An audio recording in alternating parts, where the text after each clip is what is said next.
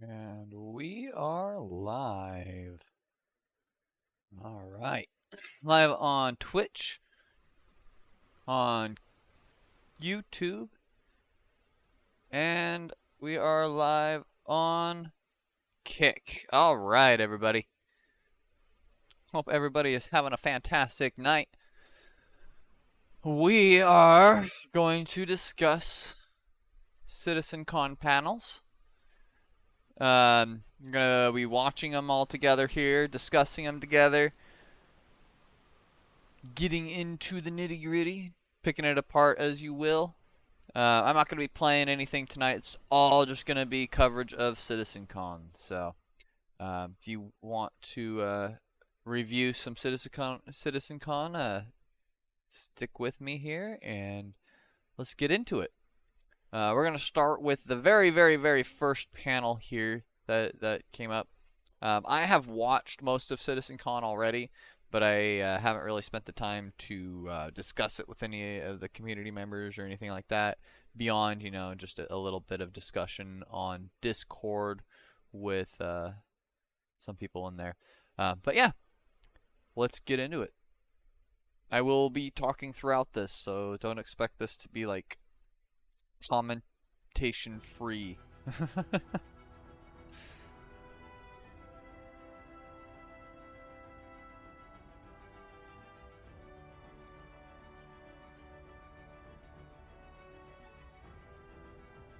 Fresh chat here. Get fresh new chat. Chat is disabled for this live stream. What do you mean chat is disabled for this live stream?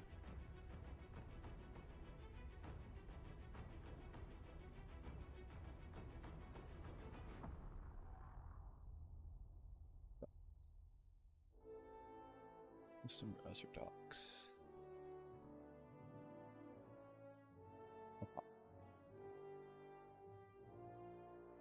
Do I have to redo that every time? That's gonna be annoying. Oh well. Gotta do what you gotta do, right?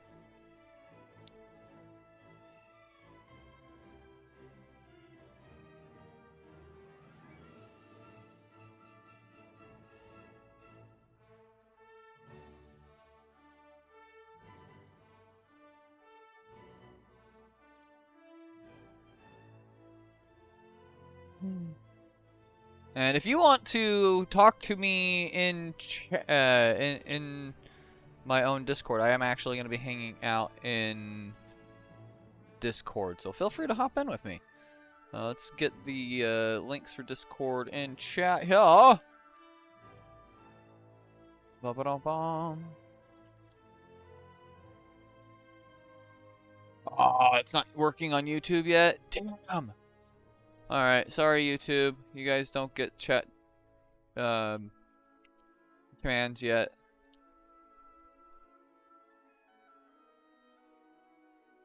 There you goes. Everybody can join Discord if they want to. Anyhow, I do hope everybody's having a fantastic night tonight. I have been having a great time. Oh, there it goes. Alright. Let's get into this!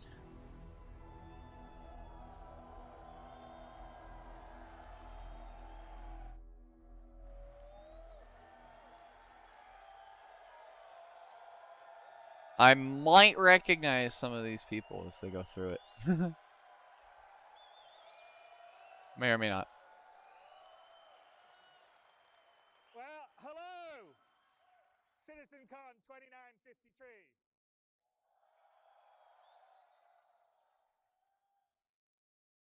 It's really, really good to be back in front of all you guys in person after 4 years being shut away, doing it online. It's so great to see so many of you. There. Now you guys can hear that a little bit better. New faces. And you're going to have a great show over this weekend. I think you guys have already been around a little bit. I mean, there's some fun stuff here. There's the alleyway, CD alleyways, the checkmate station behind you, where I think a lot of our community orgs have set up their camp. So definitely check that out. There's a Dragonfly replica with the pyro paint job on. Get pictures taken on. We have the Atmo Esports first in-person flight or fight tournament, which I think will be really cool. And most importantly, we have 150 computers that you guys can get down and sit and start to play and experience the beginnings of pyro. He announced it right there at the start. I didn't realize that because I just missed this. And I'd like everyone to know that the people that aren't here in person, we're going to be able to give select access to the Pyro Playground next week.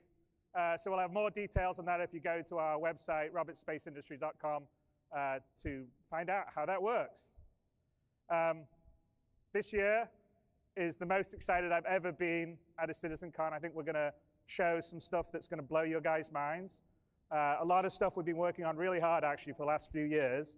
Anyway, I can't wait to see what you guys think of it. And there's a lot of stuff that's been iterated on by Squadron 42. You guys will have probably noticed that the tasks have dried up on the task tracker. And you're going to sort of see the results of that over these next 2 days. So nice. Hopefully you like it. And a lot of what you're going to see is going to be coming into Star Citizen over the next 12 months. Even a few little things will come into 322 at the end of this year. But definitely next year, a lot of what you'll be seeing will be coming in, and it's going to make a dramatically different experience in Star Citizen. So I'm very, very excited on that. Very good to hear. So to our opening presentation, I noticed there was a little concern occasionally in the community that they were afraid by the time Star Citizen finally becomes 1.0 releases, maybe our tech's going to be obsolete. But to paraphrase Mark Twain, or misquote Mark Twain, because I don't think he actually said this, the news of Star Citizen's obsolescence has been greatly exaggerated. We're always going to be evolving and improving, taking advantage of new technology, even long after Star Citizen is out of alpha and we're at 1.0 and below and beyond. So, hang on. It's gone backwards now. It needs, oh, come back. There you go. Sorry. So we thought this CitizenCon would be a great place to share a lot of the tech we've been working on for the last couple of years. This presentation will be from our core technology group, which is what we formed our graphics and our online tech, audio tech, engine tech under, and they're responsible for building the tech and our engine that runs both Star Citizen and Squadron. And we're going to give you basically a session talking about some of the new stuff that's coming into the engine in the near future.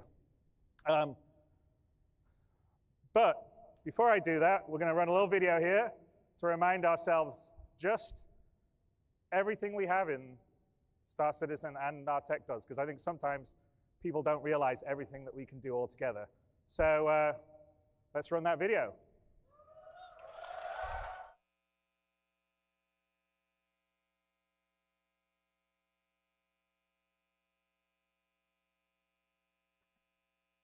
This video right here is amazing. I really love this.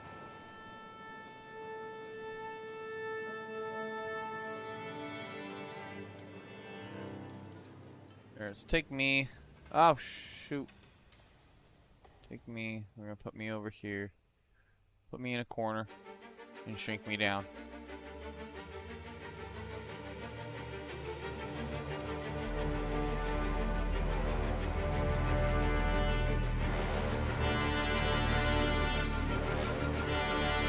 Oh, I know, Nordic. It's I know.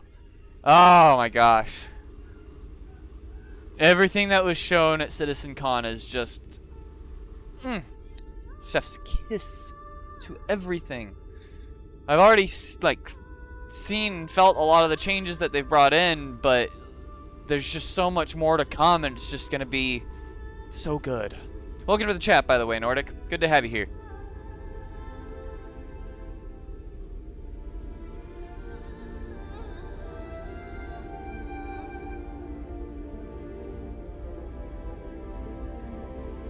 I could watch this Star Engine presentation right here, this demo, over and over and over again. This is amazing.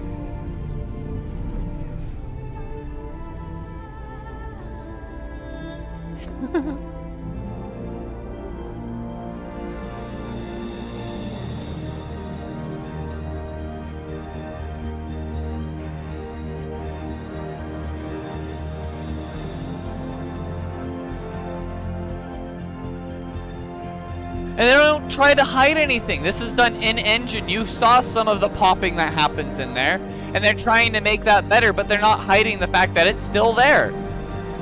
It's still a work in progress. So you can tell this isn't fake.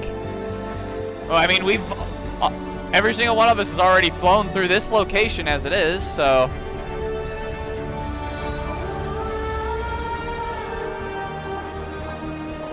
Nobody's come even close. No Man's Sky tried, not to this degree. Not even close to this degree of detail. Starfield tried, had to cut so many corners. You have loading screens. I mean, Starfield. I haven't paid for it, and there's a reason for that.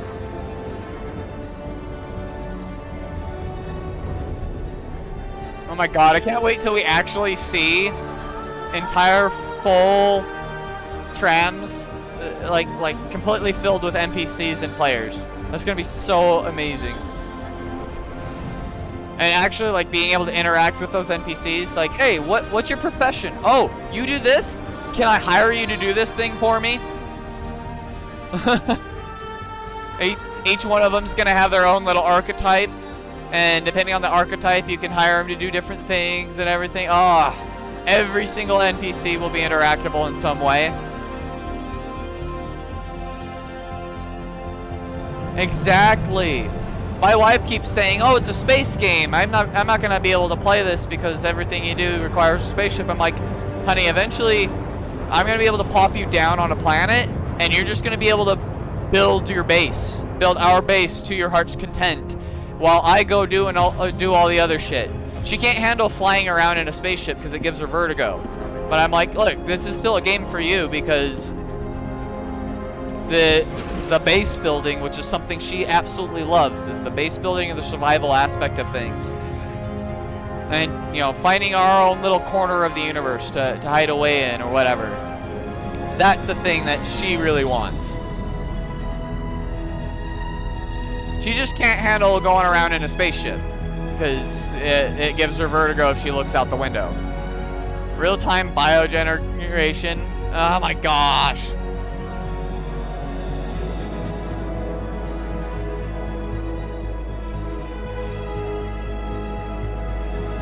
Sorry if I have to talk so loud to talk over the music, but I'm not turning this music down.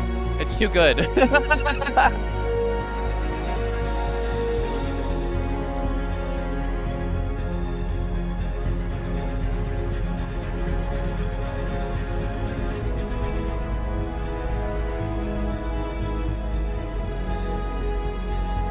By the way, Nordic, thanks for the follow. Just noticed that. I appreciate you.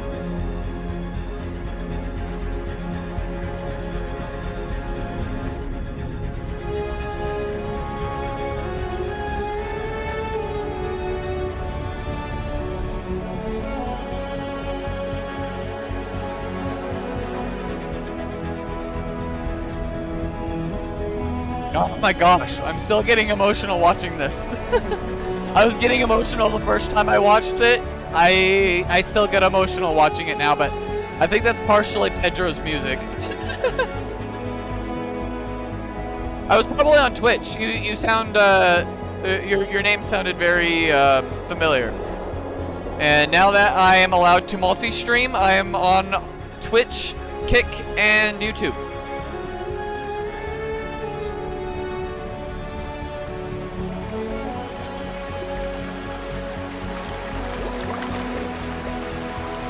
Heck yeah, man.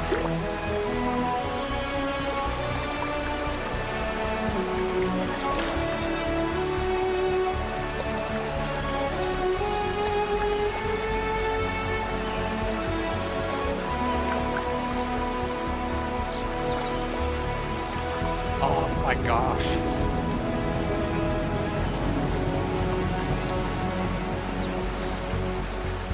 Like, literally, this is making me emotional. The game has not invoked this response in me. Well, okay. There's one other game that's invoked this kind of response in me recently. And that's Baldur's Gate 3.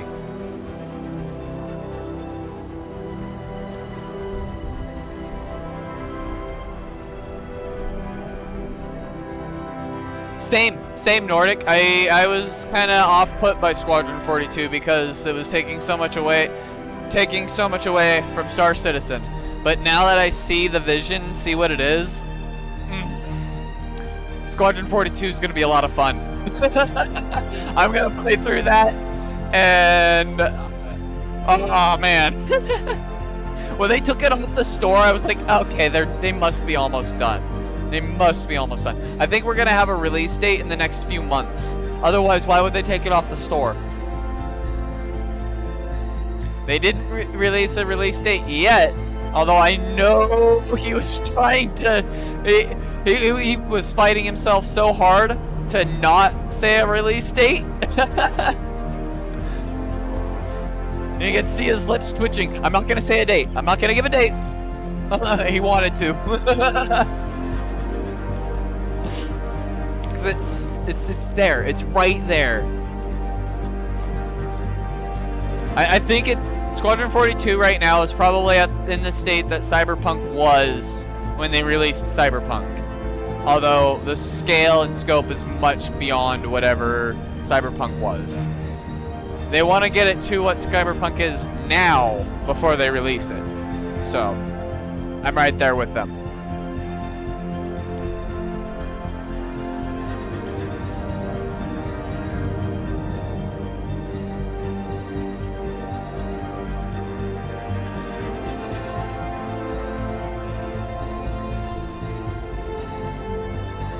Do you see all the big streamers that reacted to this?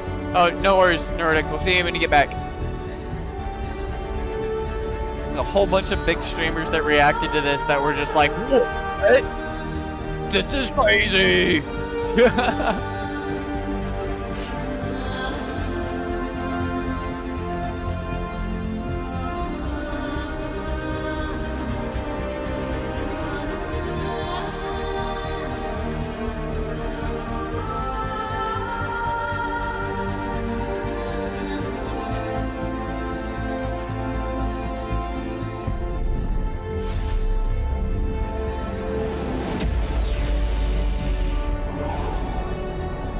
New quantum animation looks so good.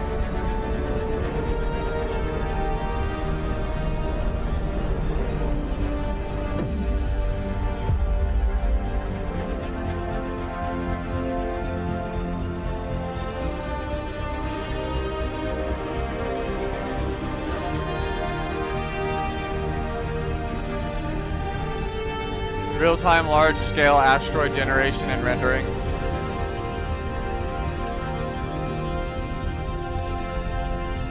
That crazy.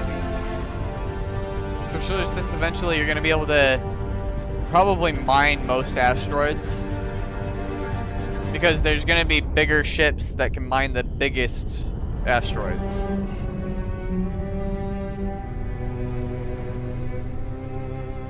I think it'd be cool to find hand minables on some asteroids too.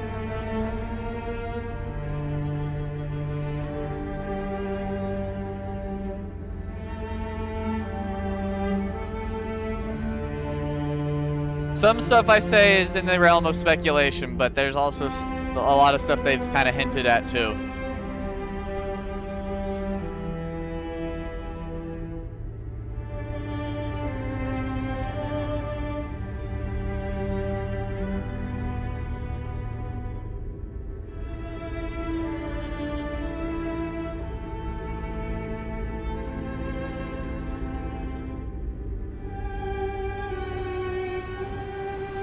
Volumetric clouds on a gas giant scale. Yeah, these clouds are crazy. And the new clouds look incredible. They look just so smooth compared to what they were at first. They were a little bit too pixelated at first. But now they just look, in this animation here, they look so fluffy and smooth and just cloud-like. I don't know how else to explain it, but cloud-like. Look at those.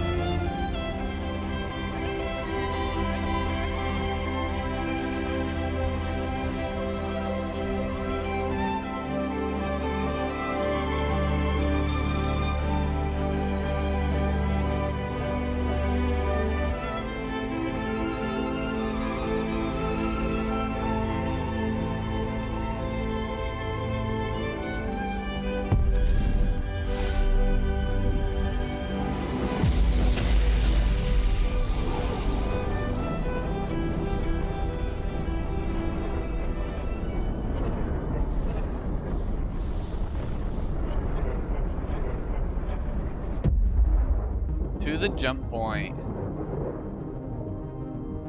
Multi-scale volumetric escape spacing. Look at those clouds.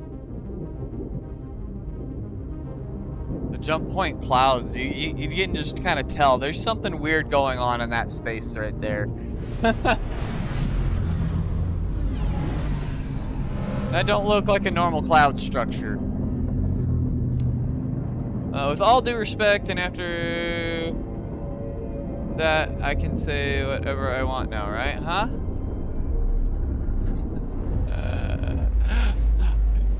When you say with all due respect, after that you can say whatever you want? I mean, some people think it works that way, but it usually implies that there's going to be something disrespectful said after that. Your tune thinks my tune, or your tune thinks my tune is looking good, according to Tailgate Dig Nights. Alright, that's fair. I'll allow it. How you doing, Zatara? Zatara! I figured out how to pronounce things.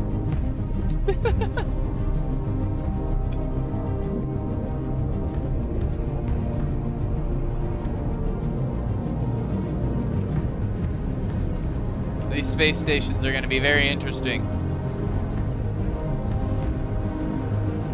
Pyro being lawless and everything is going to be very fascinating, to say the least.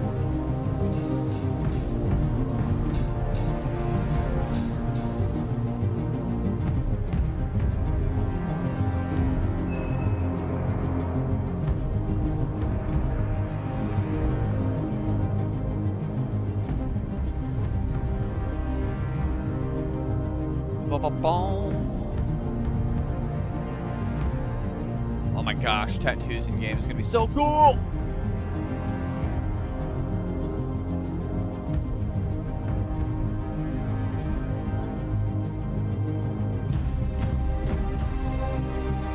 Beards in game is gonna be so cool. Spent way too much time making a cinematic. I mean, they had to showcase the tech, and it's sure it's a cinematic, but it was all shot in engine. This is all working technology that that's what they're showcasing right now. Is this stuff's actually working in game. So, unfortunately, we have to sit through some ads here. So bear with me, guys. I'm gonna silence this shit though.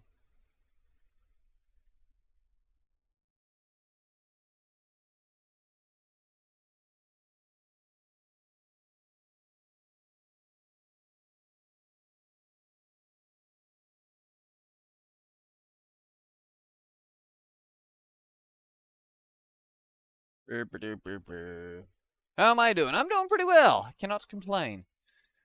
Just chatting and watching CitizenCon coverage here. Or not watching CitizenCon coverage, but, you know, going over CitizenCon.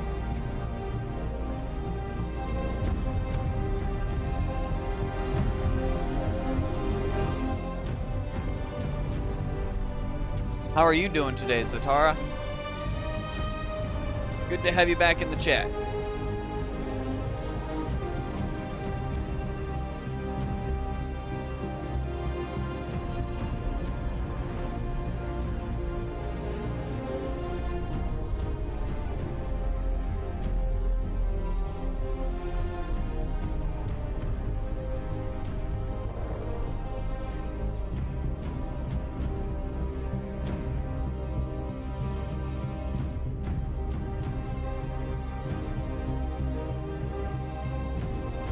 Maybe not with the current tech, but once they get server meshing going and the load on each individual server is way lower because it's only worrying about rendering that specific part of the verse, I think they can get there.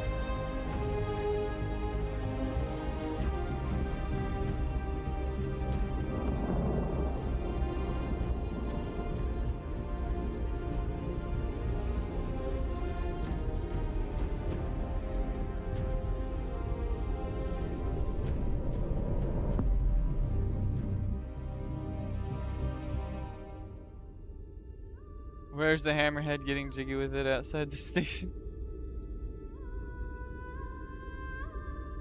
Oh, jeez.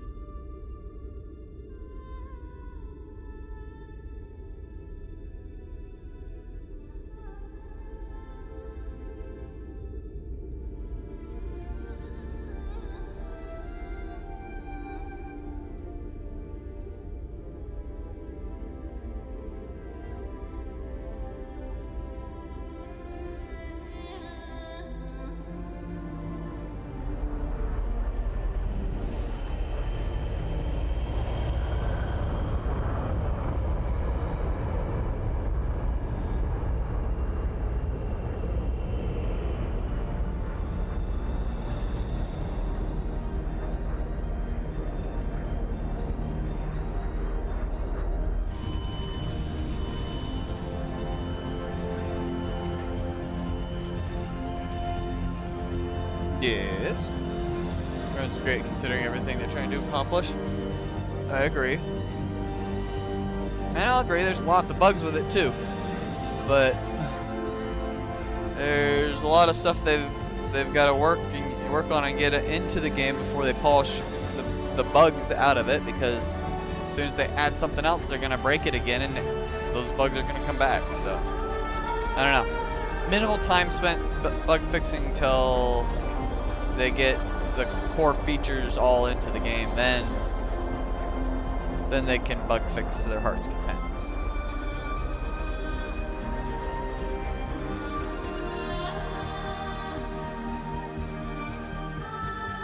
Does it have the right title now?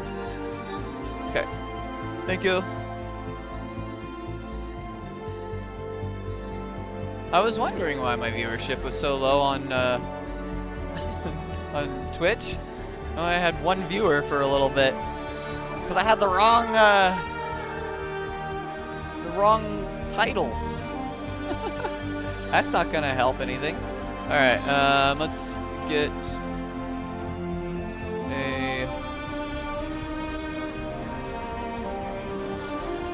link in here for that.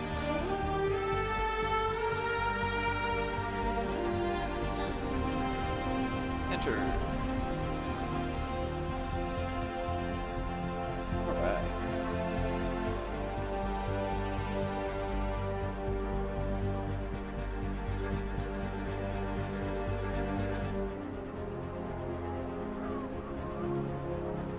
People are like they've raised, not sure what they're at right now. They're at a lot. Call of Duty has raised 32 billion and they release a broken game every year. Yeah, exactly. So, Star Citizen has been in development for 15 years, right? And over that 15 years, they've raised 500,000 or $500 million. Actually, probably closer to $1 billion at this point. Let's be real. However, that's still only 1/32 of the budget that a big developer like, say, EA or anybody else has put into their games. Like you said, $32 billion on Call of Duty, and it was released in a completely broken state. And they release it in a completely broken state every single year, and yet people keep buying. And yet we've got a game like this that is trying to do groundbreaking things that no other game has done before, and in most cases accomplishing it. There are hiccups, and they're gonna have to keep trying and you know, breaking things until it finally works, but they are legitimately making a groundbreaking game, groundbreaking technology. Look at that water! Oh my god! And yet people are sitting here calling it a scam. That's a lot of time for a 30th of the budget of a AAA studio for them to put into something that is just a scam.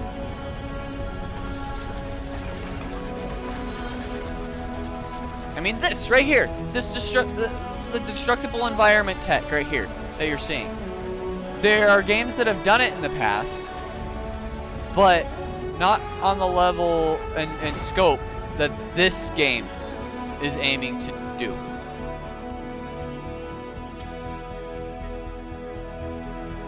And they only, yeah, exactly. Call of Duty is a one-trick pony. You don't have to do much to make a Call of Duty game. And yet, they release one every year in a broken state, and everybody keeps buying it. Look at this blood.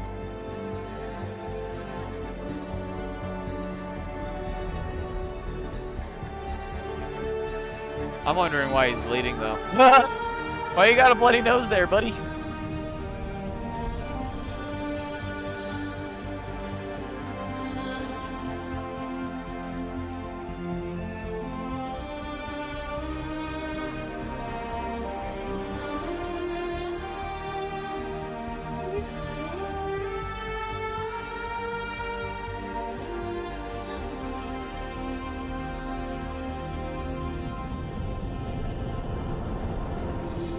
Star Engine.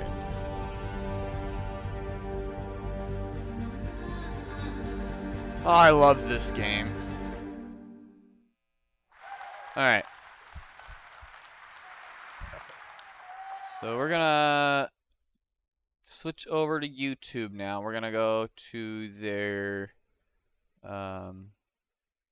YouTube channel, and we're gonna watch different panels from here. We're going to start with shaping the verse panel here. Yeah.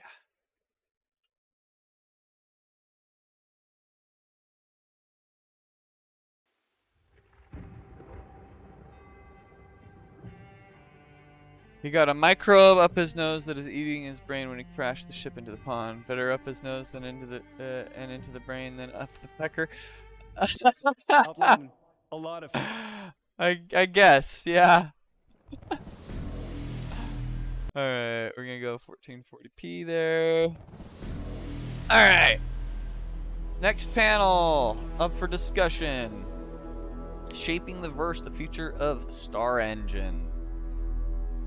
We get to discuss more stuff about the Star Engine. Bonjour! Bonjour! Bonjour, CitizenCon! We are so happy to be here. It's been so long to see you guys physically and just being able to interact. It's been I like Benoit. Fantastic so far. I'd rather be brainless and dead rather than living. About all this. Fair.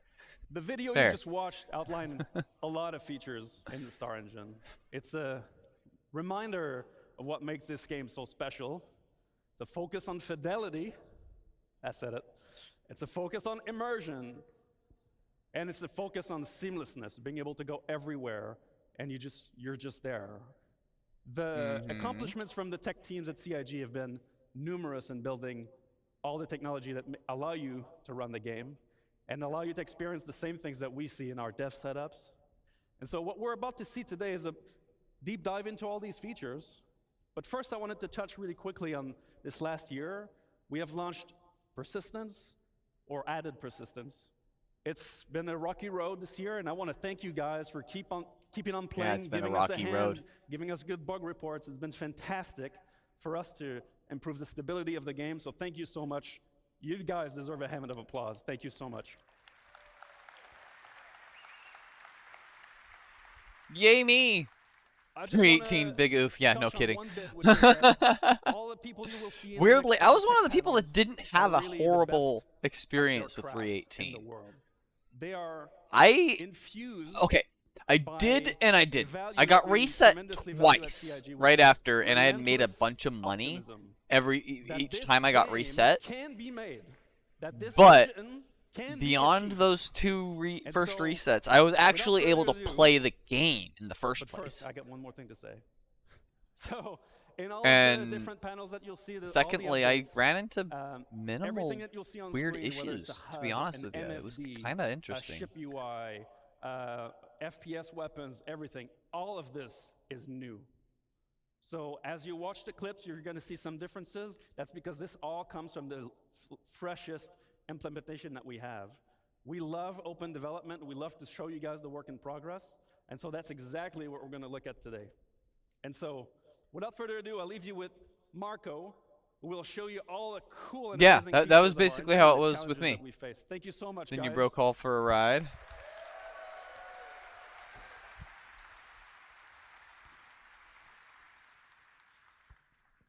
Thanks, Benoit. Hello, I am Marco Corbetta, VP of Technology, and we're going to talk about Star Engine today. We have been developing Star Engine for many years. By the time you got back, with the everything goal was of broken. creating Yeah. an online living I did have a universe. period of time where I But couldn't log creating in. a I remember there universe was is not something. an easy I think it was task, when the and servers just finally even more broke difficult though. to do everything And seamless, after that without any point, loading screens or invisible a lot of walls. people still Massive weren't able to get into the spaceships game, but flying I very was. fast, So close to the terrain and objects are pushing the limits of I don't know. procedural I had a generation and decent streaming. experience with 318, This is but not a I know a single-player lot of people it game, was a complete so dumpster creating this fire universe of an experience. online So is making I was everything more not in the challenging. majority for sure. We stream and generate physics on server on CPU, and we already support more than 100 players on a single server, more with server meshing. To support all this, the engine must do a lot of work every frame. So in a typical Star Engine frame update, we got 13.1 up may have been to the worst initially, 64 may have been hardware worse, threads, about 200 but then software came out runs, okay. over 700,000 streamed in entities and millions of entities overall in the solar system. About 150,000 updates per frame. God, that's a single frame We update. have over 200 vehicles, spaceships, and ground ones. Over 2 million physical objects. Once server meshing is over in place, it's going to be 100,000 so much objects better. generated per frame when flying over the terrain. We have many unique locations, streaming on demand in a seamless, gigantic space. I think that I remember Also, it being like we are that, supporting Zatara. Yeah, I many think new you're right. features that we are going to showcase today. I'm going to start in introducing the new and improved clouds and fog worked on by Carsten Wenzel in the R&D team. The first new feature is the light shafts. They are volumetric shadows from clouds cast into the atmosphere. They are truly volumetric and 3D, fully integrated. They are not just a post effect as it is usually. So yeah, in this is games. all visuals right here, this, but The atmosphere from I will an admit, overcast sky gets dark. when I saw This the is difference in important the for visuals, planets I was and like, okay, this locations is gonna with feel bad like weather. I'm really Another component is the new ground fog. It follows wow. the terrain up to a specified elevation for different It's locations. a It is completely also different fully experience, basically. integrated into the atmosphere. It receives volumetric shadows from clouds and terrain. It reduces the light scatter into the view ray. Got an ad. Unless I can skip it. And in this video, we are showing all the features combined together. In addition, we made many improvements to cloud shaping to allow for more variation and details. The shape noise blending, a vertical You wanted to see variation that has been happen? improved a lot. Okay, I'll leave the next one up for you, alright? I'm kidding, I'm not gonna leave up the ads. God, that looks so good. Oh my gosh. Flying around with these atmospheric effects is just going to look... Also, we made Oh my improvements to God, so shorten long good. distance read, and the tiling is less visible.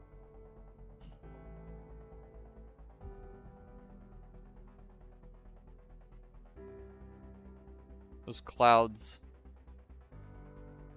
The improvement with the clouds alone is just crazy. And then they add those other the other two elements, and it's just like, ah, ah, ground fog, and light shafts.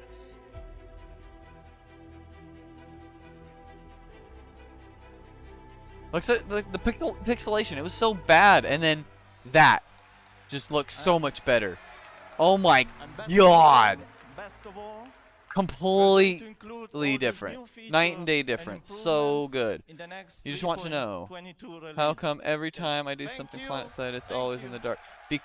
Because that's just what happens. I have the same shit happen. Anytime I want to land on a planet, it ends up being in the dark. And it's upsetting. And I don't know what to think about it. Hi everyone. So I'm Mike Snowden. I'm the Director of Visual Effects. And I'm Ali Brown, the Director of Graphics and Procedural Tech. Thank you very much.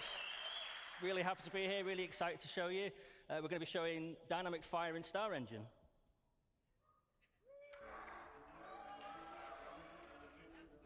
They took away your ground scan? So dynamic fire is a driver that sucks. for gameplay in both FPS and multi-crew experiences. It creates emergent sandbox gameplay, and it can be used by designers to craft very dangerous scenarios for players.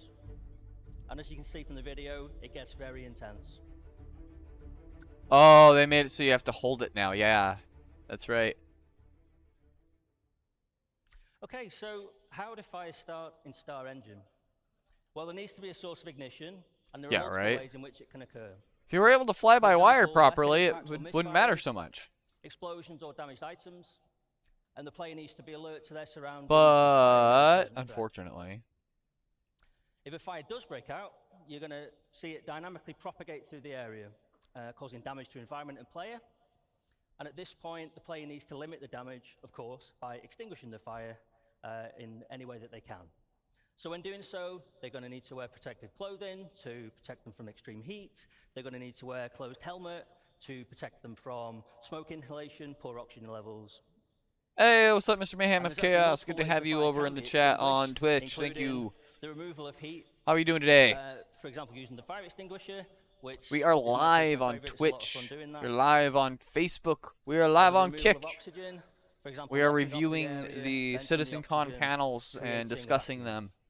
Getting a little Or tired simply slamming the it fire's into the burned ground so with the fiercely that it's done everything it needed to do, and there's nothing left for it to saying you're destroy. 800. And if you let it Oof. get this bad, it's probably time to consider Rough. repairing your ship.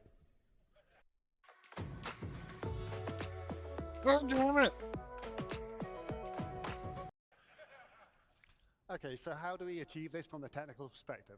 Well, the first thing the artists and designers do is they mark up their scene to tell us what physical properties each surface is made from, whether it's wood or metal, But not only on the surface, we have to describe what is behind the surface. You might see a metal panel on your spaceship, but has it got cladding or wiring behind it? It's important we know all this so we know how flammable it is. Then after this, we have to define all the physical properties that go with these surfaces. So, for example, what the mass is, the energy density, combustion temperature, fuel ratio. And we use all these physical properties and we sum them up in each voxel, which is a 1 by 1 meter Sorry, cube. Zatara, no. And then once we have these voxels, this forms the basis of our simulation. So then first thing we do is we look for sources of ignition and then we're off. So here's our debug mode that shows us what's going on in the simulation and is what we use to track it. And you can see these squares enlarging to show us where the fire is spreading. For each of these voxels, we're tracking the fire, the temperature, fuel remaining, the amount of smoke, and the fire is propagating via convection and radiation. Amazing. Both accurately simulated. And it's consuming the I gases take it as a and compliment. producing the knock-on products But as no. well as it goes. And because we're using a Not proper that desperate. simulation, like Mike mentioned, when you vent a room, not only are you removing the oxygen and putting the fire out, but if the temperature remains the same, if oxygen is reintroduced, the fire will reignite and it will continue burning, just like it would in real life.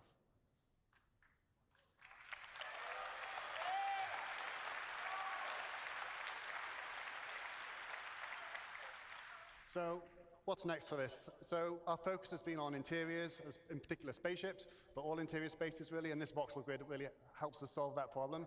Our next focus is going to be on planets. Obviously, they represent a slightly different challenge, the vastness of them. We have to transfer this over the network and simulate it slightly differently, and we also have to render it at scale. But the way we've done it, the core tech we've used, we should be able to scale this up quite easily. So that's going to be our next focus. Okay, There's gonna be so fires how do we create everywhere. these dynamic fire visuals in Star Engine? Well, we start with the simulation, as just described by Ali, and this gives us the data we need to drive the visuals. Then we bring in the burn shader. So this can be applied to static environments, and we have a lightweight version of the shader for entities, which is kind of based on the dirt shader and wear. Then we've got the glow, which is an animated surface decal shader for static environments. This is where we start to bring in some nice motion. And then we bring in the GPU particles, which are spawning from voxels and in screen space. Obviously, these are doing a lot of the work visually. Then we bring in the lights. These are spawned for clusters of voxels as opposed to per voxel as an optimization, a cluster being a representation of voxels close to each other. And then we bring in the fog. So this is height-laid volumetric fog. The smoke fills the room and it goes up to the ceiling before filling the rest. And we're simulating that. So to finish, we're going to take a look at all of that put together in the game. That's fire. Thank you. I'm sorry. Bad pun. Bad stoner pun.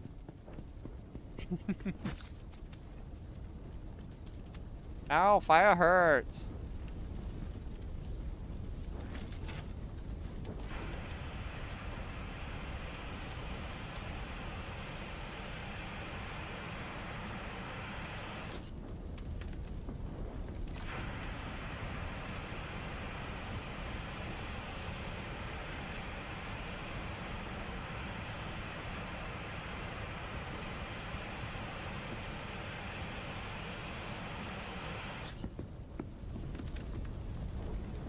Save the Pico!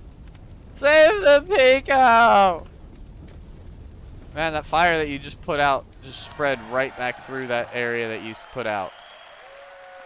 Thanks very much, everyone. Thank you. Almost pointless.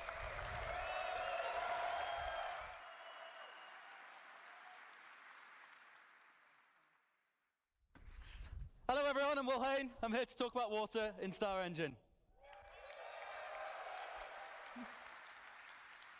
So, No, water is a didn't do a huge very good part job of putting the it out at all. Star Citizen Squadron Push 2, and we wanted to give it a major upgrade. We were going to set 3 ideas that we wanted to impart on our water. We want it to look as good as possible, obviously. We want it to look realistic. We want it to be beautiful. This guy's so excited and hyped to talk about water. Always be moving and always be reacting to And he's everything so around us, whether it be hyped players that it or gets objects or me vehicles. hyped. And then We they wanted this to show work the stuff, on the whole and I scale, get from even all more Star hyped Citizen, all the because way down from even though it's just footprints water, and it's puddles fucking to amazing. enormous Sorry. ships crashing into the ocean. Just put your helmet I'm gonna on talk and dump about the our oxy out of the updates for ship. water Yep. rendering first, and then we'll move on to that other stuff I discussed. So first of all, The water. And then you traders, can use particularly the ocean and the river extinguisher ones, thing were to in dire lower, need because of it a was major lowering the upgrade. temperature of the They are spot that he currently was using a spraying. technique called So if you deferred vent the shading, which is really fast oxygen and fantastic for and overlooked then take objects, the but does not thingamabob translate while well you've got for your the helmet quiet on, ones, which of course and then water is. you So cool the down first the step area that that we was made burning was to until transition it's to no forward longer at a shading. burning That temperature, allowed us to and introduce then physically based you can bring the techniques such as oxygen back in, and phosphorescence, hopefully it doesn't start reflection, back on fire. refraction. It allowed us to integrate the atmosphere properly into our water lighting setup. And it also meant that we could get more fun techniques such as It wouldn't be able to wave pull crash the backlight heat away scattering from the and components. adding It better once foam the rendering, heat which or once includes the halftone blending, surface overlays, oxygen and was much more vented out. detailed bubbles on the Any individual air foam. that was I've got some there, examples of that here. was what In this was particular transferring screenshot, you heat can see the from icebergs in the near the whatever frame. You can item see that was we're too hot refracting the iceberg into underneath. It's correctly the refracted. space In the itself. mid-frame, So you when can you see that vent the all iceberg of is that air reflected out, back there's onto the water. nothing That is now accurate. We've learned there. something before. There's no Here material you can there see to our pull the accurate heat water away lighting from this the really item. So beautiful that screenshot of the cooling things in gladius over space the is water. actually I love really this one. difficult. So this is the object Because underwater in being spite of the fact correctly that lit, which is new. space is And then cold, we are applying the lighting changes there's from the, there has to be a specular physical highlights material on the there to surface pull and heat also away from considering the lighting an from the object that suspended is heated particles up. in the water, depending So on if there's how nothing deep and there, dense the water is, which gives the us this chill really of beautiful space effect. won't do anything technically. This screenshot just looks good, but what is going on is that it's demonstrating that the atmosphere and the water are sorting properly. This looks like everything There has is to normal, be a but it's medium challenging for to the implement with the forward-rendered heat to water transfer and between. proper ray march clouds like we have in game. Props to Alan who worked on all of this. I did the next bit. And here we can see the wave crash light scattering. See how the sun is coming across the back of those waves. It's lighting up the suspended particles in them. It just looks gorgeous. Looks so good. Here we have the multi-layered foam, and from a distance we have both surface foam and subsurface foam rendering correctly, looking really, really nice. I've just got a video here before and after. First of all, this is our lakes on Stanton 4. Yeah, that looks Next way we have better. water volumes on Orison. There you go. Yep, that And looks this really last good. demo, this is a Clio on the Stanton system. This is what it currently looks like Can't in even game, see in the water. you'll agree, pretty dramatic difference. Yeah, that's good. Recently, and for no reason at all, I asked Mint Mobile's legal team if big wireless companies are allowed to. So the next bit that I want to talk to you, that me and the team at Planet Tech and Graphics have been working on, is of course water surface simulation. This has been absolute pleasure to work on. So we had a few aims for this. We wanted it to be multi-input. We want physics to influence this. We want our MFX system to influence this. We want bullets. Welcome we want back, everything. Twitch We want high concurrency. watchers. You guys, Good to it's a have you back sandbox with game. me. You're going to break it. You're going to stick 1,000 picos in our puddles. It's got to work. And it's got to be scalable. It's got to work from the tiny scales to the footprints in the puddles, all the way up to, as I said, giant crashes. Agree, but I think you have to crashing into the get ocean. super close for the So extinguisher to the be technique effective. that we chose for Perhaps. this is a Depends form of on surface whether propagation. the It's GPU material that it based, sprays slightly out is realistic sticky at or low not, cost, and it or can whether scale it to would be ways of different useful altitudes, in so we zero can have gravity, all or of not that zero built gravity, right in just by useful in pressing a the vacuum or buttons. not. I've got a demonstration here. We're going to have the player walking through the puddle. As you can see, Yeah, I don't know. as he steps, you get a bigger ripple. But even as he's stepping, the toe is being dragged through the water and moving the water accurately. This is not a cop-out. We're doing this in 3D. You see as I'm jumping. And then this next step, Oh, we're gonna that part fire didn't some bullets. This is a play bit loud as properly well. for them. That's okay. We still get the gist of it. Right, the one more thing that we had to look at. So it's all well and good, this working on a puddle, but Guess I don't know Star what kind Citizen of is not made of extinguisher that puddles. It's made of would be. Yeah, I have no oceanic idea either. planets. It's made of everything. We needed to make this multi-scale. So we wanted the water near and far, not just on Perhaps they'll display have different around the camera. extinguishers that We are wanted lots good and lots for at use once. in different The kinds of solution we picked scenarios, was like a use in a multi-region vacuum, use in water sim. Now, this is atmosphere, and really, whatnot. really tricky to get right, but I really think we have now. Which basically means that we can dynamically allocate all of the simulation. Well, regions when the depending game on what is colliding where, near and what perfect anyway. resolution No, we I'm need just at kidding. what It's parts not of the perfect. screen. We can This game is perfect and it optimize has this no very bugs. heavily to make sure that you get what you want to see at the right time. Oh, We you've still dealt need with to get that fires on a information onto sub? the water, though, and that's a Interesting. bit trickier. So what we devised is yet another set of regions. Now the regions are Oh, I slightly bet. different. That The sounds simulation terrifying. regions need to happen wherever something is contacting the water. You and this can happen on subs in regardless a of whether you in can the see it, military? Because there's a collision going on there, I look away, and then I look back. If it stops going and has to restart, that looks bad. Whereas the water, we only need to know the Nice, that's total result badass, when it's not gonna actually lie. in view. So we You're a have these bona new fide regions that badass, cover all Zatara. water in view. And the beauty of this is that we can use this for multi-input and multi-output systems. Anything can influence our water, whether it be the simulation, whether it be weather, whether it be VFX. And then anything can be affected by water now. So the water rendering reads from this, but then we can also spawn VFX particles from wave crests. We can add screen space effects. We can have a line across your visor. We don't have this yet, but it's accurate to the displaced water in front of you. We've got this technology now, so we can use it to influence any of our work going forward. And here's a really good video of some of it in action. I'll just let that play. This is the debug mode. Essentially, we're moving a sphere of basically infinite mass through the water. And as you see, if we pan out a bit, we make our sphere a bit bigger, we get a much different result from the sim. Spawning the foam properly. It looks really nice. Really happy with this one. That looked so good. So what I'm going to do in a second is I'm going to turn on the debug mode so you can see where the regions are. You see we've got these gray boxes. They light up green when there is a hit inside the box. We've also got different sizes going on. If you look near the shore there's a big cluster of text.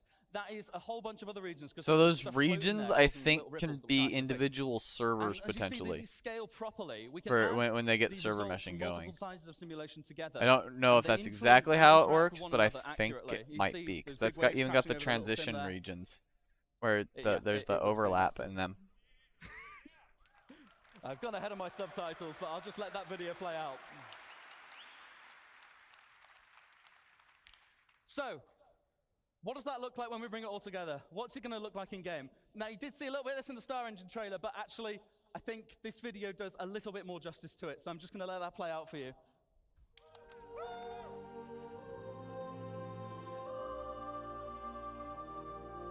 Look at that spray. The sea spray from the thrusters. That's crazy. Forward in a second, you're going to see the wake start to happen behind us there. And from the cockpit perspective, water droplets on the glass thrown up from the water sim. This is what I'm talking about using multi-output.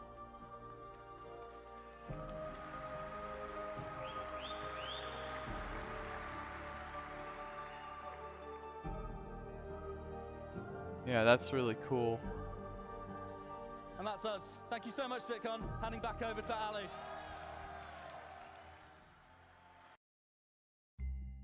Just made water exciting. That guy. He made water exciting.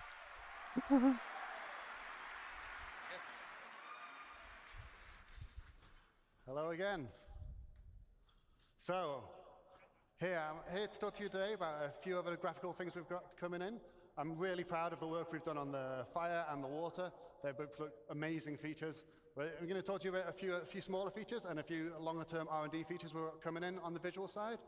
This first one, something we wanted for cinematics and telling a story, but also to tie into our active feature system, which is to get the face to tell a little bit more story on our characters. So this blood, sweat, and tears system is something we implemented recently, and it allows us to use a GPU particle simulation, which we project onto the face, and then we integrate it into the skin shader so we can get realistic reflection and refraction of water on your face. And we even make the skin go a little bit redder to simulate the extra blood flow when you're tired or upset. Interesting. Huh. So none of this is a pre-canned animation. It's completely dynamic. We have complete control over everything. We can keyframe every single tear if we want to. And we can even simulate blood, like here.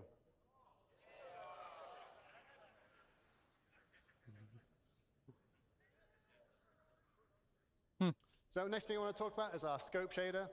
Design came to me telling me that they really wanted to up the game with our rifle scopes. They weren't quite good enough. They didn't really feel realistic for them. Yeah, I don't like the current setup for rifle or for scopes. So to give you an idea of what we used to do, we have these used to use these type of fake scope meshes, which you see here, which is where we type of slice the scope in half so you can see through it. And sometimes we put these big black planes around them to obscure your vision. And we put a bit of glass on the front of it, but there was nothing really to tell you that it was a lens. So we've worked on a new scope shader, which is now going to be on all of our scopes moving forwards. And I'll give you a quick show of what that looks like in game. So on the first scope here, we're going to see it's got an infinite projected red dot scope sight. We've got lens distortions. You can see this little refraction and bending of light on it. You see it works when you don't have to be actually holding the rifle for it to work. We've got a correct emulation of eye relief on the scope. So we have the blur, distortions, chromatic aberration.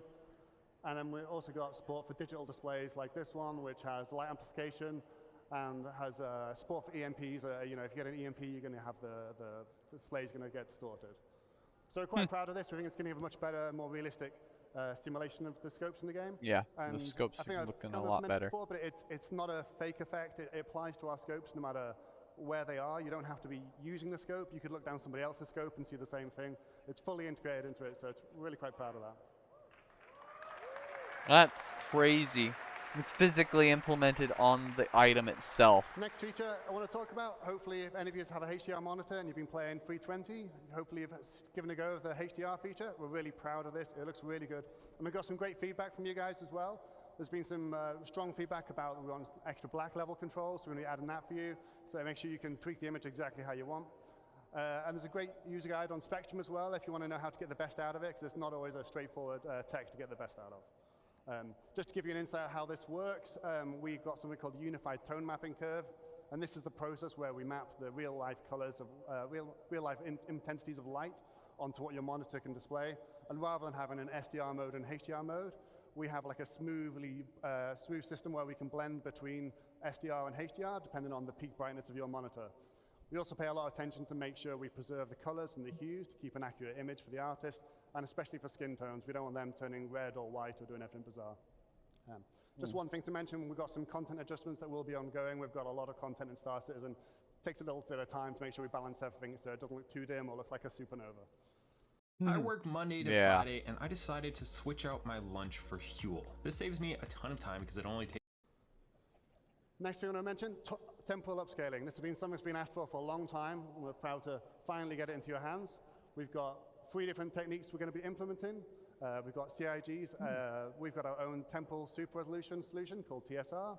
We've got AMD's Fidelity FX Super Resolution 2, and we've got NVIDIA's Well, you give us night vision DLSS 2 display as well. for the dark. That would be nice, Each right? has different characteristics and hardware requirements and trade-offs, so it's important. With to the get you tech all that three we so would you have have a at this choice of in what this you day and want age, you'd think for. it might be built into On our left here, visors we've got for the zoom most in part. From one of our outposts, that's no anti-aliasing for people that really love to see jagged edges. The center one is our TSA, which is what you've got in the current release today. And on the right-hand side is TSR without doing upscaling.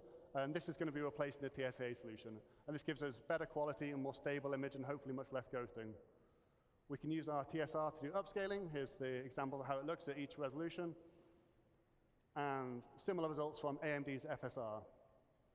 And some numbers here, which I'm sure you can pour over later. But basically, we can get about 2 times GPU performance if you're interested in using the upscaling technique.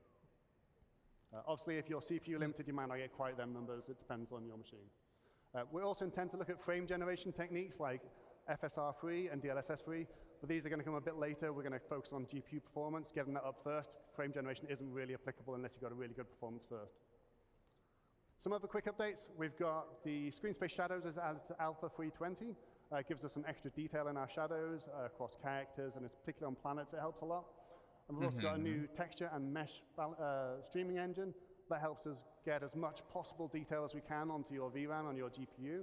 And it does something we call load balancing. It will scale dynamically for your GPU to make sure we can get the absolute best possible results. We've also got some more streaming improvements coming in the next release. Just to give you a quick show of what the screen space shadows mean, here we've got a planet with no shadows. I think it's Microtech. The shadow maps, so you see the normal shadow maps that fill in half the scene. But then when we get the screen space shadows, you look in the top of the screen or in the flowers, they type of fill in the detail for the rest. They really help type of bed the scene in and stop these things looking at floating. Looks good, looks good. Next up, just want to talk about planets for a little bit. It's something I get asked about a lot of what's happening next with planets. So we've got quite a lot of R&D in progress. First thing, we've got 2 new pieces of tech being started recently. First is virtual terrain texturing. It's quite a technical detail, but what this means for you is we're hopefully going to get much less popping or no popping at all. And we're going to achieve this by moving all the calculations to the GPU. And we'll be reusing the same type of patch-based system that Will talked about in his water presentation. And it should give you major CPU savings as well. So we're quite looking forward to getting this in. Another benefit is that it's going to give us the ability to add more complicated logic on, so we can type of do more diverse and interesting terrain, like things like, you know, we don't have beaches at the moment. We'll be able to achieve that. And there's other similar That would things be where based nice. on the local conditions, we have to do more Excuse me. decision making. Next thing we want to look Beaches at, would be which is nice. probably the thing we get asked about the most, is our scattering system, which is what's responsible for putting all the trees and the rocks down in the world.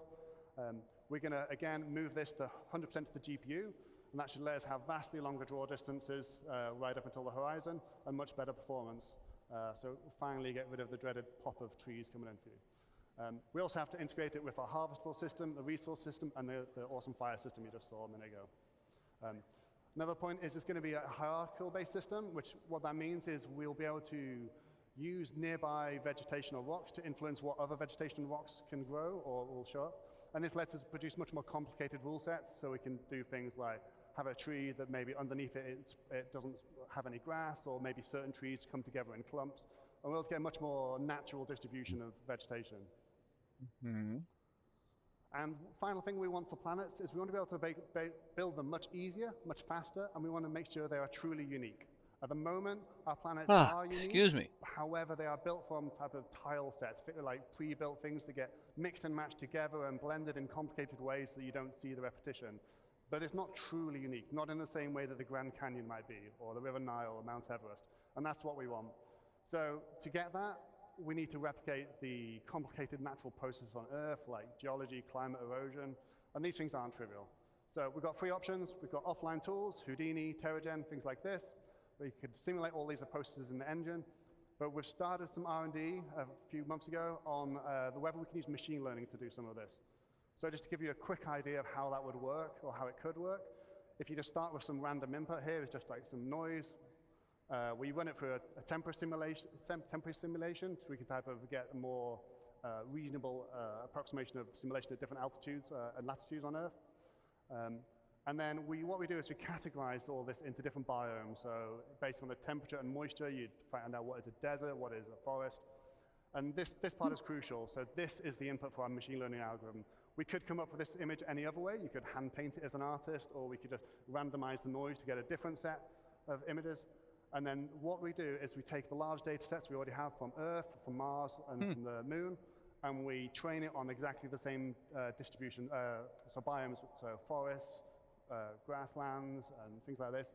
And by training it on exactly the type of data we get in reality, we can take this and then push just that, and then we can get these lovely height maps out of it that tell us a really realistic distribution. You can see here, this is a height map, so the black areas are low. You can see all the little rivers and valleys. And this had zero art input aside from this image, which is a very nice result. It's early days. This is based on something called a custom diffusion neural network. It's, like I said, it's pre-trained on Earth data, and it's been built up in patches so that it just doesn't become too expensive to build. Excuse me. Patches get, like, I'm gonna need to added together, get up and go get a snack here in a minute. In the image. And just to help you visualize it, I've just walk around, wake up a little bit. Where like snow and beaches might be, and just wrapped it around a planet to give you a better sense so it doesn't look quite so abstract. Yeah, but this is very early days, this stuff, but we're hopeful this will be helping the future of how we build planets quickly and efficiently. Thank you. I'm not sure right now. I have to go look. I think I've got some like gluten-free blueberry the last thing I wanted to talk about today is our Gen 12 renderer Newton and type Vulkan. bars. This has been ongoing for quite some time. I have to Taking a lot longer do than we would have liked, gluten-free but because we're I finally getting to the end of have this eczema and long it journey. flares up my For eczema those who really don't know, bad. the reason this was recently is largely for performance. We're going to be I don't know. at I'd least have 2 to go times check. better performance on our CPU submission for rendering, which is often the bottleneck for the game. So that will directly, hopefully, translate to performance improvements. We also get better control of memory with advanced GPU features like I have resizable bar. cookie. And it also opens a door for some things like Might be ray one tracing and new cookie mesh left. shaders. So we've got a video of a Vulkan running that's live captured. So I can't remember which ship is this, but it's yeah, it's all working fine now. Alright, There's a I'm couple of gonna glitches and go use the performance, so we can't restroom, quite release it stretch yet, my but legs a we'll little look bit, into them, the last enjoy few the issues, CitizenCon but panel while I'm away. soon. I've seen most of this anyways, but we Like can I said, just the one keep thing, discussing or one of stuff. the things we really were interested in I will was read sequencing chat when I get Vulkan, back which as we well, got so the if you new have any hardware questions features, or and comments, one of the big ones was ray just tracing. put it in. So with I'll that, be I wanna back. hand you over to Ben, who's going to talk about some of our lighting research.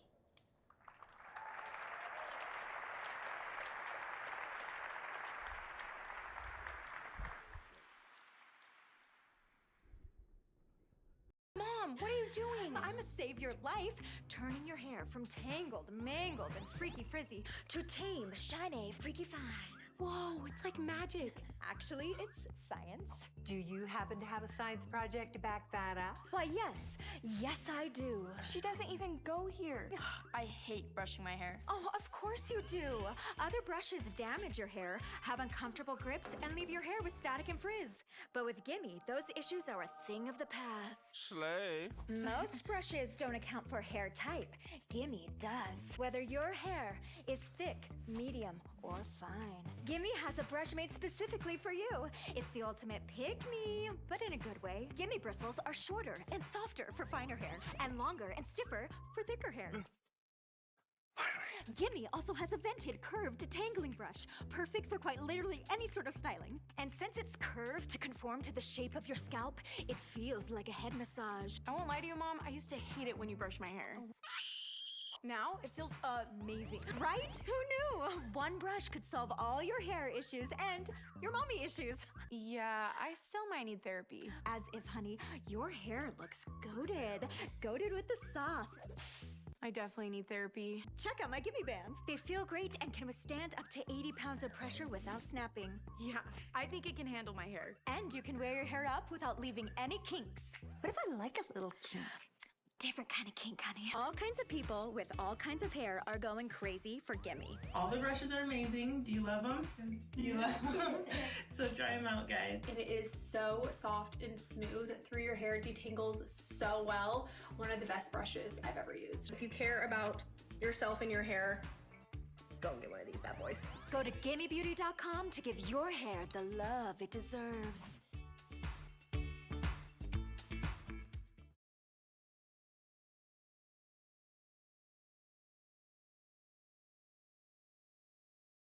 So you think you know Wix, but do you really? First up, we've got shape video masks. You can use different shapes to create completely different vibes and aesthetics. Or you can create your own graphic. I use the shape composition here. Just import any SVG file and set it as a shape mask. Nice. Next up, we'll keep it moving with the hover box. You can use it to animate any element and create these really eye-catching interactions. And what I love is that the level of control you get here is crazy precise. You can set your animation ease, scale size, and position to create this really dope effect. Third, we've got the mega menu. This not only lets you organize your site menu into different subcategories, but it also looks amazing when you add in different elements like text, buttons, images, and pretty much anything you can think of. And last but not least, we've got My Designs. This feature lets you save any section or component that you've already created, and you can use it as a starting point on any other pages or sites you're working on. This one's personally saved me a ton of time. So you got all these features. Now see what you can do with them. Get on over to Wix and create something dope.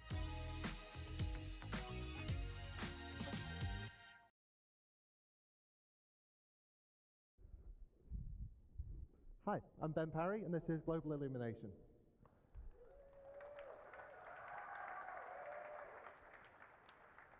I have a cookie. So, as Ali just said, moving over to the Vulkan renderer, and now that that's fully online, big chocolate chip cookie to hardware ray tracing and milk on the GPUs that have support for it. And the best thing to do with hardware ray tracing would be to create a new, updated global illumination system for us to use. Now, I'm here to give you a fairly early preview of the work that we've done so far, but first off, I'm just going to simplify some things and ask, what is global illumination? Well, you can break the lighting in a game down to 3 components. First off, you've got direct lighting. That's not global illumination, but that's the sun, lights in the level, that kind of thing. Next up, you've got diffuse global illumination. Now, that's like a whole hemisphere, like a soft lighting that affects the entire, that takes from the entire scene and lights up the pixel. You stopped listening after chocolate? Oh, of course there's milk. That's like your shiny surface glints, of course there's mirror milk. reflections, that kind of thing. And now all of those combine together to form one glorious penguin. Now,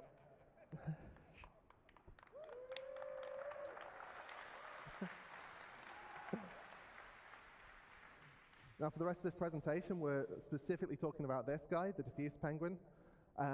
Glossy GI has actually been disabled in all the videos. Even the old system videos don't show the glossy GI here, just to aid the comparison. Yep. Chocolate chip First cookie off, and milk. We've got a video from Chris Campbell, who's going to make us look cool.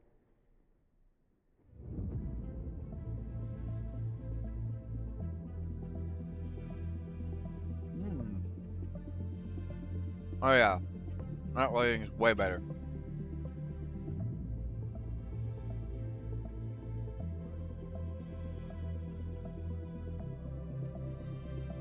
Mm-hmm. Yeah, that's way, way better.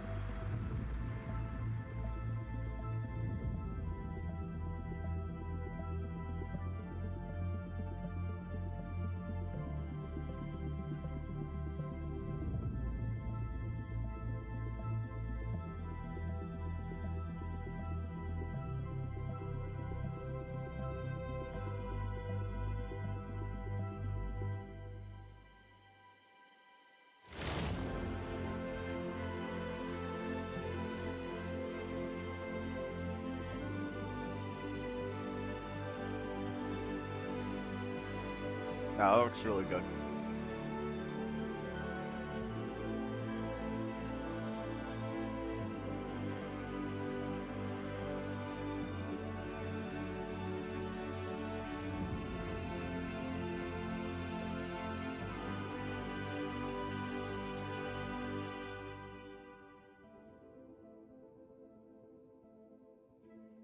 I love it that they put the C8R At Mint Mobile, in we the like to do the opposite of what Big Wireless does. We carrot, charge you a not the regular Pisces.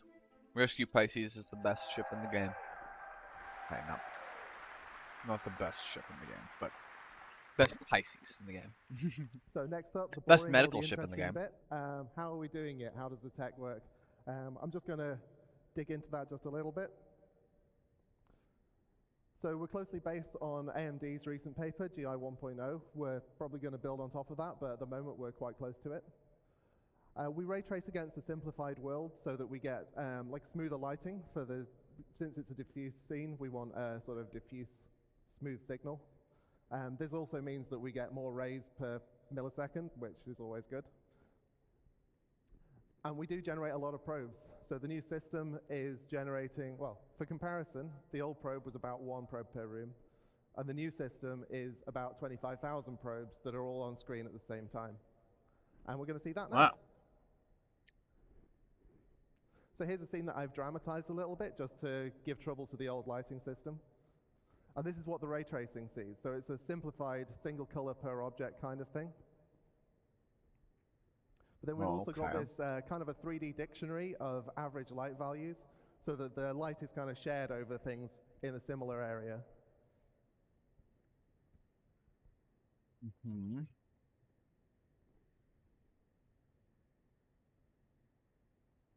So going back to the scene, this is the old system. So you'd render a single image from the center of the room, blur it, and then slap it onto the entire scene.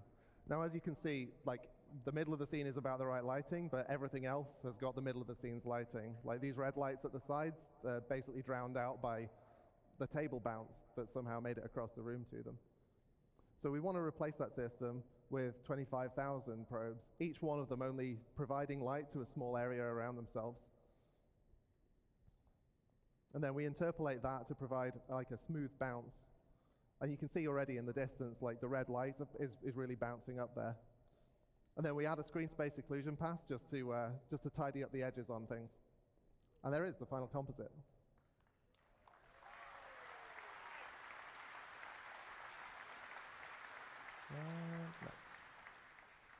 So, what else does it do? Looks really good. Well, because it's real-time generation, it means we can do a real-time bounce, and we can do that with quite small areas. You can get like a really vibrant bounce that picks up off small objects in the scene. Ooh. And that means that the art team can really lean into like strong local variation on color. As again, we will see. So we'll do a side-by-side comparison on this one. As you can already see, like the spotlight's really like throwing stuff into the scene. This is just one light in the room.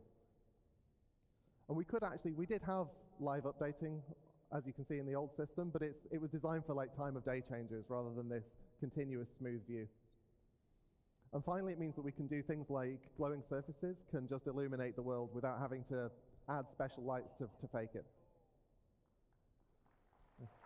That's going to be cool. Fake lights. No more fake lights. So yeah, there's two really common cases in Star Citizen particularly that this is going to help with. First off, cockpit brightness. We capture at the moment the What the hell was At that? the moment, we capture that cockpit probe in a like strong low to add special light. So yeah, there's two really common cases in Star Citizen particularly that this is going to help with. First off, cockpit brightness. We capture at the moment the At the moment, we capture that What the cockpit fuck probe was that in a sound? setup scene, and then we don't update it as you're flying around. So you're not going to get the sky color in, and you. Shit. So yeah, there's two really common cases, particularly that this stuff. We capture at the moment the capture that cockpit probe in a setup scene, and then we don't update it as you're flying around. So you're not going to get the sky color in, and you're not going to get the ground color in. And then we've got the opposite problem that I don't have a picture for this, but cargo bays, sometimes they're light, you land somewhere dark, you open up the doors, and now you've just got this weird little light room with nothing spilling out of it. So again, let's have a video. Excuse me. Oh yeah, so this is the old system. The sun's working, but you can see there's no sky, there's no ground lighting. By the way, I've turned off a lot of the cockpit lights so that you can see this. And then in the new one, you can already see the skylight is kind of helping a little. But then as you turn over, you get all the ground lighting. You get the lighting that's the light that's actually bouncing off the surface of the planet, so you don't have a completely pitch black cockpit when you roll upside down. See, one of the concerns we had was that we didn't want to create a two-tier system. If people have got hardware ray tracing and it's working for them, that's great. But you can't really have the art team optimizing or seeing for one type of lighting and then having to optimize it for another type of lighting and having to trade off decisions about the two of them. So what we've been experimenting with is trying to create a new low bar that's higher than the old low bar, as well as creating a new high bar. And the idea for this is basically to take that single room environment probe system that we have been using, update it so that we can do live relighting on that, and then to sort of slot that in where the ray tracing would be while still keeping all of the other stuff, like the 25,000 probes and all that kind of stuff, can look at the old system and we kind of Frankenstein them together. So I'll show you what we've got so far for this. So this is just the old one and the new one so that you can see the problems. Like, just it's overly lit, let's be honest.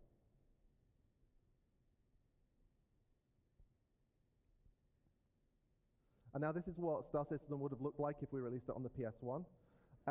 The sharp-eyed among you may have noticed also the ship is missing. This is what Star Citizen would have looked like if we released it on the PS1. You'll be surprised. It doesn't seem to mind.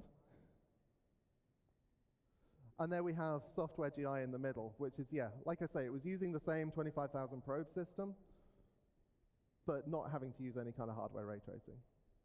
As you can see, it's not a perfect match. It's not identical, but it's a lot more dynamic than the old system.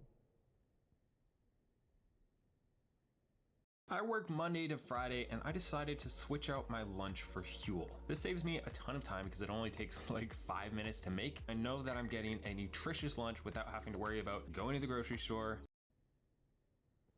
And finally,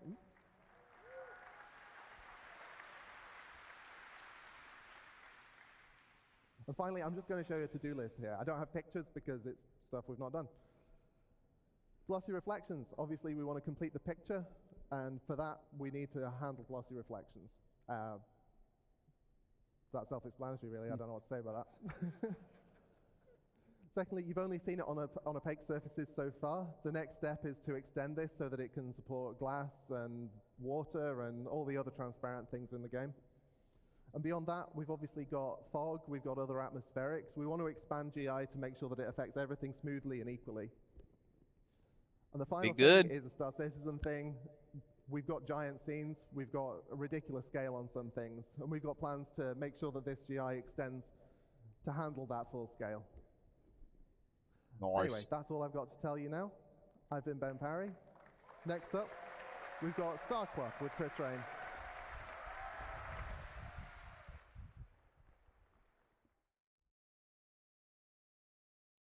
Now, Starcloth is the one that's like really just straight visuals. There's nothing, Hello, everyone. in my opinion, super exciting about Starcloth, but it's pretty cool at the same time. It's just I would like to show you not one, not the most two, exciting but thing, in my opinion. new physics of our physics engine.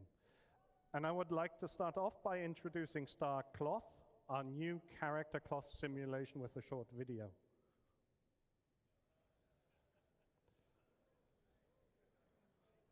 So this is just regular player movement. That was actually me playing. You can see the cloth collides with the ground.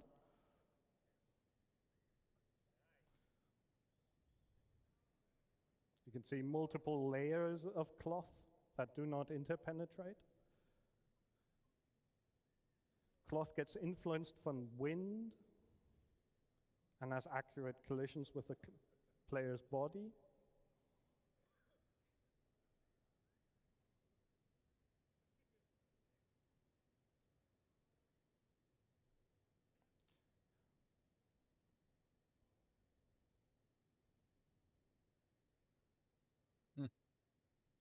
We now have support for collisions from dynamic objects.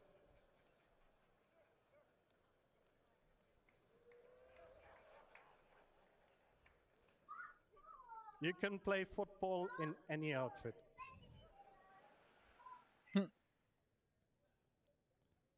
Out, Rusty. Get out.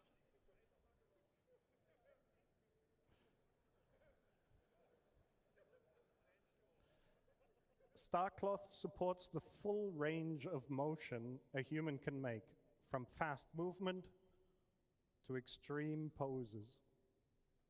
Go to bed.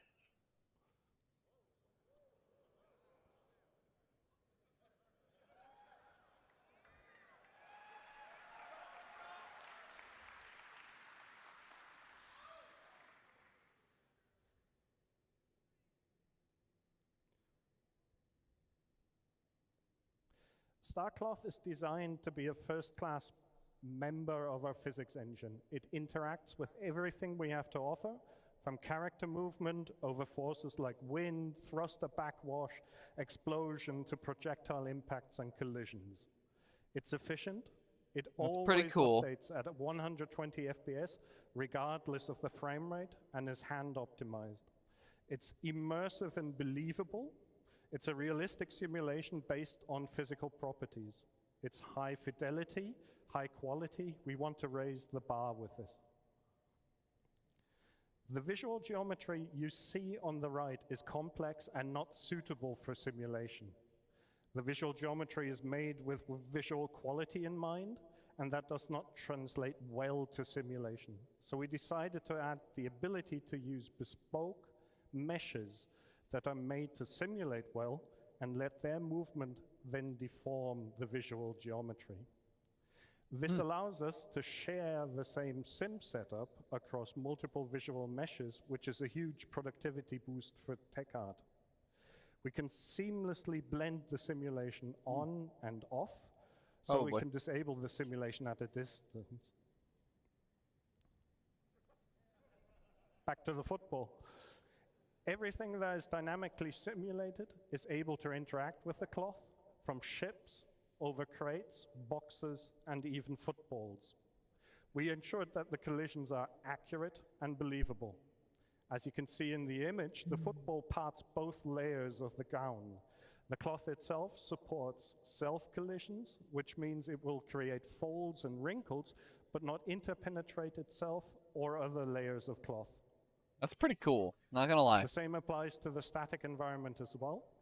The cloth will drape itself around the environment. So brushing up against objects will result in the behavior you expect. Interesting. Very interesting. Tapered capsules to improve collision detection accuracy. A tapered capsule is a capsule which has two different radii at the endpoints. Human anatomy is complex, and we need to accurately represent it for collisions.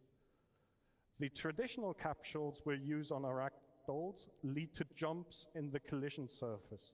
Now, notice how there is a jump between the elbow and the lower arm, and another jump where the forearm connects to the hands. These jumps pose significant problems for our cloth simulation.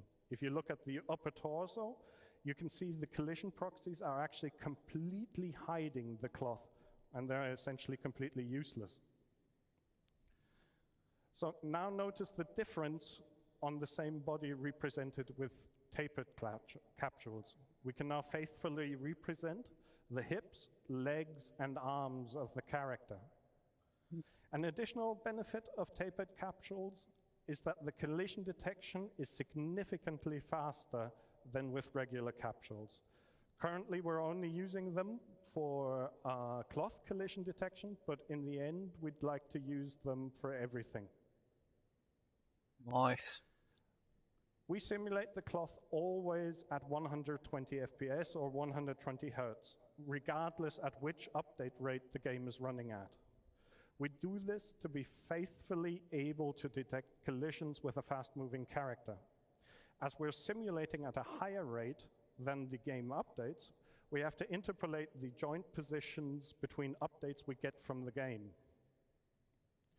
At each simulation step, we perform collision detection, simulation, and update the cloth sim cage. Now, if the game is running at 120 FPS, we do one update for the cloth simulation. If the game updates at 60 FPS, like in the image, we simulate the cloth twice. Now, if the game runs slower, like at 30 FPS, we need to update the cloth 4 times. You can see this in the image. It becomes apparent that we need to make the cloth run as fast as possible, and we spent a great deal of amount of time optimizing this with various techniques, including handwritten vectorization and using every trick in the optimization handbook. The effort pays off because we can faithfully capture very complex movement and fast-moving characters, even at low frame rates without any clipping or tunneling. I won't lie to you, It's Mom. really I good. used to hate it when you brushed my hair. Hi, babe. Good to see you in the chat. Amazing. Right? Who knew? I hate brushing my hair. Oh, of course you do. Other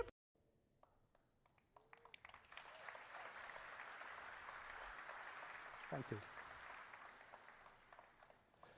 One area that poses a significant challenge for character cloth is when multiple pieces of garments layer on top of each other, like a tight-fitting jacket that lies on top of the pants, as you can see in the image above. This is a very difficult region to simulate properly because you don't have much space and the simulation collisions have to be absolutely accurate. This, what I'm going to show you, is a very subtle effect, but once you notice it, you cannot stop noticing it.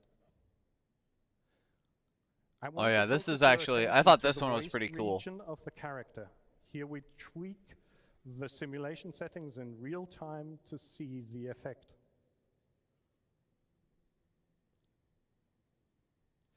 Here you see a rendering with a high fidelity cloth disabled. And here now the it same bends and folds scene over itself. with it enabled. Yeah, that looks really good. Just a small thing, but like to be continued. Tomorrow looks really, really good. Much more can be seen about Starcloth in the character advancement panel. Be sure not to miss out. Thank you.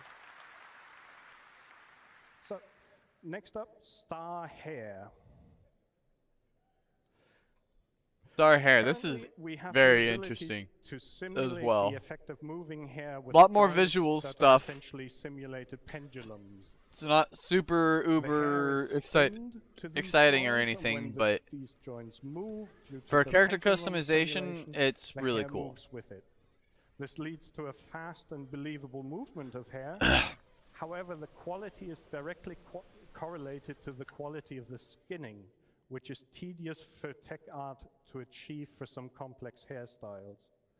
Further, apart from gravity, the pendulum joints do not react to external forces like collisions or wind or explosions. So we asked ourselves, can we somehow improve upon this?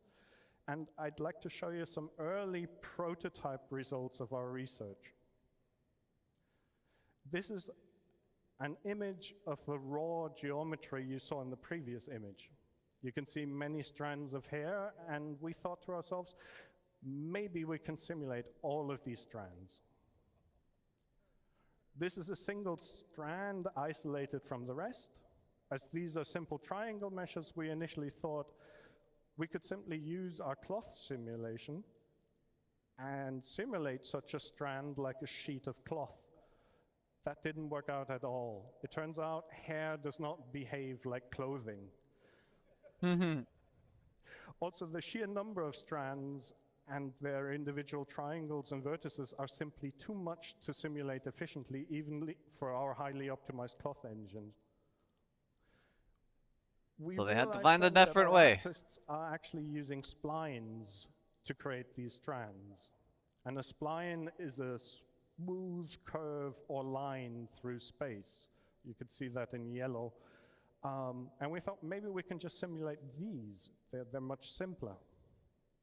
So, and hair simulations need to be able to maintain the original hairstyle.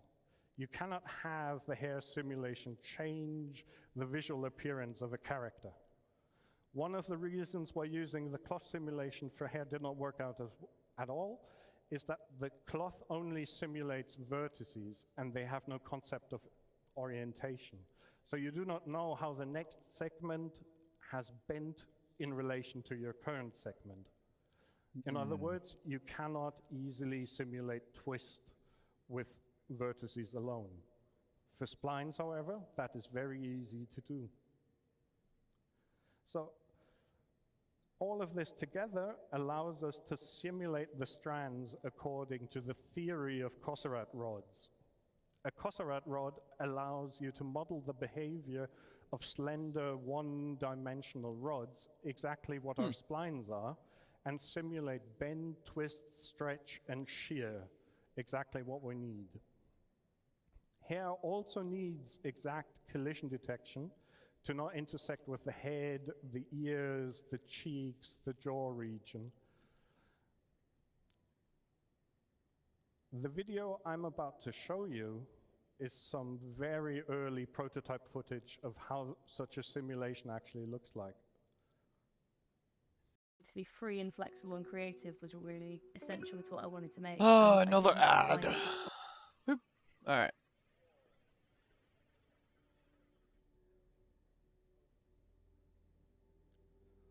That is really cool.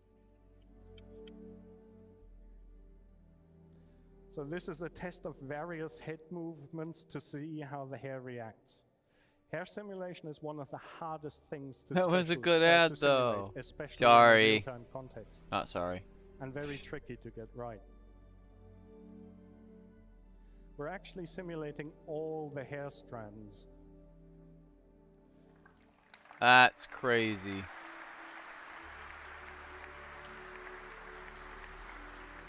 So we will have characters being able to run their hands through their hair and have the hair react realistically. That's crazy. A barber simulation next.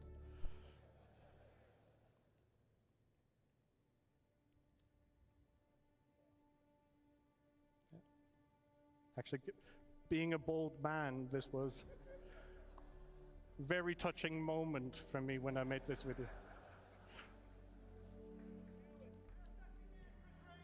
Thank you. Thank you.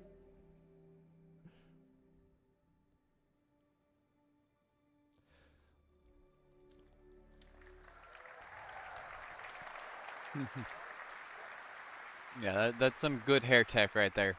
Good hair tech. Next, I would like to introduce Maelstrom, our physically based destruction system. And I would like to do that with a video that I believe speaks for itself.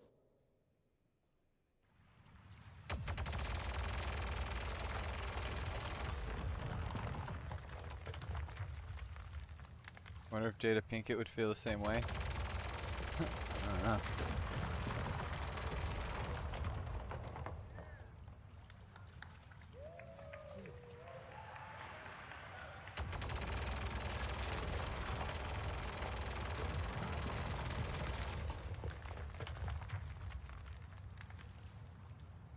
That's so cool. Kaboom! See the water splashes?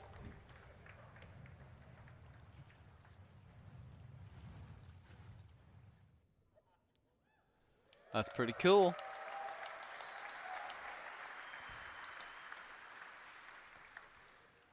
We want players' intuitive prediction of the effect a weapon or a collision has to actually happen in the engine or in the game.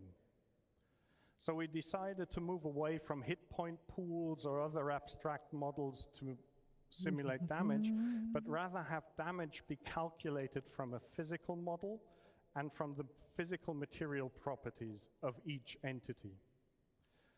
If something breaks off due to its structural integrity decreasing below a certain threshold, Maelstrom allows it to break off in a realistic fashion.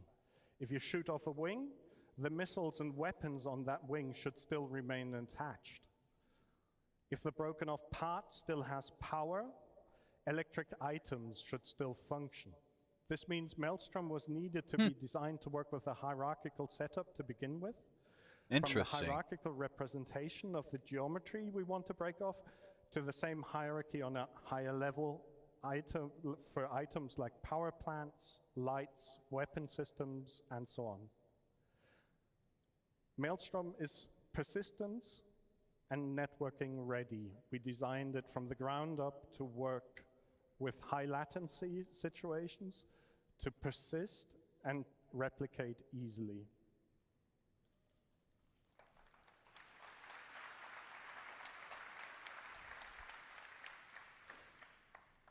To achieve all this, we gave each physical geometry instance an identifier to be able to uniquely identify it within the universe. So this is your exciting Gladius wing is your stuff Gladius right here. wing. The destructible. We added physical material and damage properties that can now be replicated across the the damage network. stuff, One the of them, physical and that's the damage most important one, we call technology with integrity. Maelstrom is just, And this yeah, this is looking to be determines how really, much really good. structural or internal I integrity a physical can't geometry wait, has. because this should make it so Integrity is that modified you're from less likely to dissipating explode a or ship rather and absorbing more likely to energy just from kinetic impacts disable it, or energy and weapons, then and also the in potential future of from absorbing energy gameplay from external factors from like that extreme point is temperature just or fire, as you've so much seen better. before. If you disable a big ship, still, if you We want to get also what's on it, you're still gonna have to track go which on board and physical fight them, part or geometry things like that. Yeah. belongs to which visual geometry and which high-level entity. So if the structural Things aren't or just gonna end in a internal boom anymore. integrity It'll be nice. collapses, we know which visual geometry is affected and which item might be affected as well. So a power plant will cease to emit power or implode, explode. A weapon will cease to fire, and so on. I swear we just skipped an ad. To make things break apart, we create what we call breakable clusters. A breakable cluster is a set of physical geometry, the visual geometry, and the entities on top that can break off. Between breakable clusters, we create abstract cantilever beams to be able to model stress and strain. I'll go into more detail in that in a bit. Breakable clusters are hierarchical. They mirror the hierarchy of all attached entities involved. They also embed the hierarchy of all animated joints. And they also embed the hierarchy of all physical geometries. They essentially represent a ground truth of the entire hierarchy necessary to perform all our goals for Maelstrom. This image is showing a breakable cluster graph of the Gladius. I'd like to show one more video of Maelstrom before we continue.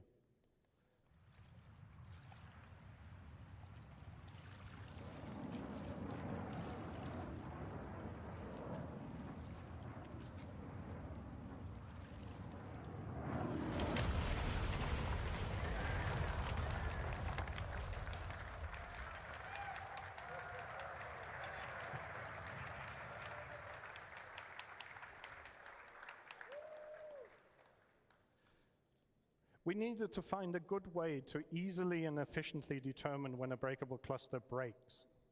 We chose a well-established model from material sciences and structural engineering, cantilever beams. In essence, a cantilever is a structural member that has a fixed support and a free end. Forces experienced on the free end can be used to calculate the amount of stress the fixed support is enduring. The basic ideas behind that are best explained from a very simple example. If a ship were to collide with the horizontal part of the crane in the image, far from the vertical part, the fixed support would endure a higher stress as if the ship were to collide closer to the vertical part. But not only does the point of impact determine how much stress the cantilever beam experiences, also how large the surface area is connecting the cantilever and the fixed support has a large influence on when a cantilever beam will break. In our case, this actually means we analyze the cross-section of the intersection of the set of geometry from two breakable clusters to calculate the surface area. A wing attached to the body has a rather large connecting surface area compared to the surface area calculated for the stabilizers connected to the body. We then project forces from impacts and explosions onto these cantilever beams and calculate the stress the beams experience. Over time, this stress turns into strain, and if we reach a certain threshold, Just need the to beam stand up for a minute. snaps. The result, simple, efficient, and deterministic breakability. But this is not just about ships and buildings that you saw in the videos before. We want Maelstrom to be a systemic system that we can use on all types of entities. So here's some video of some test footage of AI shooting each other behind breakable cover and Maelstrom barrels.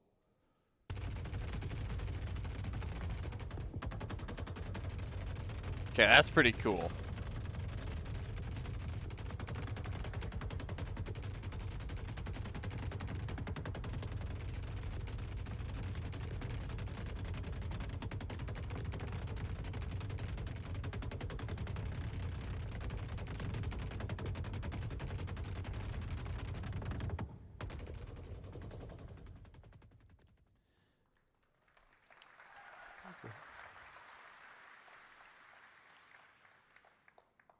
Physical material properties influence damage and breaking and have a direct influence to how things break and fracture. To achieve this, we added various properties: density, yield strength, resilience, thickness, toughness, Young's modulus. And this is more or less what I wanted to talk about Maelstrom, but I don't want to leave without showing one more video of what carnage Maelstrom can create. I am so excited for this. Maelstrom is going to be such a good system once it gets entered into the game. We're going to have so many things that can happen.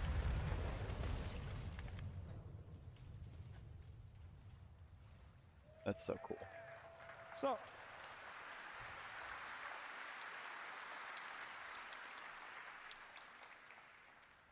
So thank you very much. And with that, I'd like to hand over to Benoit. Benoit! Again. Back to Benoit. Great. Thank you. This is the best product Another ad. you'll have released in recent times. This is another ad. I am not this person, but I'm filling in with him. So far, I mean, you guys think this is going to change your game? Audio All enhancements. these new features? Hell I'm yeah. going to step away for a minute, guys. Got to use the restroom. So Stretch my we've seen legs for a minute. updates from I'll be back. Fire, water. We've just seen force. We've seen sun and light. So the next thing that's left to build a ludicrous space game is audio. And so I'll leave you with Graham, who's going to show you some of the new audio enhancements we bring to Star Engine to make it even more realistic than it is now. Hi CitizenCon, Graham here. Good to see you. Recently in the audio team, we've been looking at how we can create a greater psychological connection and emotional impact within our games through the use of improved audio technology. Audio can play a crucial role in the immersion of the player, and with that in mind, the audio code and technical sound design teams have been looking at all of our tech from the ground up. For example, when you're under threat, you should feel a real sense of danger.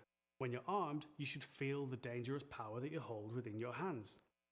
Earlier this year, we showed you our resonance tech, which allows us to bring the action much closer to the player even when they're deep in the bowels of a ship and far away from where all the hits and the explosions are happening. But that's just one part of a much larger push to create a better, more immersive audio experience. With that in mind, let's take a look at some of the tech we've been working on. First, let's listen to some of our weapon sounds in action.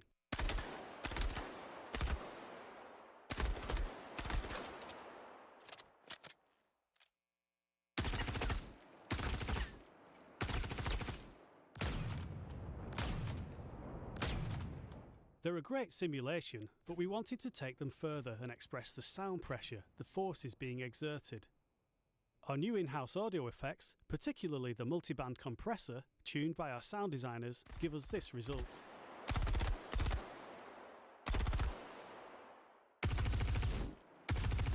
The compression serves to illustrate the power of the weapons and the effect that they have when going beyond the limits of the listener.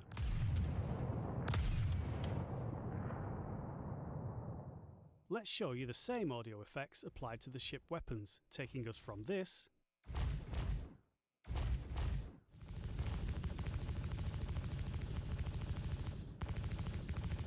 to this.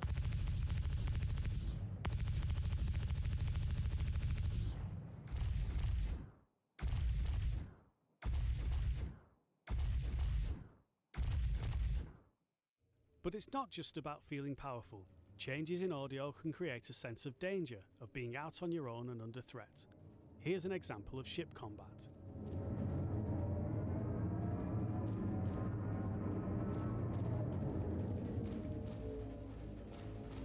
Sounds good, but what if we wanted a little more realism?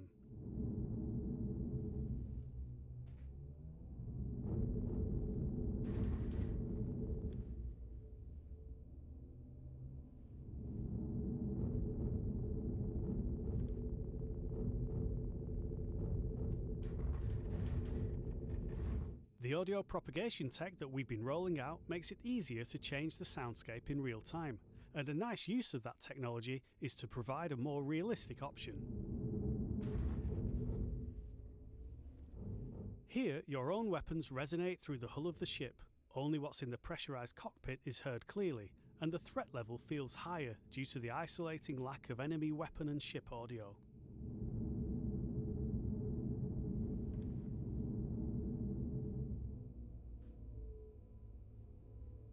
Making these changes creates space in the audio, both spectrally and temporally, making impacts seem bigger, more damaging, more of a problem for the player. This realistic mode isn't limited to the flight experience, it's applied appropriately to the game as a whole. Here's an FPS battle in a depressurized area.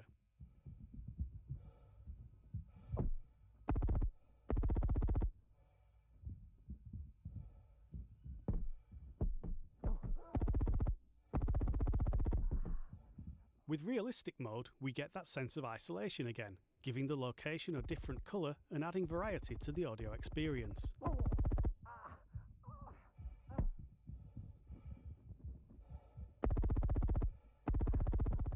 Player breathing and foley are exaggerated, and other sounds are transmitted through physical contact.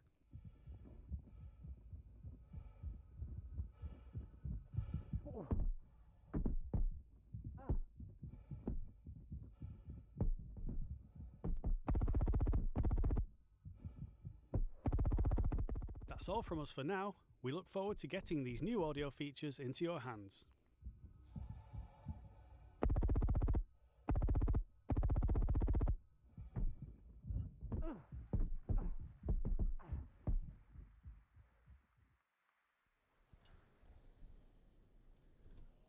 All right. Hello, everyone. So, persistent entity streaming, replication layer, and beyond.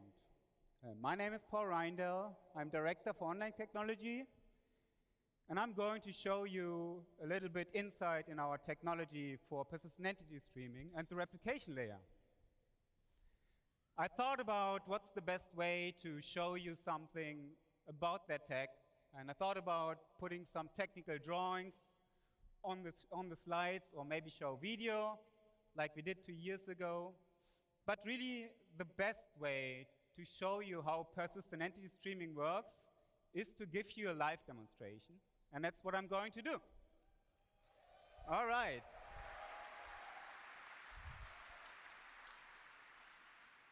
So this will all be live, so please bear with me if there's any glitches. So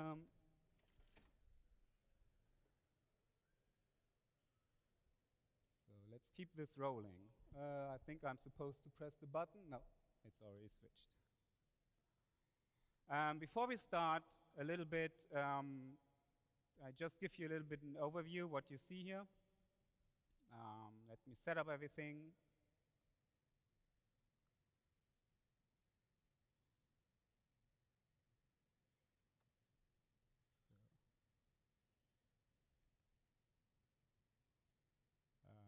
One moment, sorry.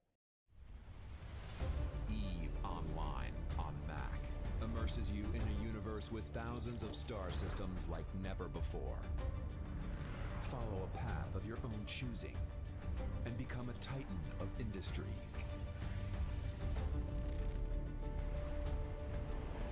Explore the wonders of the universe. Or join record-breaking PvP battles and add your name to 2 decades of player history.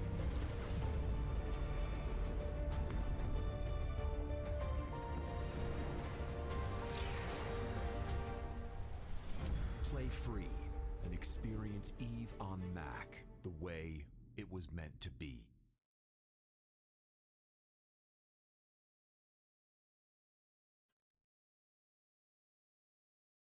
Mom, what are you doing? I'm gonna save your life, turning your hair from tangled, mangled, and freaky frizzy to tame, shiny, freaky fine. Whoa, it's like magic. Actually, it's science. Do you happen to have a science project to back that up? Why, yes. Yes, I do. She doesn't even go here. I hate brushing my hair. Oh, of course you do. Other brushes damage your hair, have uncomfortable grips, and leave your hair with static and frizz. But with Gimme, those issues are a thing of the past. Slay. Most brushes don't account for hair type. Gimme does. Whether your hair is thick, medium, or fine. Gimme has a brush made specifically for you. It's the ultimate pick-me, but in a good way. Gimme bristles are shorter and softer for finer hair, and longer and stiffer for thicker hair. Gimme also has a vented, curved detangling brush, perfect for quite literally any sort of styling. And since it's curved to conform to the shape of your scalp, it feels like a head massage. I won't lie to you, Mom. I used to hate it when you brushed my hair. So on this left side, you will see my client window. And on the bottom side, you will see the server renderer. So for this demonstration, and I start a second client, I'm just stopping that. Sorry about that. This is live, all right. So again, on this side, you see the client. And he just logged out because I started a second client. So let's do this again. One more time. On this side, you see the server renderer, which is currently, it has nothing streamed in. I'm showing a small demonstration level. And on this side, you see the entity graph, which is our online database. That's powering what you see in persistent entity streaming, what you play since 3.18. And I also have some metrics on the screen, which shows the entity graph worker, the requests per minute, per second, the mutations, and you also will see entities created and destroyed once I do that. All right, so let's wait for my client to come up and join this level.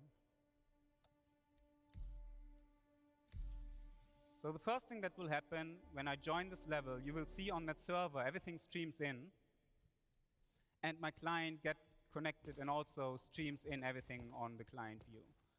What would happen on the behind the scenes is that my player just got unstowed into that shard, and we at real time created everything for this player. So you will see his body is attached to the player, you will see his mobi-glass, his head with all his customizations, his undersuit, and then all his customizations as well on the undersuit. What you also see is that this player just got unstowed and attached to a static zone object container. And this is how our zone system works. Basically, on the server, you will see 3 different zones, purple, green, and red. And each zone comes with its own coordinate system and its own physical grid. And this is how we actually, on live, do zone transitions between your ship, empty space, space station, or a planet. And you will see, as I walk between those zones, I will, at real time, update it in that entity graph. And this all happens seamless. So for a client, this is completely transparent. You don't notice that. But this is actually what's happening when you step in or out into a ship. And this is very unique to our engine. No other engine has this zone system. And that allows us to do all the amazing stuff you saw in the videos before, transitioning in and out of planets and go from the smallest scope to the largest scope. So everything we do in a shard, so this is like a mini level, like the mini PU level, is also persisted in this database. When we create new entities in our engine, in Star Engine, those entities get pushed into our entity graph, into our online database at real time, and then from there replicated to our clients. So if I go ahead and spawn a couple of plushies here, you will see they spawn, they get created immediately on my entity graph and replicated on the server and on the client. So let's spawn a couple more here. And you see this, the pengus I spawn in the other zone get attached to the other zone. And then if I go and transition one of those, they will also transition between the different zones. And the same works for ships or more complex entities. If I spawn this buggy here, you will see this one gets created with all its attachments and everything else attached to it. And this is just my small demo level here. On live, we have up to 600,000 dynamic entities that get created for one single shard. And this is just the initial state. After 2 weeks, 3 weeks of gameplay, when you guys go in and destroy stuff, spawn stuff, play around, it goes in the millions of entities. So this in itself is pretty amazing tech. The next time I want to talk about is our streaming system. Most engines do stream on texture or geometry. We actually stream entities, and we do stream persistent entities. So when I turn on the streaming system here and I walk into this, if I walk over to the red area, you will see that the purple area will stream out together with all the entities on that server. So it does not only stream out on my client, it actually streams out on that server. And when I come back in the green zone, that purple zone streams back in with all the entities in there with their full persistent state. So now I have a second player joined. Benoit is going to join me. So Ben, if you want to join, okay, I think you see him over there. Hey, Ben. Sorry. Nice. All right, I'm going to spawn a couple more penguins here. Because the next thing I want to talk about is new technology we are right now developing, and we are about to put on the tech preview for you to play. And this is actually the replication layer split. And that's the big next step in our great vision, obviously, as you might know. So in this demo, my client and my servers, they are no longer directly connected. Actually, I have a new service running here, and that is our replication service. So my client is connected to this replication service, and my server is connected to this replication service. And the replication service, the sole purpose is to get all the entities which are in the entity graph and stream them to clients and servers which are connected to. And what's really cool about this is, let's do a little experiment here. I mean, you all know our game has bugs. It's still alpha, and sometimes things can happen. So let's see what's happening when I kill my server here. So this is my server, the actual console. So let's just shut it down. And yes, this is where you would usually see a 30K or something. You can see Benoit kind of froze there for a bit. And the buggy does a bit weird stuff. I can shoot those pingus, but the world is really in a frozen All right, thank you for your state right patience, now. everybody. I'm back. But I didn't disconnect, because I'm connected to the replication layer and not to the server anymore. In the meantime, I'm just starting a new server. Let's be a bit patient for it. Server meshing! Server meshing, everybody! Server meshing! And Oh as wait, you he can hasn't see, done it now yet. that the server came back, it restored the state. The frenzy has begun. This thrill in my heart.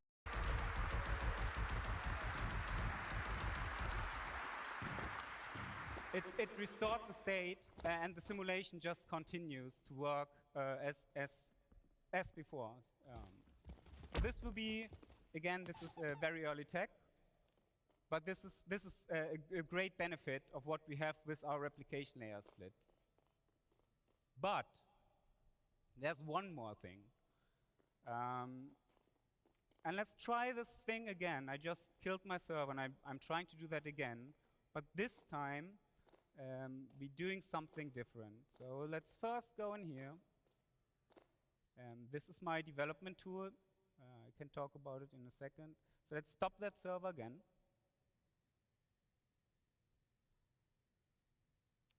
And restart.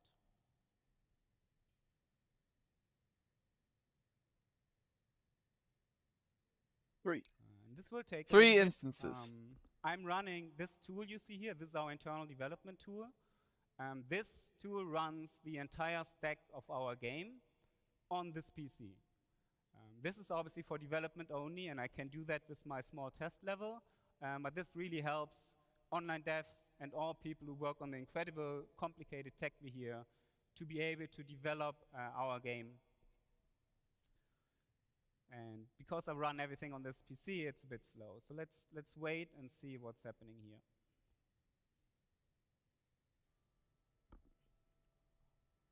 All right. Simulation continues. I can see Ben moving again. Hey, Ben. However, what just happened?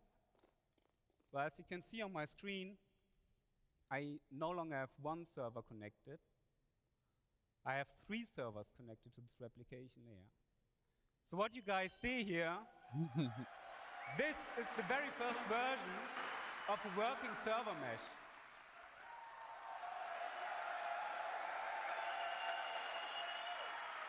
Hell yeah, it is.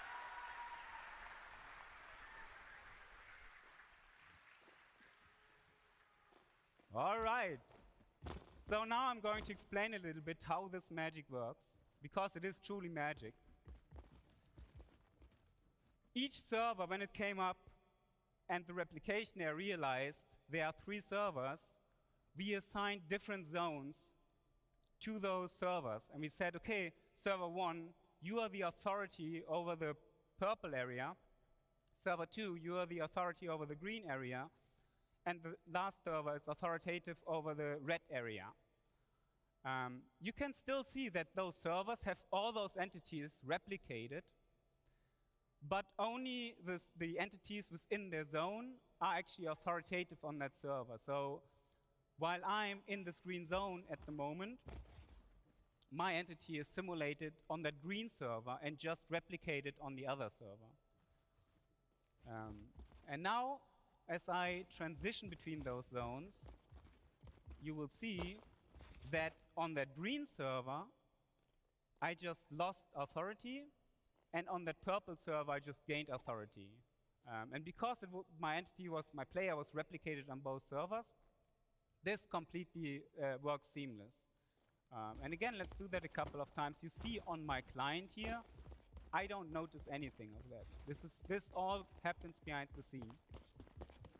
And this doesn't work only on me. Let's turn on the zone colors. I cannot wait till we have this. On the client as well. This should make everything work better. NPCs should work better.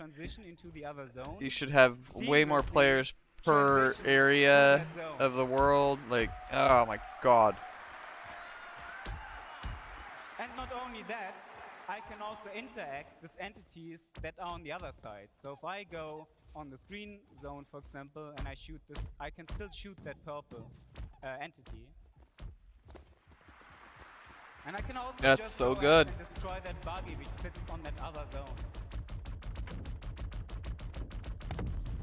There you go. Always fun to blow stuff up, right? Alright. So there's more to this. The first thing I will do, let's spawn a fresh buggy. I just destroyed my old one.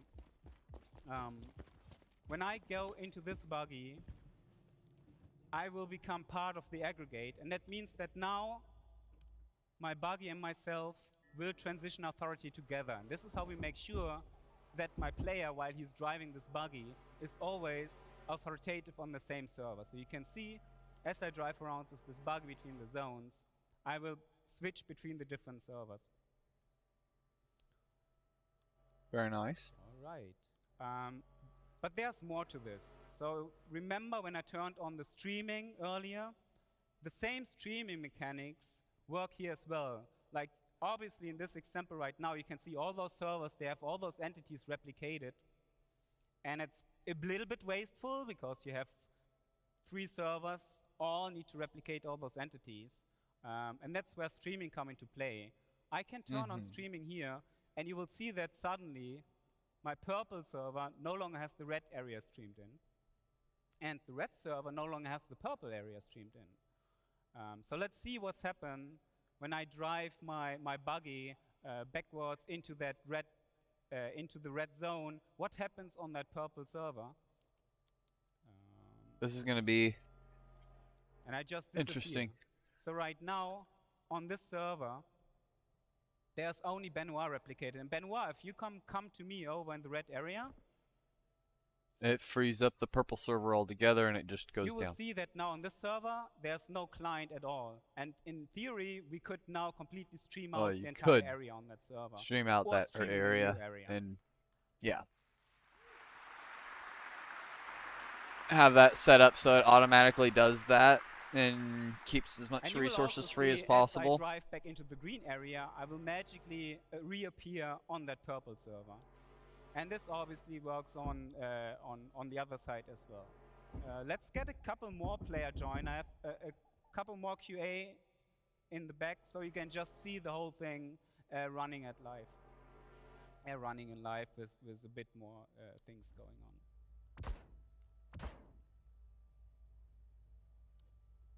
Let me get out of this buggy. And over the whole world rose a clamor of hysterical joy. World War I promised us a... Skip! Alright, this panel's almost done. See on each server renderer which they saved the best for last with this panel, that's for sure. And which clients are actually authoritative on those servers. And you can see this, the green server, because it's the middle one. Server meshing stuff was definitely the most exciting part of this panel. For sure. And then you can see this purple one at the moment only has and it's huge. Server meshing is going to be gigantic for this game. Make it so you only have to select a region, and then you'll be able to interact with everybody in that So region, yes, basically. This is pretty much it. With way better performance than we currently have. I hope you guys enjoyed this. Yeah. It has I've been a watched long this like time 5 to different come to this times. point, Because I want to understand exactly and how it's going to work. I just can't put in words how much tech and work we had to put into this. Big shout outs to the network team, big shout outs to the online services team, big shout outs to Chris to let us doing this.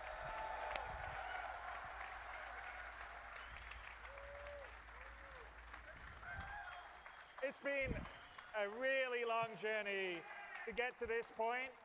And I've got to say, the team has done an amazing job. They've been working diligently for the last 4, 5 years. We've had a couple of false starts. We finally have an incredible, I mean, the way the replication layer works and how we can spin up servers and down and keep the state constant, even if a server goes down, is, I think, a genius design. And the first time I saw this, about 3 weeks ago, working fully, I cried. It's like giving birth. We did it! And we wouldn't have been able to do this and work on this kind of tech without all your support. That's right. 100%. Now, you guys and your trust. allowing us to take the time to do it right, to really build it. So thank you. Thank you, guys. So much for everyone, and thank you everyone at CIG that's really worked hard to deliver all this amazing stuff that will be either in your hands now or in your hands very soon. And this is just the beginning of CitizenCon. We got a lot more stuff to show you. Yeah. That's what we need for this MMO, guys. That's what we need. Great demo, by the way. Good stuff. Good stuff. Good stuff. Alright. Yeah, I could watch all this stuff over and over. Like, this is such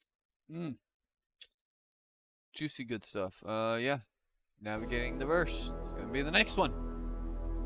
This is a big one too. I really like this panel.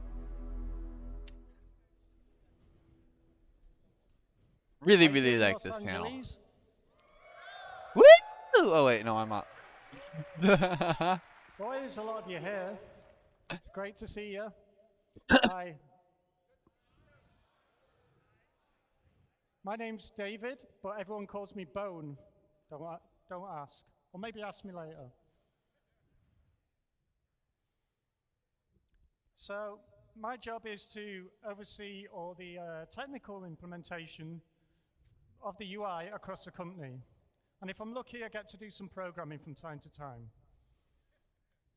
At previous CitizenCon, one in the flesh, in Manchester, I talked about UI tech with my friend and colleague, Zain Bien. And we were making new tools and technology to help our developers with, to develop their UI.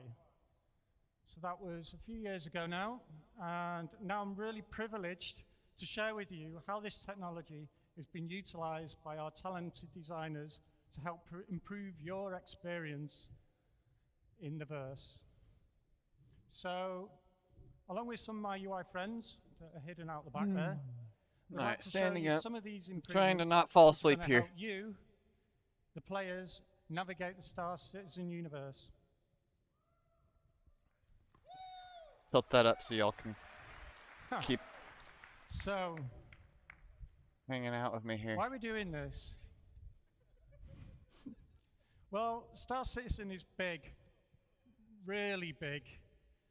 There's so many unique places, massive planets, moons, space stations, rest stops, you know, there's just loads of places to explore.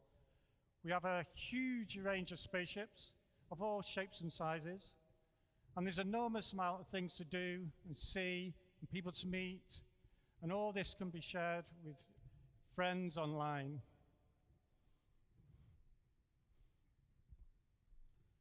And as we've seen today, as our amazing online technology grows, it takes great leaps and our online player count grows, the possibilities become almost endless.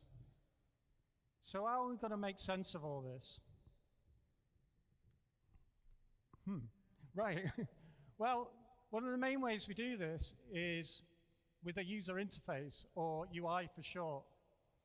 Well, that's where we come in, fortunately, being the UI guys. And we do this in loads of ways that you see already, whether it's your vehicle MFDs, or the hood, or the kiosks, where you get your spaceship, or you trade commodities, or buy weapons, and all manner of diegetic UIs that you see. Diegetic meaning like things in the world that you can interact with. But our first real opportunity is through the helmet visor display. Now, the visor display gives you vital information about your status. I missed this part, so this is actually going to be really good to see. I might not talk a whole lot during this. This display has gone through many iterations over the years, and it's been built upon and adapted. And I don't know if who remembers Arena Commander 1.0 that came out. That came out about a year after I started, which was primarily space combat and racing, so the visor was geared towards that. And then it evolved with our first adventures into the online universe, and as all the features get added and all these new things, the visor grows and we put things on it to show you, different statuses, and like tells you all about what's going on. But with all this evolution, we sometimes lose focus. There's so much we need to know, and when we need to know it is important. So how do we zero in on what's important and at what time? So leaning on this technology that Zane and I and the UI tech team wrote a few years ago, we're trying to take a smarter perspective and rework the visor for you. So I'm not going to tell you about that. I'm going to invite Simon Bursey onto the stage, and he can tell you more about it. Simon?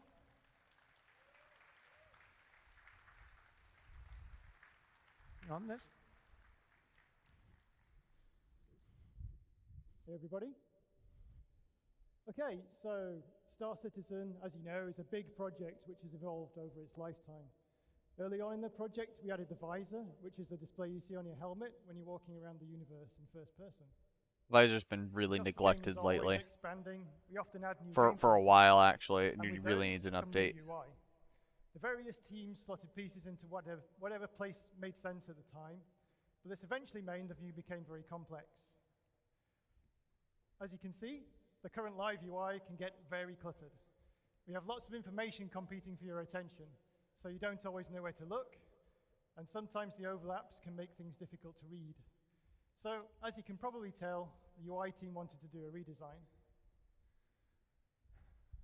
We wanted to improve the player's experience by presenting the important information in a clear way. We also needed to create a new framework that supports all the existing features and allows us to add more in future.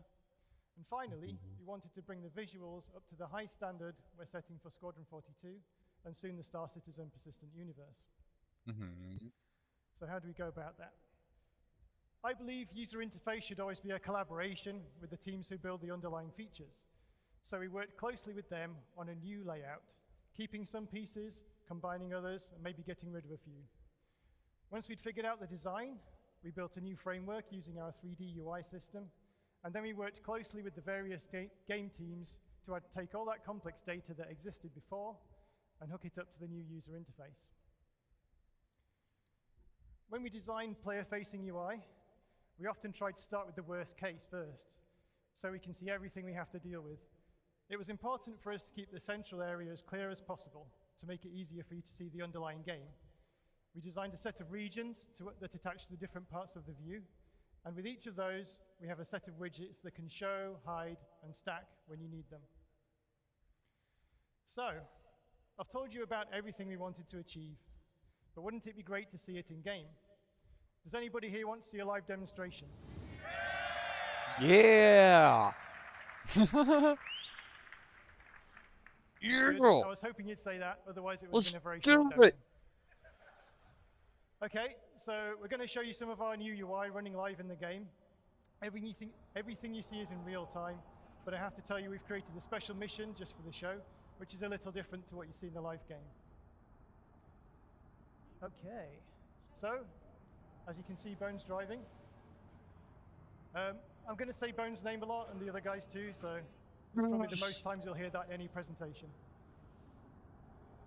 Okay, welcome to the Orison Providence platform. You may have spotted it earlier, but today is the first time we've shown the new visor we developed and tested in Squadron 42. But you'll be happy to know all the UI you see today is going to make its way to Star Citizen. Okay. But when? it's secret UEE Navy tech, so we'll give it a different look for the persistent universe. As you can see, the display is very clean by default. Many of the elements are contextual, meaning they appear when you need them to avoid cluttering the screen. We've also temporarily hidden a couple of things so we can focus on them later in this demo. Okay, Bone, let's move into the scene, please. All right.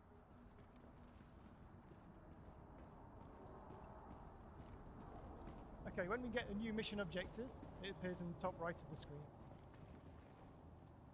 And you can see that our first mission is to repair a radiation leak. We've done a major overhaul of the augmented reality marker system, so we can follow the yellow on-screen marker to get to our objective. At the top of the screen, you'll also see the compass. Okay, Bone, let's head towards the objective. We were already happy with the way the player status widgets worked, showing you contextual information about your character and environment. So we've given them some visual polish and added a few new ones.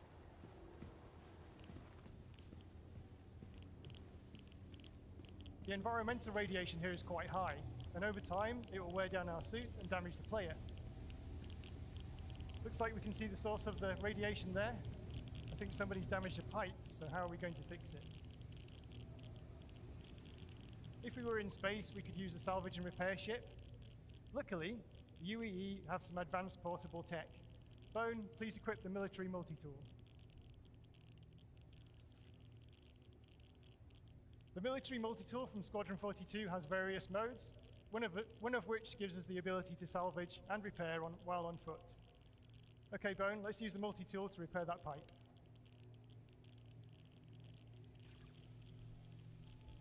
Pretty cool. And immediately radiation starts to go You down. can see at the bottom left of the screen, the radiation levels are decreasing. So let's head into the scene.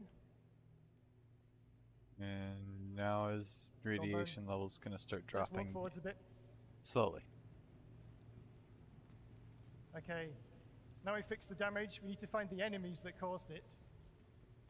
While we're on the way, you'll notice that the on-foot emissions at the top of the screen. We're emitting infrared, electromagnetic radiation, and also That's sound. really cool. If any So of these go higher same than the thing as background what's on the level, ships. it will be easier They're for bringing the to enemies feet, detect us. to foot ground Let's take a look movement at and the bad whatnot. guys, Bone.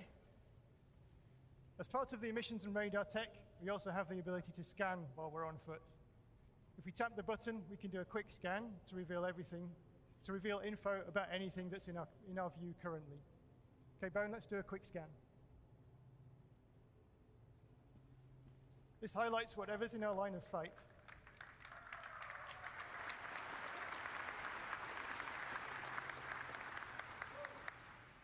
There's Cool. also some risk and reward to the scanning system. By holding the button, we can charge our scanner, and this reveals enemies through walls using a more powerful wave. But it does cause a spike in our emissions, which makes us easier to detect. Okay, let's do a charge scan, please, Bone.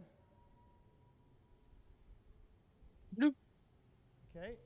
We can also see the augmented reality box outs, which give us a summary of what we've detected. Okay, let's have a look at our weapons. That's really Let's cool get the stuff. gun out, please, Ben. I can't wait for the first Okay, person we wanted to help the players see their scanning and equipment during everything. combat, so we It's upgraded the gonna weapon actually system, make as well as the playing ammo the in the gun game and the spare mags in without the a pockets. ship We also now showed the way players' better explosives and and actually gate pads. possible. Okay, let's fight the bad guys.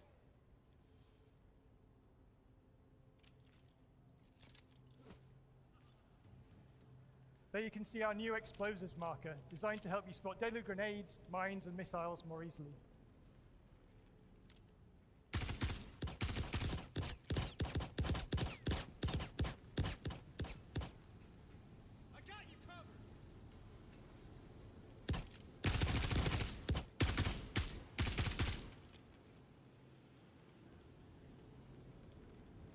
Did you do it?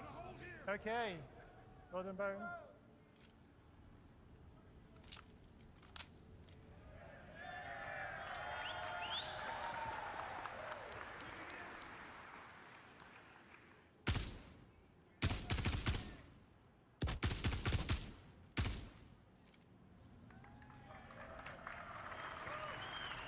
Good job, Bone. Success. Okay. There's no more hostiles nearby, so let's take a moment to talk about the Mobiglass. The Mobiglass is the Star Citizen equivalent of your smartphone. It has various apps that hook into the gameplay systems. And it Like all definitely the UI needs we're showing you rework as today, I well. wanted to redesign it with the player's usability in mind, to make it look Aye. good and also lay the groundwork for future expansion. Show it off. Let's bring up the See it. Mobiglass, please, Bone. Yeah. Yeah. It's got information about your ship and you're not even in it.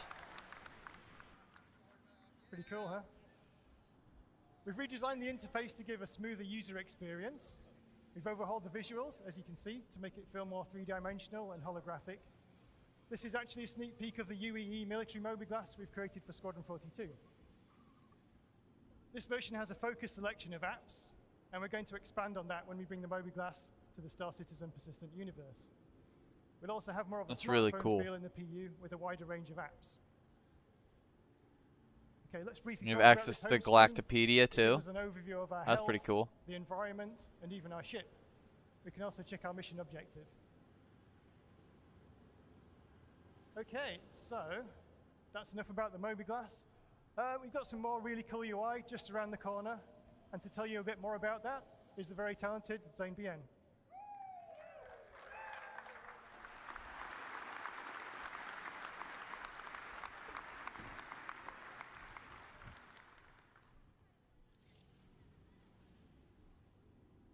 Throughout human history, as we have ventured towards the allure of the unknown, we have used cartography as a key component to help shape our understanding and make sense of the world around us. This is freaking Without these awesome right systems here. in place to catalog I'm our very experiences excited and for to this chart our stuff to get journey, into game. we are forever lost amidst our own environment, and we are just running around aimlessly. This is why it is super important that you, as citizens of our ever-growing, ever-evolving, persistent universe, are equipped with the tools necessary to make your ventures meaningful.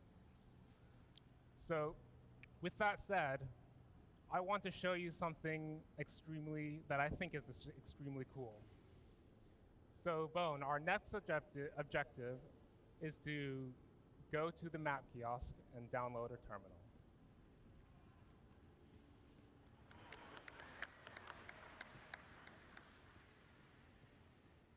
Let's go ahead and activate it. What you see on screen, zoom out a bit, what you see on screen is a fully live 3D representation of the environment that we are in.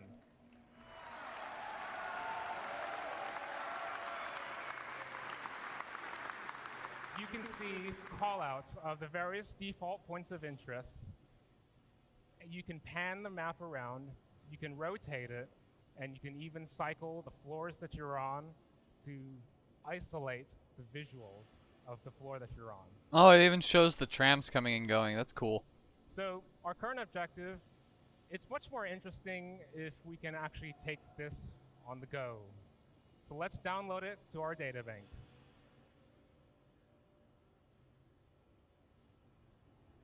As you'll notice, we now have the representation of the environment in the upper left corner of our visor. Nice.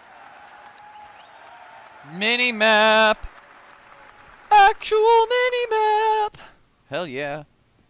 Now the thing that's really interesting to note at this point is not all environments will have such a convenient kiosk available. You may encounter run-down settlements, or you might come across a cave that no one else has ever set foot on before.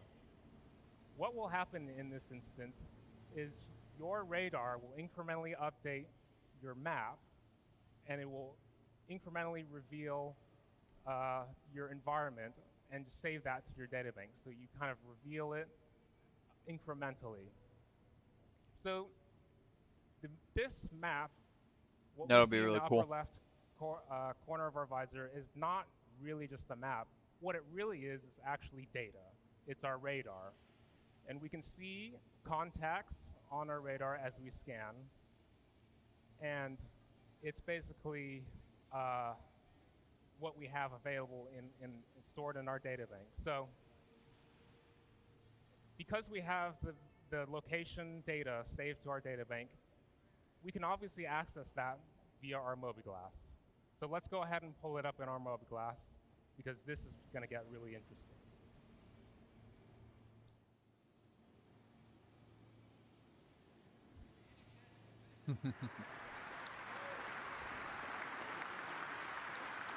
Oh my god, actual area maps. So Bone, I would like you to cycle between the different floors for us, please.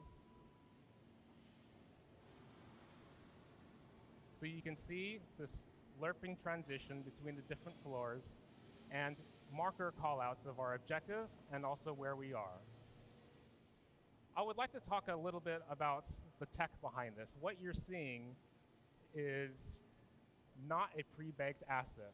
And I want to reiterate that because all of our environments can be very dynamic and they can change.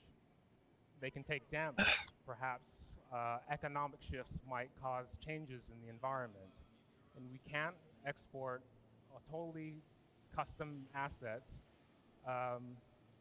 So what we've done is we collaborated with our graphics team to enable us to render the environment in this way. And what it is is so it's actual whitelisting objects. this is that we picture in render picture. and They're explaining using everything picture that in goes into picture render. technology So in our level to give you a markup, we 3D basically have overhead designers view of your environment artists mark up in only a the bits that are necessary for the map. basic, This lets us have basically a wireframe form, visual, wireframe but transparent without form much of the that you cost. can interact with on your map. Like, So that is fantastic I think how they decided to do that. Because it's picture in picture, what I want to show if you the environment changes, what you see on there will also change. So we might look around on this map and note down certain areas that might look interesting that we might want to revisit later. That is amazing. We can see some doors on this map, and these doors are entities that are called out That on also the means map, you can and save they may different change versions state. of So the there maps too, can I would be some imagine. doors which have a locked state. You say that it was at this stage they will the last display time I red. was there, but then you And can go doors to that that are same open place will and it's be going to be green. completely different And there are because other entity callouts either that it's can changed happen or in our map. there's damage to it or whatever. So the way you were So let's originally go ahead and planning on find a location traversing to put might down a pin. have to be thrown out the window completely.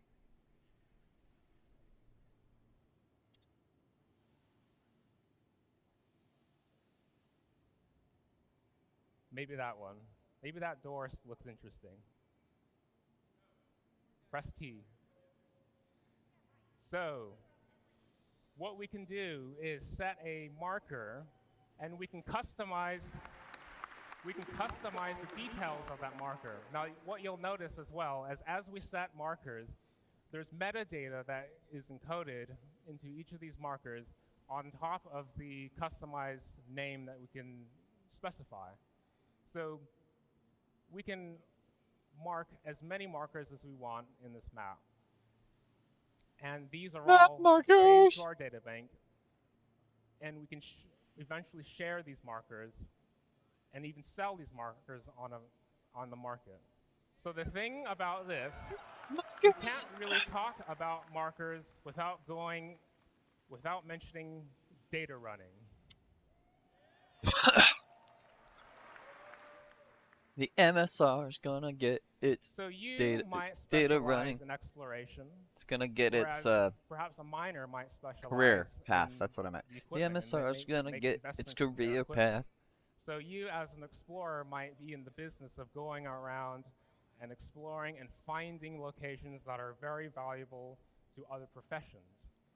And the role of these markers are very important in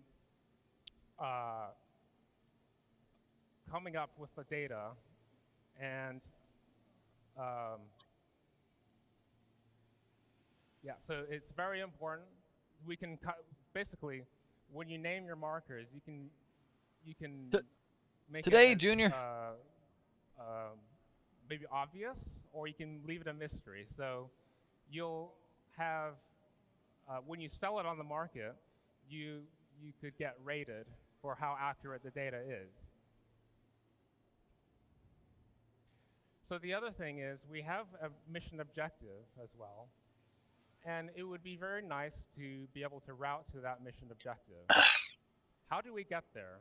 That is another purpose of the map, is basically How did I get navigating here? and And the days go by. Let the towards a water destination. drag me down. So let's go ahead and plot a route to this objective. Once in a lifetime.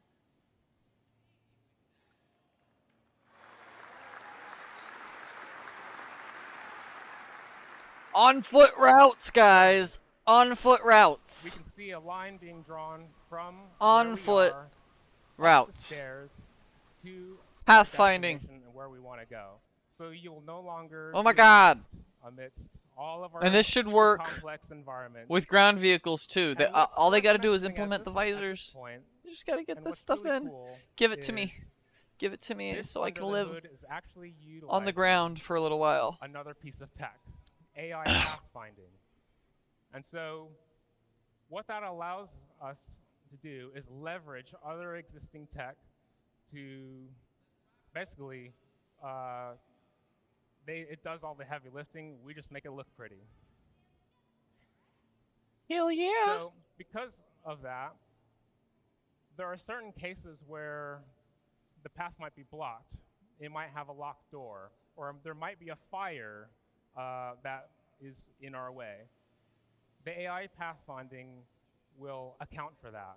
It will go through doors, it will handle elevators, and it will handle fires, locked doors, and it will just handle everything. So that is an example of sort of a piece of tech that we've leveraged under the hood to help us achieve this goal. So,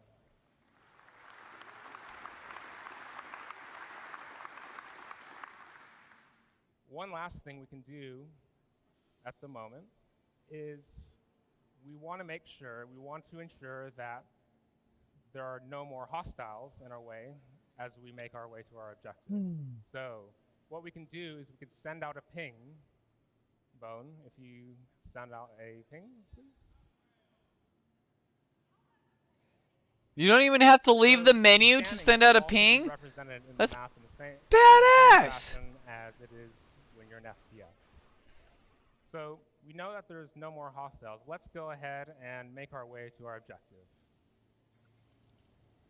As you can see in the upper left corner, we now have the route line represented, our destination, and the distance it takes to get there. As we traverse this path, the path automatically updates. They're still cowering. If you deviate from that path, it will recalculate the route you need to get to your destination. You deviated, and it recalculated. Nice.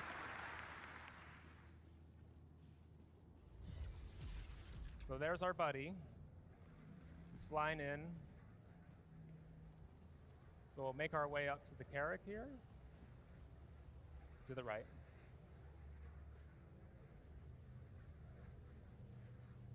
You'll also notice the pin that we've laid down, as well as our marker objective called out on the map. And as you'll notice, as we head up the stairs, the floor will dynamically change as if we can get past this first bit. If we don't trip up. So I wonder if that was. Yeah, that was the thrusters from the Carrack. It's not just environments or caves or cities. We can represent the ship on our interior map. And it's totally seamless as you transition between the two. So Wait a second. Hold on. No, we gotta go back here. Okay. He's coming around here. As we make our way, that's the ship's ramp. Okay. It has this ramp on the map, and then it loads the rest of the ship in on the map. Oh my god. That is amazing. And it's totally seamless as you transition between the two. So let's go ahead and pull up our mobiGlass again and get a wider view. They need to get the module, the cargo pods working in the freaking Carrack.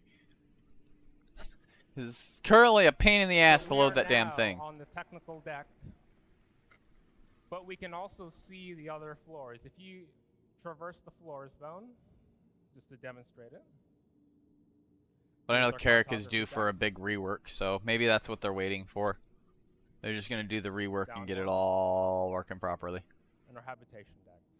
So you will have noticed it's so from the previous cool. presentation that this was very similar looking, right? It's maybe they'll just make it so we can open up the doors on the side for now. Even though they don't drop down, because the caterpillar's supposed to do that too. It's supposed to be able to drop them down to the ground and then open up the doors. But that tech's not currently working, which they should be able to get that working pretty easily, considering the fact that they've got the whole sea working. And that was a complicated piece of geometry right there. That beast was nutty to get working. And I think that's just too hey! For school. You're very disappointed they're going to put gear/weapon progression into Star Citizen? We've been talking about I'm alright with it, personally. Environments, cities. How you doing, Philamid? It's good to see you, buddy. Representing ships on our map.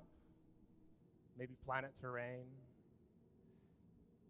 These are quite, I mean, our universe is quite big, right? I'm standing up right now behind my chair trying to stay awake. That's how I'm doing right now. Trying to stay awake to get through the stream and cover as much of this content as I can. What happens? Have we tried this? What happens if we just take your mouse wheel and just zoom out a little bit?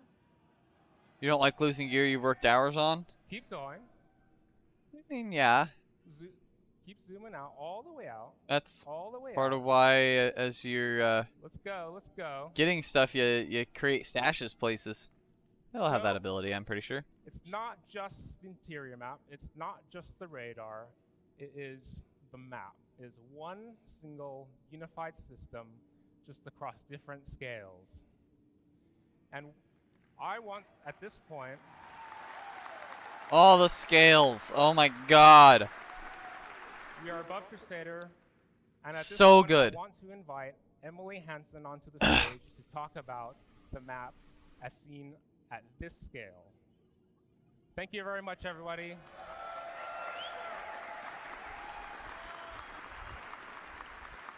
It'll be okay if they make it easier to get through. Are Yeah. you ready for this? The FPS gear and whatnot, I think, other than like legendary items, is gonna be relatively easy. And those legendary items you're not gonna want to use for very many reasons. As you all suspected, this is the star map.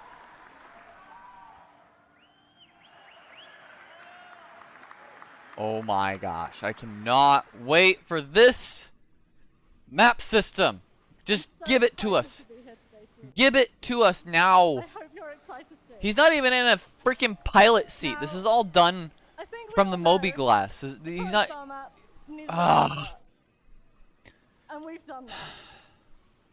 Now, The fact that I could set a destination We've taken before having to sit down in my pilot seat is going to be awesome. easier for you to Take any navigate map the star. system that's better than what's there. I know the current map system is atrocious. Take a second to admire This Crusader's is going to new be look. a billion So, times why better. don't you take a I look am around? so stoked for it. Much like the interior map, the star map is holographic. And this lets us add some cool interference effects and details to our planet textures. You can also see our improved player marker and that we're currently at Orison. The player and location markers have merged at this scale because they're so close together. The player marker takes priority, which is why the marker displays the player icon and color. By Okay. merging with bigger points of interest at larger scales, the player marker always remains visible to you. You'll always know where you are relative to points of interest near and far. So, Oh, I can't see the marker for the place that I'm really close to. It's because you're really close to it. Oh. Bone, let's take the step back button. That's the one on the right over here. Scroll in more. Take a look at Crusader and all of its moons.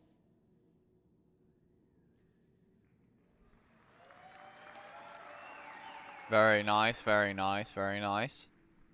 Yeah, so here we are, Crusader, its moons, orbits. You can also see that labels have received a major visual update. They're now fully 3D, and this gives them a really cool perspective. Most labels are aligned to the galactic plane, and they rotate with the map. Bone, give the map a spin. Whee! Bone, can you tilt past the horizon, please? Cool. When we do this, the labels flip so you can always read them clearly. Yee! Labels for city markers and outposts work a little bit differently. Bone, let's double click on Selin now to focus on it.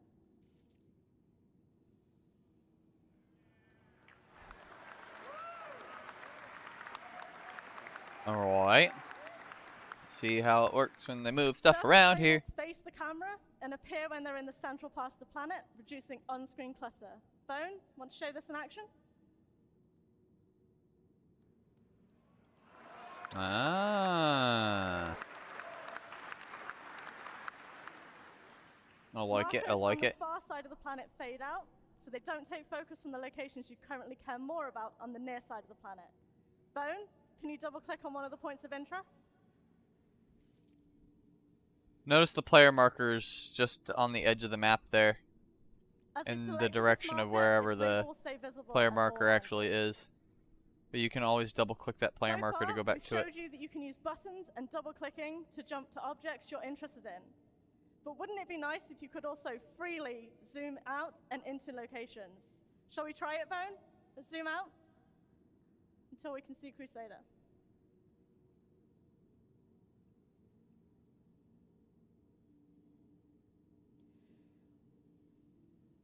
We wanted to ensure you have freedom to move around, but this flexibility requires us to be really careful about how and when markers appear. Markers need to disappear when they get too small, but also stay visible when they're still relevant to your view. This isn't simple because objects in a solar system are vastly different sizes. Think about the size of a star versus a planet versus you, the player. You're kind of small compared to a star, right? Pretty true. Our solution is a technique we call cosmetic scaling. This allows us to draw a marker at its real size when we are close to it and artificially increase its size as we zoom out until we reach the point where it collapses into larger points of interest in the hierarchy. You can see this in action here. There's no way Crusader and its moons are this size at this scale in reality. They've been scaled up massively so you can see them. Bone, let's zoom out a bit more so we can see the moons disappear.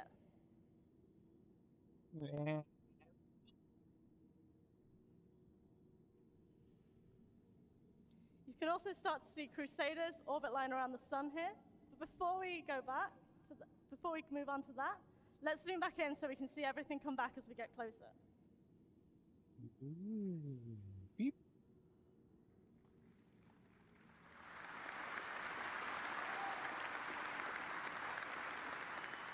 well as zoom, you can also pan around the map unrestricted. Bone, feel free to have a quick look around. As we draw closer to a marker, the cursor automatically magnetizes to it. This ensures you never lose track of what you're trying to view when you zoom in. No more zooming in on empty space. Yay, no more zooming in on empty space. Let's use this technique to take a closer look at Yayla.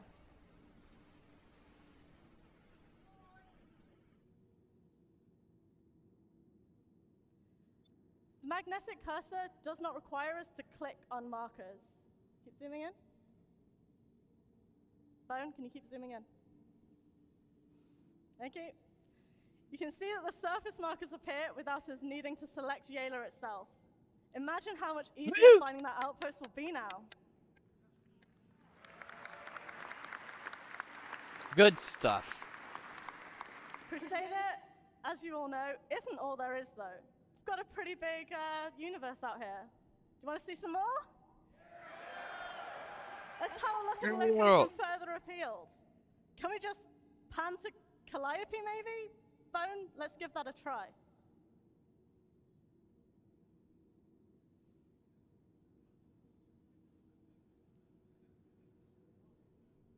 Yeah, I think we're getting lost. Pretty sure we can all disagree this might not be the best strategy. So what can we do? Bone, let's try clicking on the middle button over here. This returns us to our previously selected marker. As I mentioned, we did not select Yayla, so we've gone back to Selin. So now we know where we are.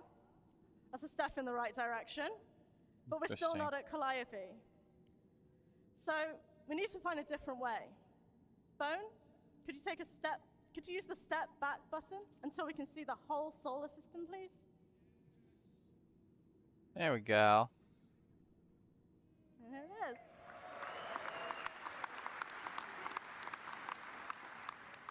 Good stuff, good stuff. I think Calliope is one of Microtech's moons. So if we double click on that bone, we should be able to see it. And there it is. Bone, let's pan to it and then zoom in so we can see that magnetic cursor in action again.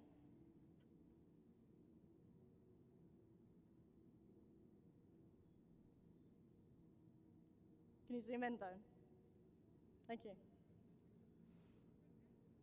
It's so cool to see more of our moons and planets and how different they all look.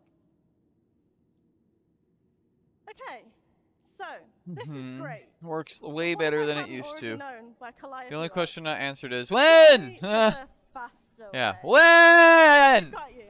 Give me map now. Give map. Ni hao. Want to expand it now?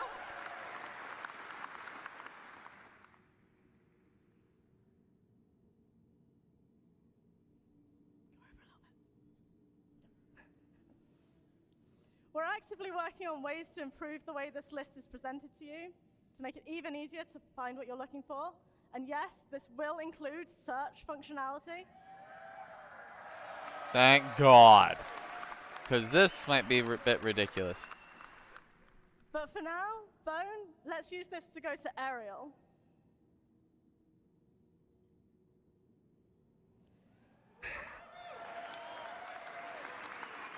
That's pretty cool. Pretty cool. All right. I absolutely love zooming around on this map. Bone, want to find area 18 for me? No. That was kind of cool. It rotated the map and everything. Area 18 is currently on the dark side of the planet, it seems. Of course, it's not just planets and moons.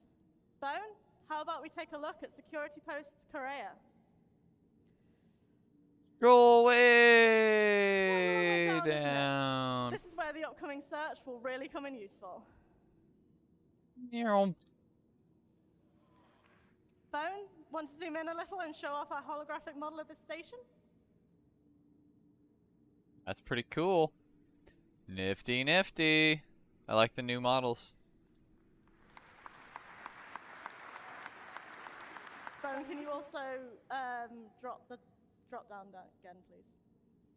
Thank you. As you may have noticed, the recent list in the drop-down populates as you click on locations in the list. It will remember your 3 most recent selections, so you can use this to quickly return to places in case you want to check something else again. Bone, let's use this to go back to aerial.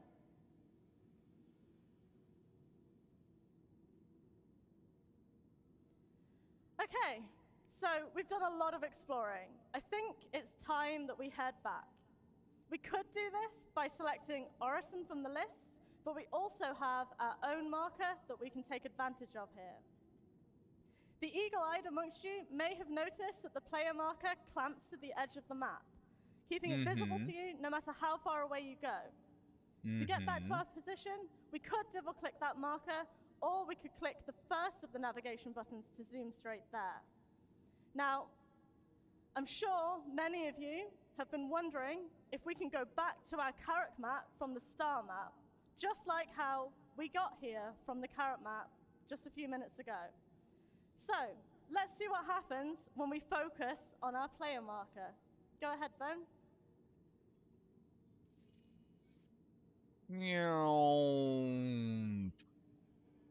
Right to the technical deck.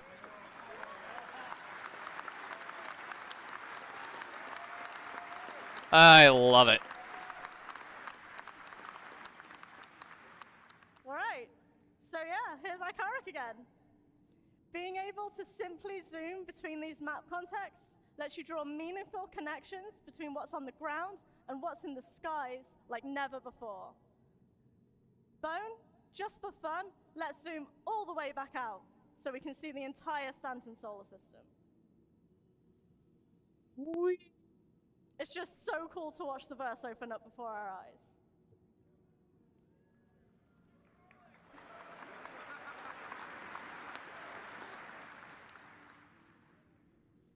With all these new possibilities for moving around the star map, you should never find yourself lost again. The controls are so much smoother and easier to use than the star map you're all used to, as I hope Bone agrees. Knowing that what we've shown here today is just the beginning for the upgraded star map. You saw pinning in the local map, and we'll add this to the star map before Give me star map. Corbin, thank you for the follow. How you doing, buddy? You find out there I appreciate you. sharing that location with friends, just like Good to Zane see you over on Kick. Exploration Have you started to multi-stream as well now that Twitch opened things up?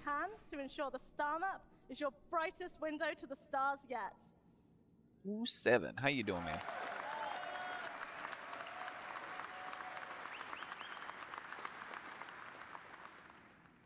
And now, let's welcome our intrepid demo driver Bone back to the stage. Tune. I have a plugin for OBS if you want it. That way you don't have to use Restream.io. Thanks a lot. It's a GitHub plugin for OBS. So we're really, as long as you've got the bandwidth available for it. Of the players of Star Citizen and Squadron 42. We know they're going to make let me difference hop to the way you make your way around the universe. Hop on Discord here, so and I'll shoot that over. Review what we've seen. We've rebuilt the visor display to give you a better understanding of the environment around you. The new minimap with the integrated radar and ping, and it will help you find your way around. Nope, that's not it. Sent it to somebody earlier, so I'm just going to copy from that. There's a new Mobiglass coming with its sleek new design. We're improving all the existing apps. Alright, shout it over to you on Discord. Along the way. So we've got a video now. That's what I'm using right now to multi-stream. I'm on YouTube, I'm on Kick, and I'm on Twitch. All 3 at the same time right now. And I'm not using Restream.io. Not a problem at all, Corbin. It's actually not even that hard to set up, too. It's pretty easy. You just go to download and then download the .exe installer. And then when you go through the installation process, it automatically adds it to OBS for you. You're on OBS, right? Not Streamlabs OBS? I think it still works with Streamlabs. I'm just not absolutely certain.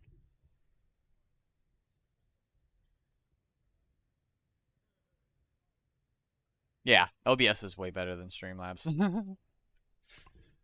After using OBS, I can't stand Streamlabs anymore. Horizon. Streamlabs is easier if you don't know what you're doing, but as soon as you kind of figure things out, OBS is definitely going to be the better way because you can do a lot more with it. Our entirely new integrated star map. In my Its new opinion. interface, and let's face it, a much needed refresh to the user experience. No more getting lost. A whole new perspective. With all these upcoming features, where will you explore today? Thank you very much. Cheers. Where will I explore today? I don't know! I can't because I don't have the feature yet. I chose Wix for my business because of its massive scope for functionality and freedom of creation. No, we're not watching Tomato right now. Let's go back to the Star Citizen channel and we'll watch the next one. Character and advancement. I think this is what Thelamed was talking about with the weapon advancement or progression and whatnot. This will be covered here. Hello there. Hello there. Hey everyone, it's so good to see you all again in person. Thanks for coming out. So I'm Ian, I'm the art director for Star Citizen. We're going to kick off the first ever day 2 of CitizenCon by talking about So some of the there's awesome never work been a done day by the 2 of Pirates team. CitizenCon before. This is their first All right. 2-day CitizenCon. So Is that first right? let's talk about life in a frontier That's system if like that's the case, Pyro, that's pretty big. and how this Pretty cool. influences the character designs. So we wanted to create something unique compared to what we've seen in Stanton already. We wanted to give a wider visual palette and a feeling of historical age between the different solar systems. So this chart describes the fashion pillars for humanity. We can see where all suits, armors, and fashion items should belong. In terms of material use, manufacturing technology, and novelty. So you can see Earth fashion on the left, Terra fashion on the right, and frontier fashion right in the middle with a little bit of overlap of Earth. So essentially, frontier fashion is function over form. They are Turn the volume up a bit? Yeah, I got you. And generally are misfits rather than sets. Better? Outfits are purposeful by having storage solutions. This implies survivability along the frontier. Okay, let's take a look at some of these assets. No in the problem. game.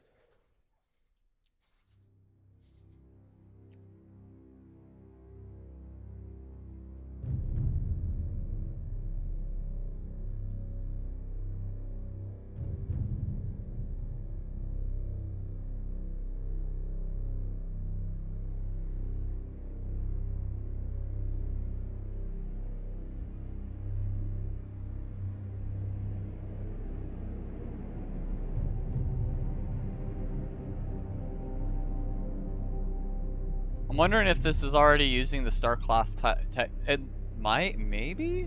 I don't know. Does it look like it's making folds? It might be utilizing the Starcloth tech already. That's kind of cool. If everything that they implement from here on out already utilizes the new tech.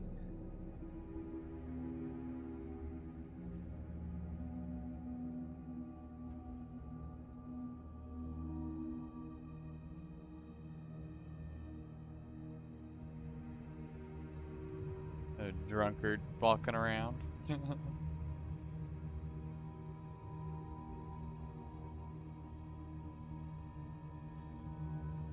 Oh, Corbin, if you plan to stream on YouTube, if you haven't already, make sure you go on there and click go live just right now, because they have a 24-hour verification process, apparently. I had to wait basically 2 days because I didn't click it early enough in the day.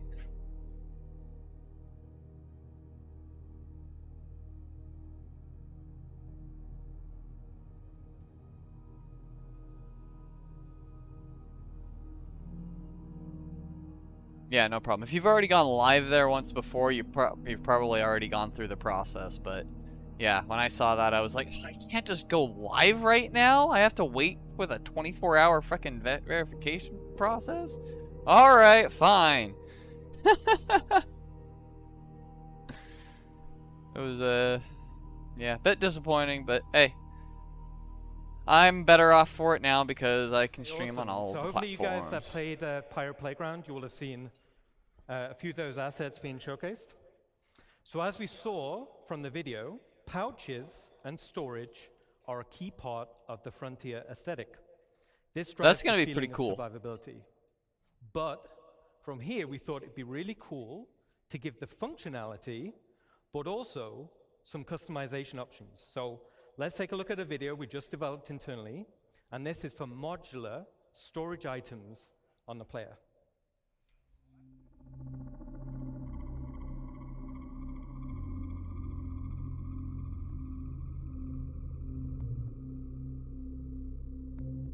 I thought this was kind of interesting too. How you can add modular bits to your armor, or not your armor, but your clothing here.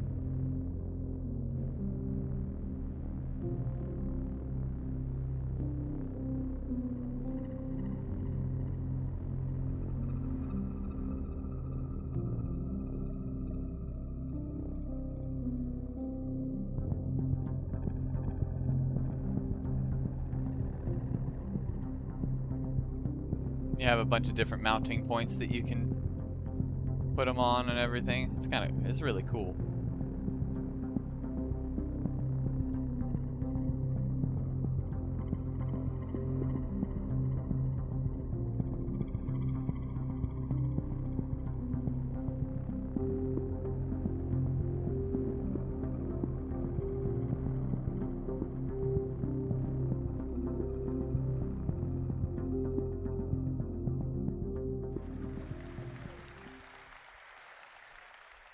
Pretty cool, right? So I think this will provide loads of customization options in the future. We're super happy about that. So we also created some extreme weather costumes for Frontier locations, and these also follow the same mismatched and repurposed design aesthetics. Now we've also been focusing on achieving a higher visual benchmark. So this is all driven by our new Layer Blend V2 shader and its texture library. And we focused on more consistent wearing between 0 and 100% values. So to showcase this, let's look at a quick example asset.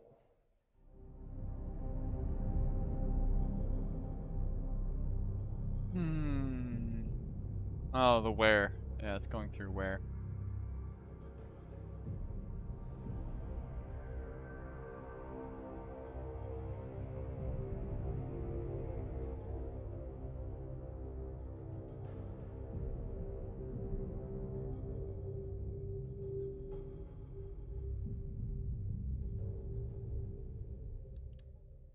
Almost seems like a modular asset. So as we saw in the video, the insides of the helmets are looking fantastic. Now this is us getting them ready to animate with put on and take off. Interesting. Okay. So in summary, Frontier Fashion is expanding the visual design palette for humans, giving a more credible feeling of age and history when you travel across multiple solar systems.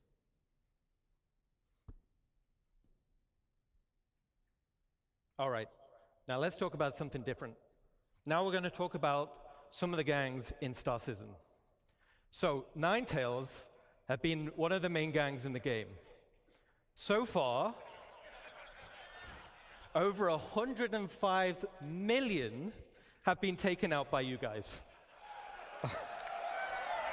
It's a lot of Ninetales killed.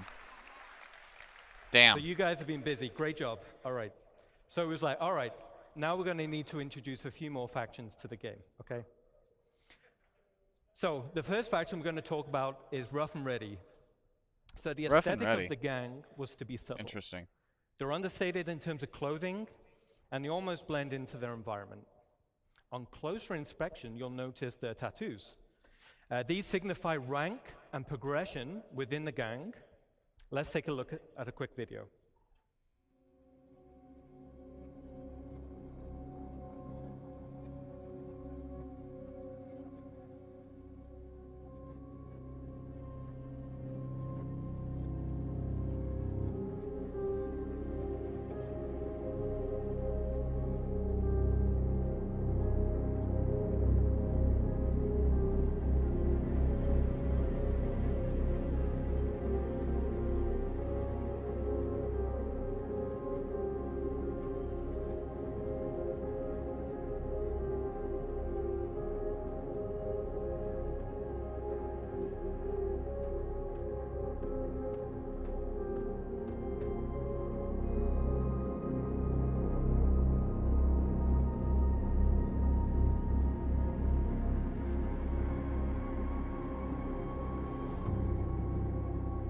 Burn before betrayal.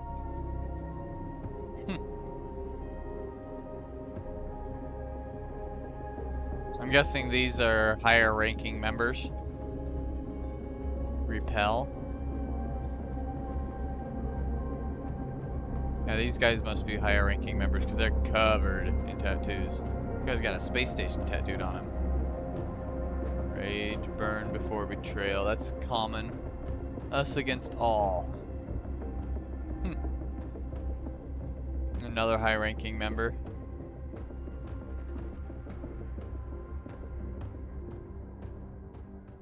Yeah, those ones that are pretty much covered in tattoos must be the higher-ranking members. I think they look absolutely fantastic. Okay, so the rough and ready can be found in some of the space stations around Pyro. Now the tattoos, like I said, the tattoos form a progressive design. This illustrates the hierarchy within the gang. As a player, you'll be able to earn these tattoos and apply them to your character. Oh, that's cool.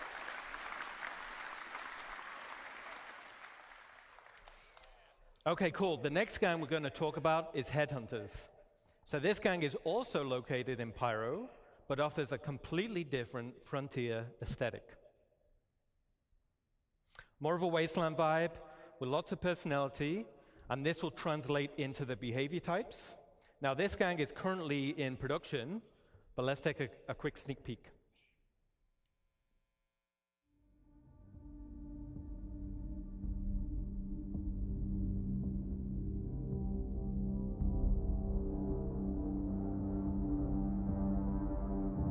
Definitely less understated. Definitely more making a statement. It's space God of War guy. Who's it? What's his face?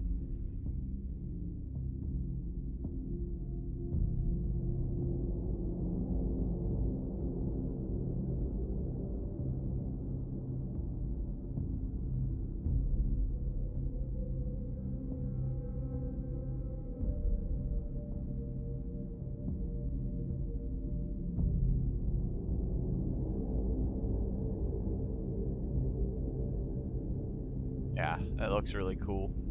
Apparently some of their armor's made with bones and metal. Wonder if it's human bones.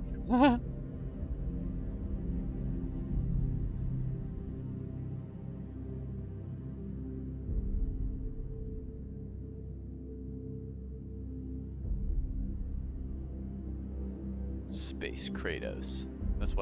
That's what I was thinking. Space Kratos. Not him. The guy with the like this guy?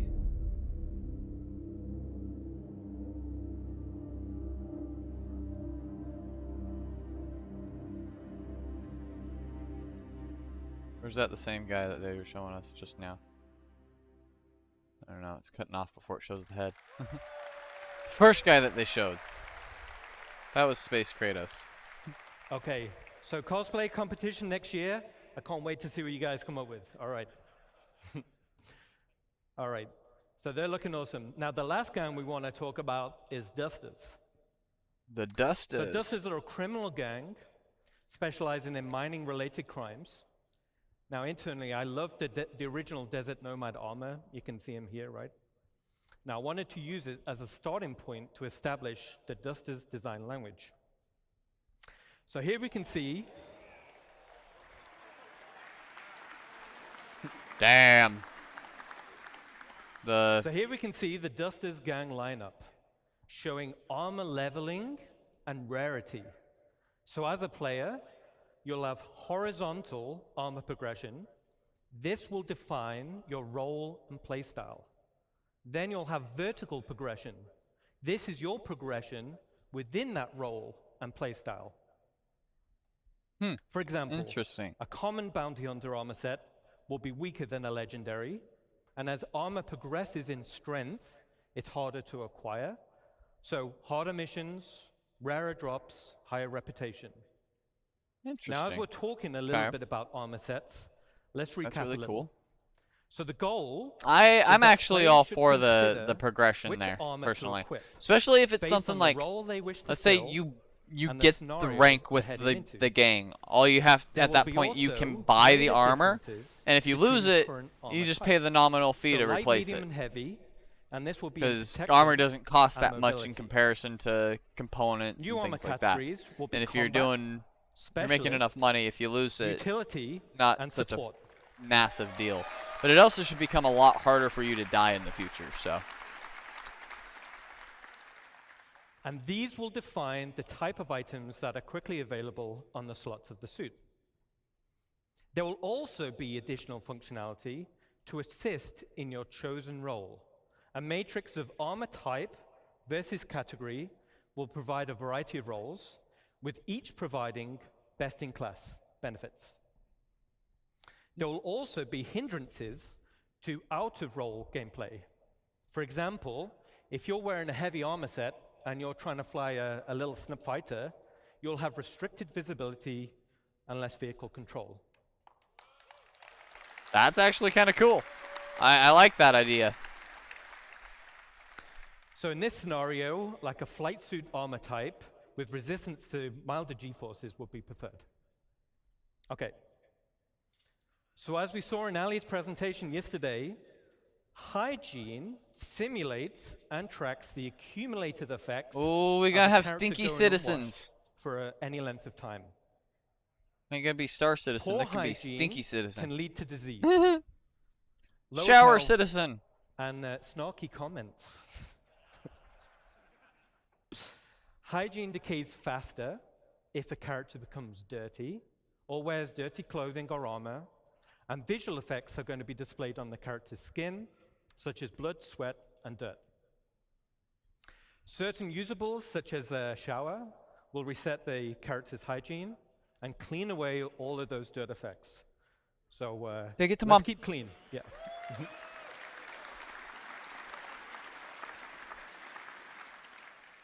Okay, so that covers a quick recap on armor sets and hygiene.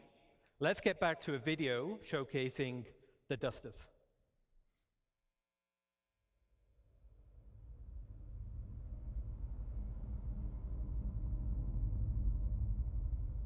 Uh-huh.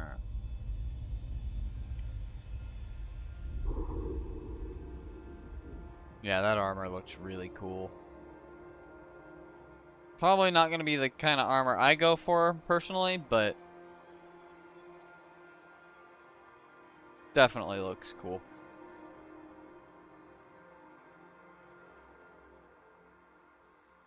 Definitely going to bring a different feel when you go to raid these locations and find the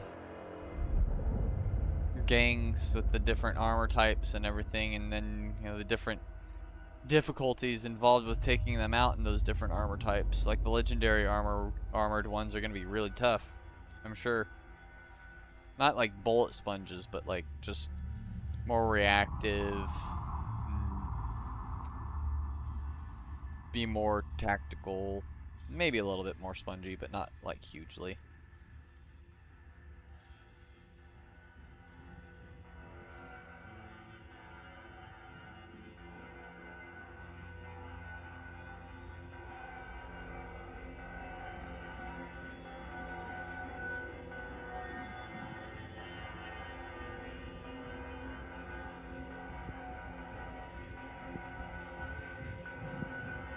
All right, Corbin.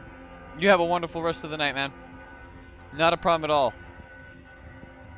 Hope to see you multi-streaming soon, my friend. Have a good night.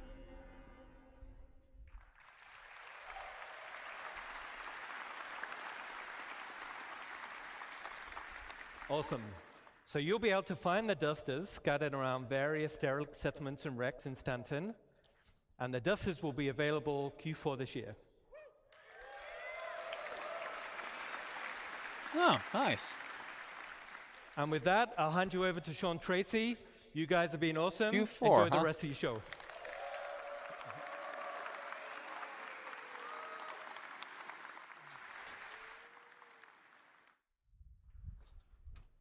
Hello, everyone.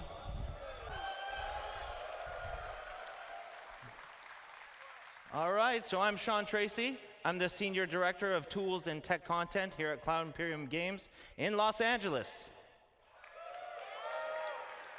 So today I want to talk about StarCloth. And StarCloth was initially unveiled at a previous CitizenCon kind of in an early stage. So it's now rolled into full production, and it's used in both Squadron 42 and Star Citizen. So it's going to be seen on more and more assets like some of the great art that you just saw.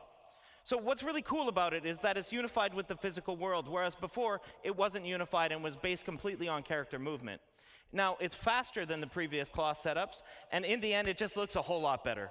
So today, I'm going to cover some of the tech, the pipeline, and we'll see some results. So let's get and see it in action.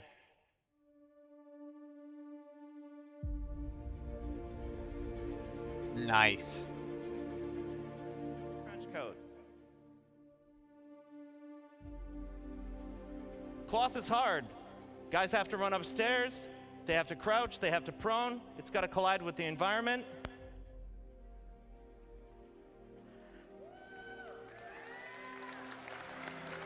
And even more difficult, it needs to hold up in high-end cinematics.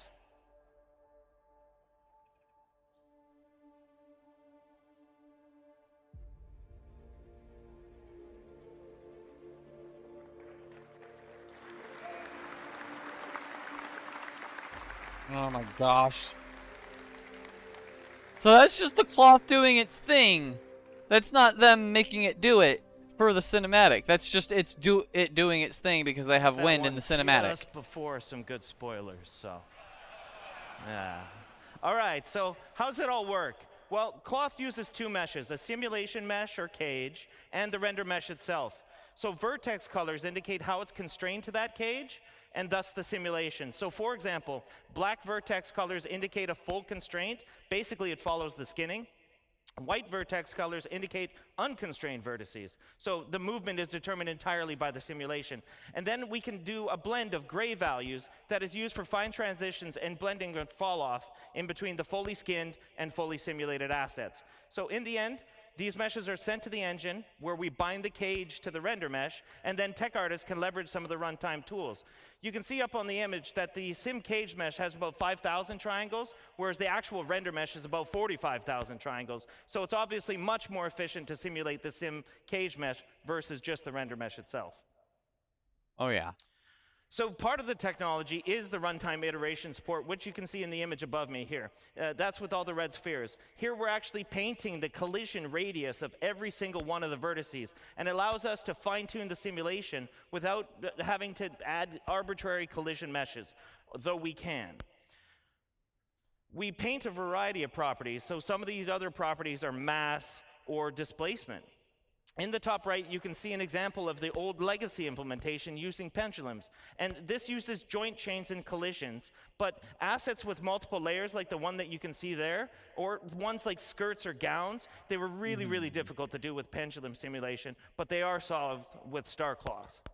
So I mentioned it's completely unified with the physical world. And what that really means is that wind, impacts, object collisions, thruster backwash, all these kind of things actually react to the cloth reacts to these things, and so much more. So it's not just character movement. That is now, super it's cool. a hyper-efficient simulation, and it's several orders of magnitude faster than the legacy implementation that we used before, and has a lot of easy-to-control parameters for tech art, which are compression, stretching, and bending.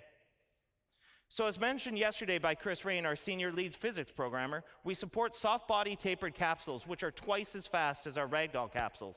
It's also key to solving one of the most important aspects of plausible cloth simulation, and that's mitigating the tunneling or the clipping that happens through a character. So it's very, very difficult to solve with pendulums. So with all this tech in mind, we can do really complicated assets like the Duster and the one I want to show you now.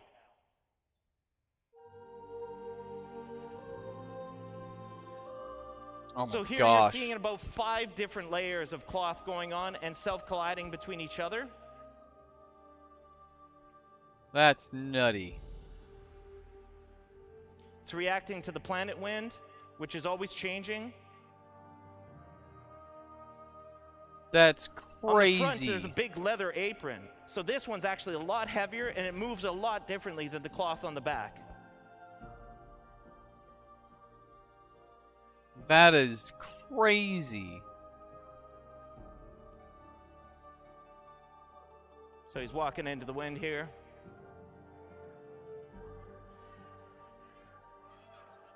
And in the end, as I mentioned, it just looks a whole lot better. That's an understatement. It's just visuals, So with but that, oh my I want to hand you god. off to my friend Andre Piers, who's going to talk about hair. Thank you, man. Hi, everyone. So, nice to be here in LA with all you guys. So, I want to start with a question, okay? How many of you are actually excited that we're getting new hair into the verse? I am.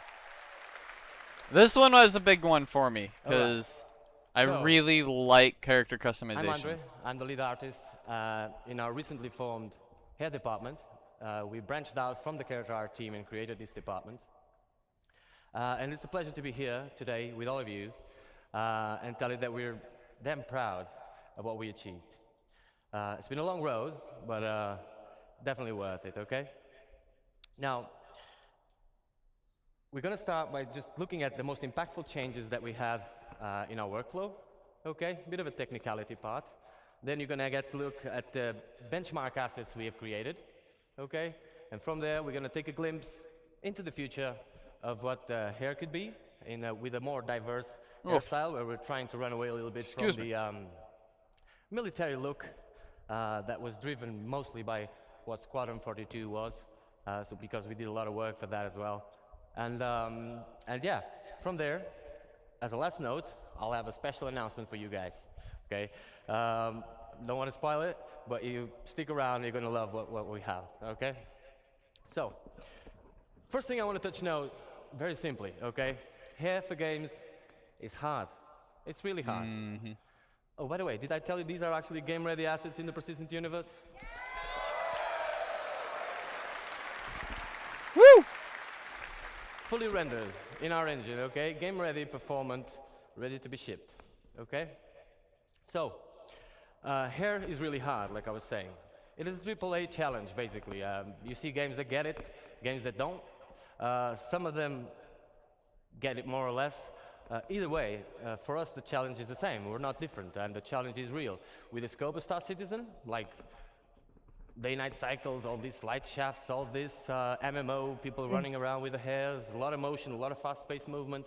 Yeah, it is hard. But the best thing is, we have arrived, okay? It is, yeah, clap. It is, it doesn't end here, okay? Yeah. It does not end here, okay? It's the nature of CIP. This is only the beginning. Keep pushing the boundaries, but like I said, we're really proud of what we're showing you here today. So let's dive in what we made all this possible, okay?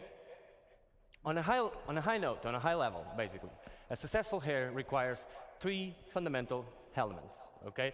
There's the texture, there's the placement, and there's also the shader. If one of these elements fails, all of them do, okay? So it's basically, you can have a great texture, great placement. If your shader is wrong, no go, really. And the same if the texture fails or if the placement fails. So really vital, really important that everything works together. But The good thing is, by breaking down the hair into these three parts, it also allows us to actually go deep into each of them and push the quality up. Or like Chris Roberts would say, bring the high fidelity, right? So, on the texture end, there was a lot of changes. What you see on the top there, the common approach of a AAA game would be to have true black, true white on a transparency map, a bit of taper on the tips and roots, and call it a day. That's what happens in 99% of the games. Now at CIG, we went a bit further than that. We tested all the thicknesses that were actually reasonable to test, of course, and we came to a realization. The hair doesn't need to be thin enough. It just needs to look thin. We do need it to be thicker enough, thicker than the real life hair, because if you take one of your hairs, you'll see it's really thin, right? So it does need to be renderable. That means if it's really thin, it will be sub-pixel rendered at some point. With the motion and all that, we will get a lot of artifacts. And so that would be a no-go. We do need it to be thicker than in real life. But can we make it look thin? That was the question. So we came to the realization that from hair, or from scalp to hair, and from hair to the background, so these 2 points, the transition points, are the most important ones for the hair. So we aggressively tapered the tips, which is what you see over there, and added a gradient to it. So no longer true black and true white. Now, this is a lot of technicality. You will see practical examples of this, but that allowed us to have smooth transitions and basically achieve the result we expected. On the placement side, we came up with hair libraries, basically. Now, I could be here all day talking about hair libraries, okay? Because I'm a very technical person, and if you see me around the venue, feel free, I'm Andre. You can just come and talk to me about this. I'm not going to bother you all that for 1 hour about this, but I'm going to give you a very quick example that you all can relate. So imagine in real life, you have a construction business, and you could make one wall, one roof, one floor, and one window. You make it all work together, and from there, you're not only building your house, you're actually building the whole town, and then the whole state, and then eventually the whole universe, right? That's what air libraries are. Obviously, the result, if you could do that, it would be much cheaper, much faster, and above all, you wouldn't have a fruit salad of assets, which was what we had in the hair not too long ago. And by fruit salad, I mean several artists working through the years, each one of them applying their own workflow. Everybody's at different levels of quality, of course, different minds, different ways of seeing the same problem. So at the end of the day, fruit salad, right? And we wanted uniform quality. So for that, air libraries are a great solution. We also decreased the time of production of hairs. So it was taking us 20 to 40 days to create one hairstyle per artist, okay? Right now, it's going from like 3 to 5, 7 days per hairstyle, which is that great news, okay? So that is a massive that was major achievement. difference. Massive difference in time scale there. Cool. So hair libraries are just a thing. We love it. It's not just picking up a texture and putting it there. If you do that, like you need to actually see. I'll be back, guys. Scope. Gladly, we have some of the best artists in the world on hair working with us, so we managed to achieve this at the scope that we wanted. Now, on the shader side, there was plenty of changes as well. Some of them are very techy, very, very cool as well. I'm going to run through fast through some of them so you guys can understand the scope of what we're dealing with. But let's just understand, like, at bake time, so bake time is prior to runtime. Runtime is where the game runs. Bake time, we're preparing the asset to actually put it in the engine. At bake time, we calculate the custom normal and we store it per vertex. So each vertex gets a custom normal. That makes, in a practical sense, for those who are not too technical, it basically makes the card, the air card, not look like a card. So the normals is help with the way the light reflects. We kind of do more smoke and mirrors on it and make it look not like a card by just baking it that way. Now, on the ambient occlusion, we store two baked ambient occlusions onto the color channels of the vertices as well. Now, each vertex on a mesh in any game has a color. to it, okay? You might use it or not. Imagine in a car, you have a trunk. You can use it or not. It's up to you. You don't, it's not silly to use the car without using the trunk, of course, but if you have a luggage, you can put it there or in the back seat, wherever you want. Now, we decided to use this because it was free. The trunk was already there, so the vertex collar was already there, and we just decided to store 2 ambient occlusions on it. These 2 ambient occlusions work this way. Light hair, like a blonde hair, obviously needs more shadowing, or less shadowing than a dark hair, right? And so we store 2. The length of the card is now baked onto the last one, and that gives us a metric of where the card starts and ends, and allows a lot of cool things you're going to see on the videos I'm about to show. So, one last thing before we can start looking at videos is that, and this is really creative, total credit for the people, for the tools programmers. I personally had nothing to do with this. This was already at CIG when I joined. It's absolutely amazing. So, we have an hairstyle that was ready, that you can see over there. And we have a hair cap. An hair cap is basically a mesh on top of the character's head, which is invisible, transparent. It is just there. Sometimes we use it for shadowing. That thing has an UV. And so we project the hair, or where the hair starts, onto that UV, and gives us that image that you see on the middle, right? And so we now have a 2D space that relates to a 3D location. Meaning that if I want to have hair like mine, which is white on the sides and dark on the top, I could just paint this part and get it white on one side and then dark on the top, which is an insane advancement, because cards normally are stacked on top of each other. So when an artist is placing cards, if you paint one card to make it white here, well, it's going to be stacked on top of the other, and you're going to get spots all over the place and no control over it. So this allows us to give control. And what you see on the last image is the possible result. For example, now I can paint one side of my 2D representation of my 3D space and get this possible result, which is pretty amazing. So,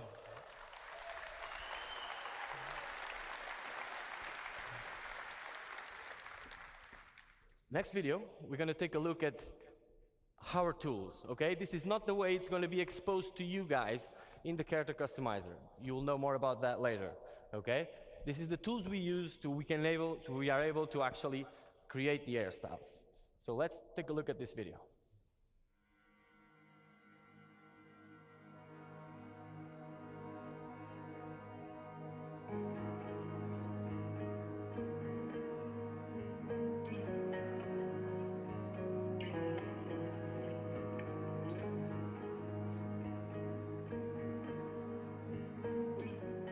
You have the full range, so you can go for full white. These are melanin ranges, so realistic ranges.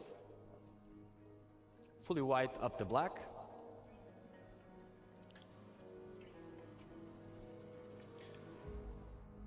Obviously, you can go red head as well.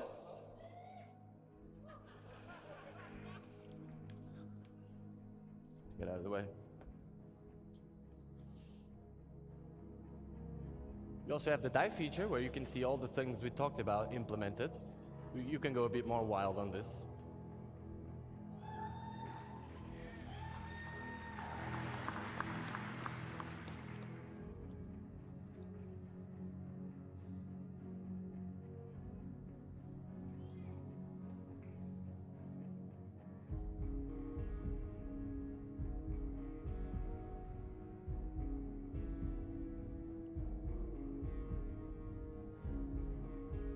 Sorry about that, fellas. I had to go take care of something at home real quick. But I am going to step away for just a bit longer. I need to go use the restroom. This is why important. Give me a minute here. The card is stored in those vertexes. And obviously you can fade it as well, as much as you do. So all the possible combinations between the realistic melanin ranges and the dye layer, okay? This is how the occlusion is working, so you can see these shadowings creating more negative spaces, more structure to the hair. And if you look at the temporal line here, you can see how this pixel depth of set helps us with the transitions as well. Cool.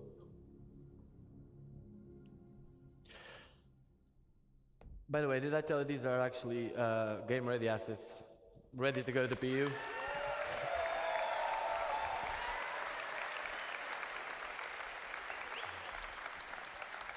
So now that we understand a bit better how the hair is working, that's why the boring part that I told you just before, you can examine these images with a bit more of an informed opinion. That is basically the example. Now, that's all very exciting, but we want to show you hairstyles that are actually in Star Engine and working. So that's the video we're going to take a look next, okay?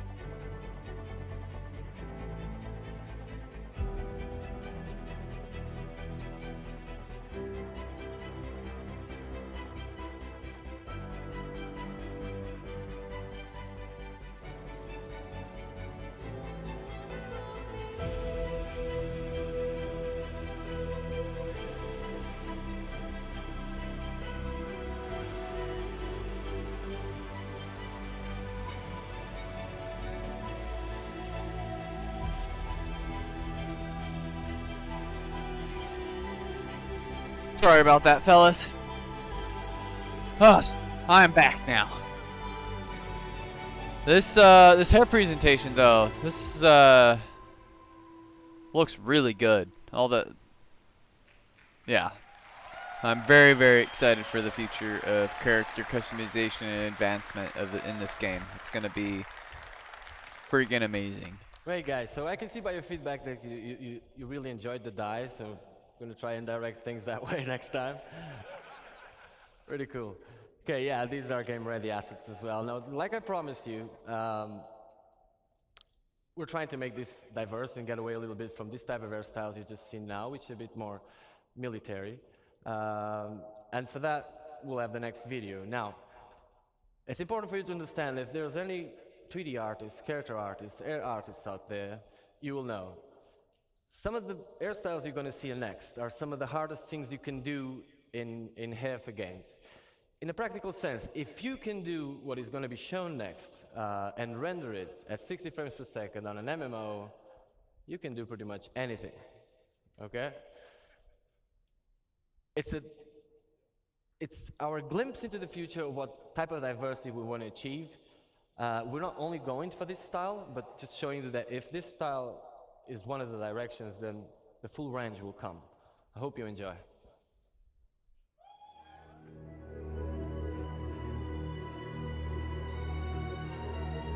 Braided hair and all that stuff. Yeah, this braided hair, dreads, that stuff's crazy.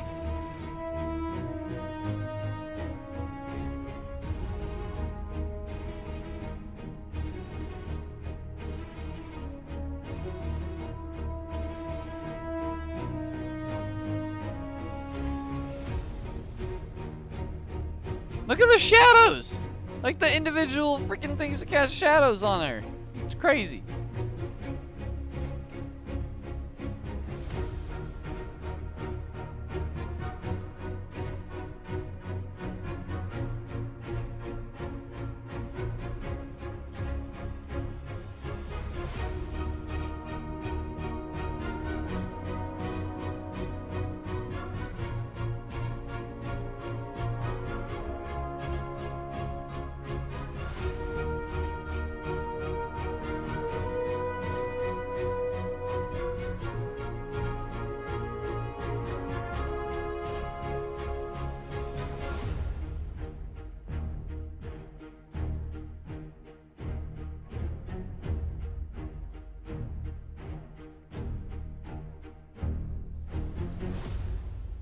That hair looks really, really good. Thank you, guys.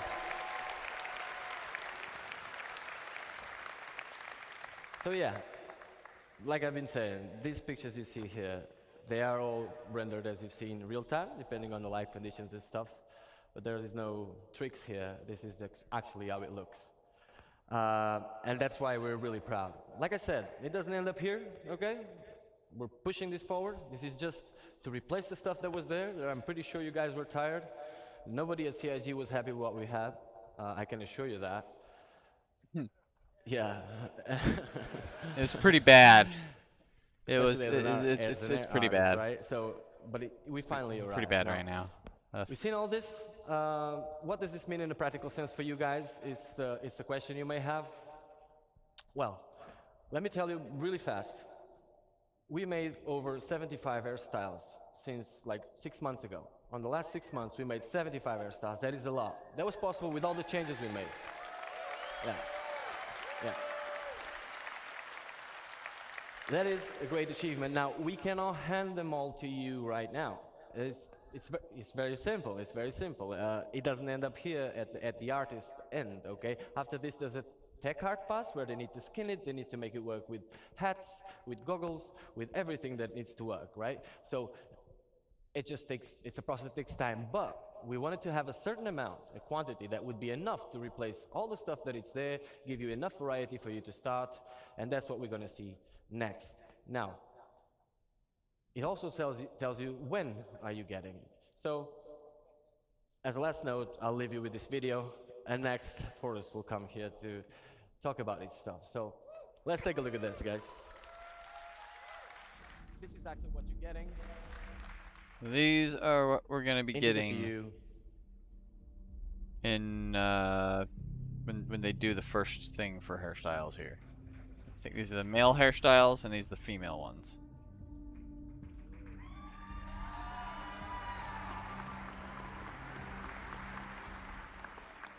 Pretty good to start with. Not bad, not bad.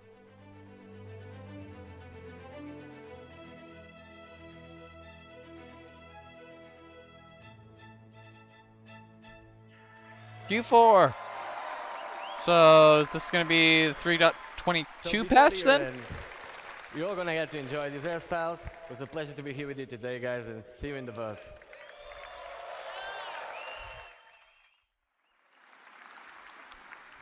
Another round of applause for Andre and getting new hairs into the game. I can't wait to put new hair on my character, I'll tell you that. And for Ian and his awesome character team and the amazing characters they showed us earlier. Absolutely fantastic. I'm going to run through this. We don't have a lot of time. I'm going to talk to you about character heads. We've talked about hair. We have talked about outfits. I'm going to talk to you a little bit about the heads and our pipeline and getting us from the actors that we hire to do the photogrammetry all the way to the game characters. So we have a DNA pool, expansion, and customization I'm going to be taking you through. We made a data-driven pipeline for adding new heads. So what is a DNA pool? DNA pool is just a bunch of heads that we put into the game. That way you can modify the ears, the nose, the chin, the mouth, and you could interpolate between all the different heads. A DNA pool. We want to expand the pool and allow for more selection and range. So we scanned 60 new heads for our That's DNA awesome. pool. 60 new heads. Should definitely And be we able to make process much them more unique internally. looking characters at that We point. also added customizable facial features. I hope we can save skin tones, our character complexion, customizations makeup to layer the on top. to Spectrum though, Revisited the so that we don't eyes. have to These redo it characters every look single new and time they there's an look update. great.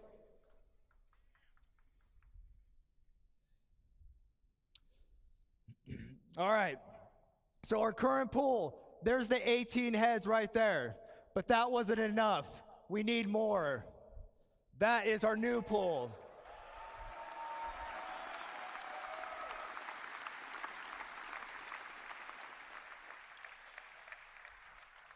Very exciting. Right now in the PU, when you're playing, see that center row? You get 9 females and 9 males. And now we're going to be getting all these characters. That's a lot the more. Squadron and the Persistent Universe. How do we do it? Well, we partnered with Clear Angle over in Pinewood, London. And they have this thing called the Clear Angle Dorothy Scanner. The scanner improvements allows us to get shoots done in 4 weeks of sessions. Custom coded flash that just kind of does it automatically, all calibrated in seconds. To give you an idea, our old process for doing this took hours to calibrate. This thing does it in seconds. Talk about state of the art. Average of 4 scan actors per day now. We used to be doing 1. What this means to you is we can get you characters faster. We can get you new heads faster. Polarized image data resulted in improved spec, blah, blah, blah. Those are awesome texture maps that we could put on the head. That way we could render them, make them look really good.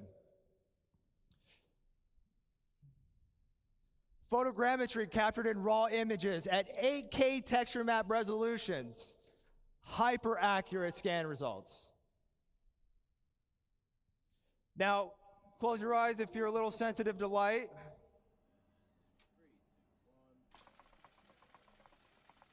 This is the process we use to get the pictures, to build the photogrammetry, to calibrate the cameras.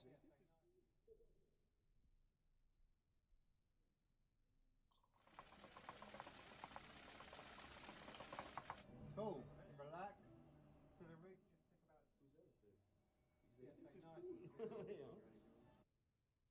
All right. So we got some characters here on the screen. Those are all built using all these things that I've briefly mentioned. I want to talk to you a little bit about skin tone though. Skin tone's tricky because we want to apply it. We want to be able to customize it. We want you to have the ability to do whatever you want. So what you see is some really weird looking characters. We see a head with some yellow.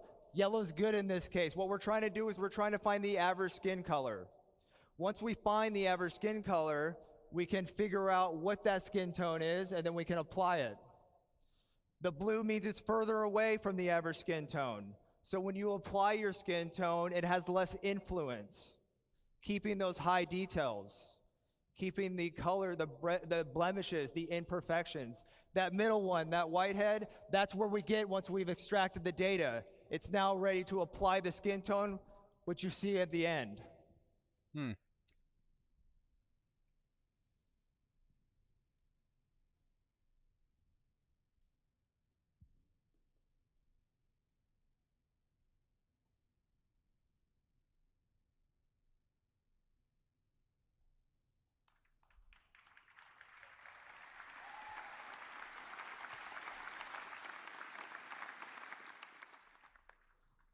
All right, so here's a little more detail what I'm talking about. we knew that we were going to get a pull for these heads, this pool of all these different awesome shapes, noses, ears, lips. But now, with what we're doing currently, you can see that we have calibrated all of our source photos of our actors. And with that, we could figure out exactly what they're supposed to look like. And then once I extract and do the average thing, I'm able to get a value. And that value translates into a skin tone. And that skin tone translates into a chart that you can customize your character with. And what's great about this is as we grow our pool and we get more heads, we get more skin tones. So our skin tones aren't based on, you know, whatever it should be. What should it be? What does it look like? These are real data. These are real data that we get from these incredible clear angle scans and the incredible tech that is written by our staff. And the skin tone will grow along with our head data and along with our heads. And there's an example of me just applying it and showing that in practice. And now here's another skin cones will Here's grow along with our head that I put data together with this stuff. and along with our heads. It just sounds so wrong. And here's what's great about that. I did that with our brand new character creator, character customizer for Squadron 42. Every head you see in here, which will also be applied to the persistent universe, so all heads are in the verse.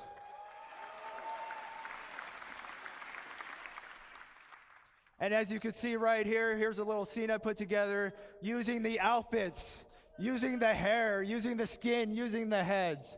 And I did that all with the new character creator. And here to show you that, it's a live demo of the character creator, I'm going to bring back my good friend Sean Tracy. Thanks, buddy. Give me. Oh, it's awesome. All right, so what's this all mean to you guys? Let's show ya. Time for live demo. All right. Well, there's that high-pitched sound that everybody was talking about. Welcome you to the Biotic Corp Calliope machine. A lot of people freaked out about that the other day. A little high-pitched, but I barely noticed it on the low. So here you can see I can definitely hear it now. I'm getting feedback. You can see we've got two body types that I can select from at any point in time. Oh wow, yeah, that is. So we're gonna start in pretty right bad away. feedback. Now you might recall. Sorry about how the feedback, character everybody. currently works.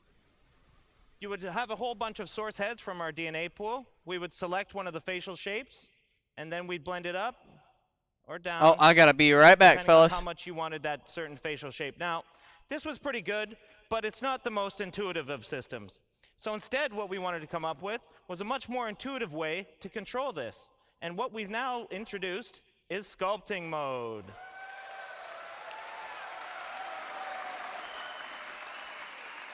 So it's quite interesting to know what's going on behind the scenes, and this wasn't an easy problem to solve, but our animation programmers and tech artists and everybody came together, and they figured out a way to basically make it so that from the DNA pool, we are making a selection based on what you want out of it.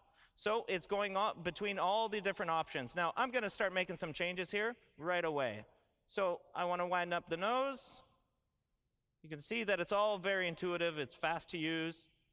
I'm going to make the lips a little bit bigger here. There we go, something like that. I think that looks pretty good. I'm going to adjust the brow here, maybe make a little bit of a heavier brow. Now we can adjust the eye shape. We can go more almond eyes. We can go more oval. We can have a heavy lid. You know, I can find a whole bunch of different options within here. So here, we're starting to look pretty good. I want to give him a little bit more of a hero chin. There we go. I'm liking that. Yes. That's cool. All right. So not to spend too much time on that, I want to show you some of the other features. And speaking of features, we go to our skin tone. So finally, you're not just selecting a preset skin tone. You can move through the whole gamut of the lookup table. And this is melanin and hemoglobin at the same time.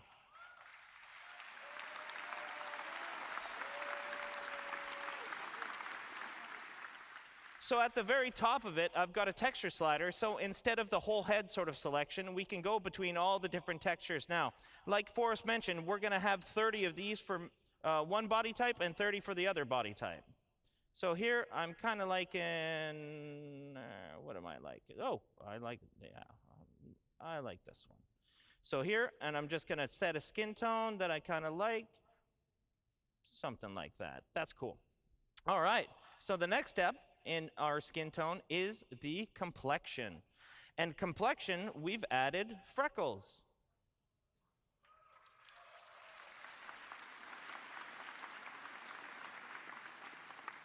So here I'm just blending in and I'm blending out the amount of freckles. Now I've cranked it all the way to the top just so you guys can see it.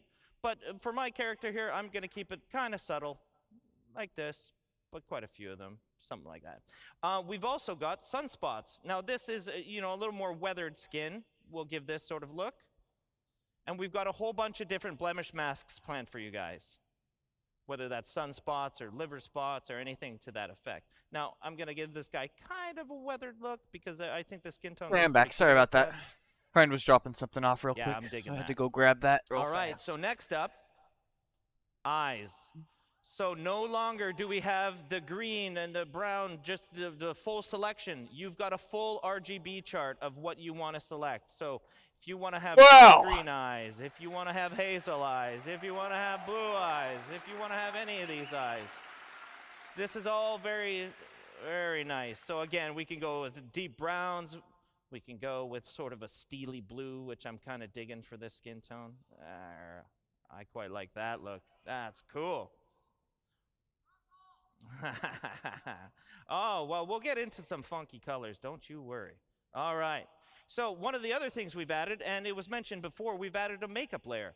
And with the makeup layer, we're totally inclusive. Any of the body types can have makeup. Now, I don't want to spend too long on it here because we're going to get into it in a couple minutes.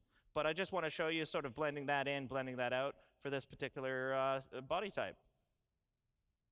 So next, as Andre talked about, we have all the hairstyles that you could want.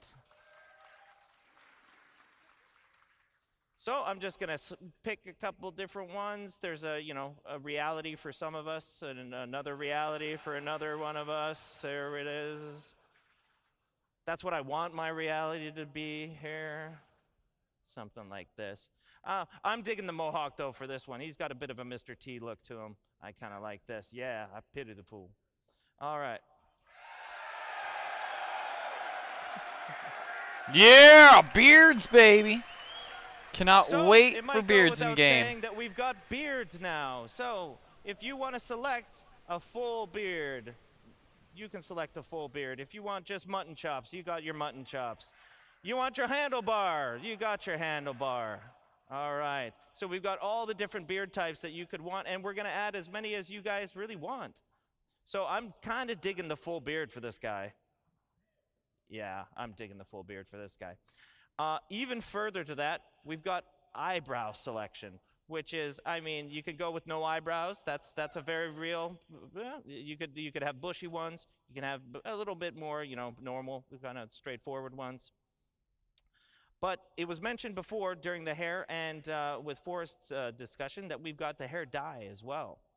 So with the hair dye, you can affect all the hair at once, and right now I've got all selected, so I can go through the gamut of all the different hair melanin that you can set.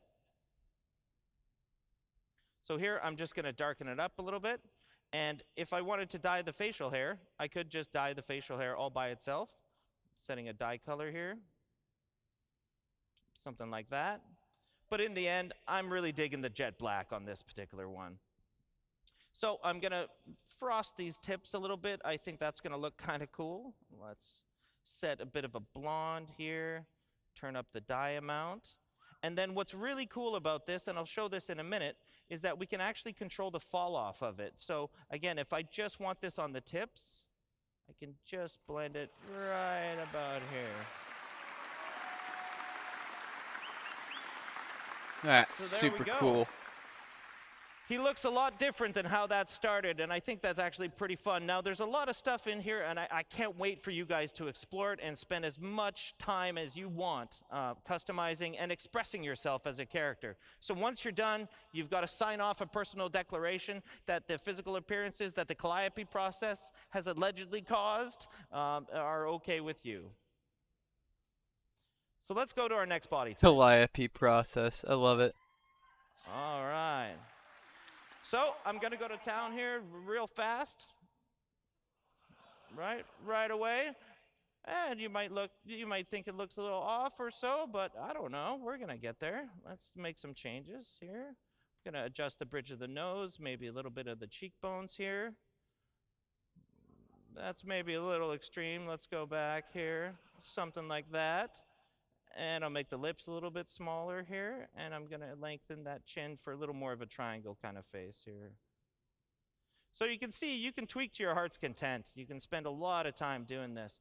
And I don't really like the brows. I like a little bit softer of a brow for this particular character.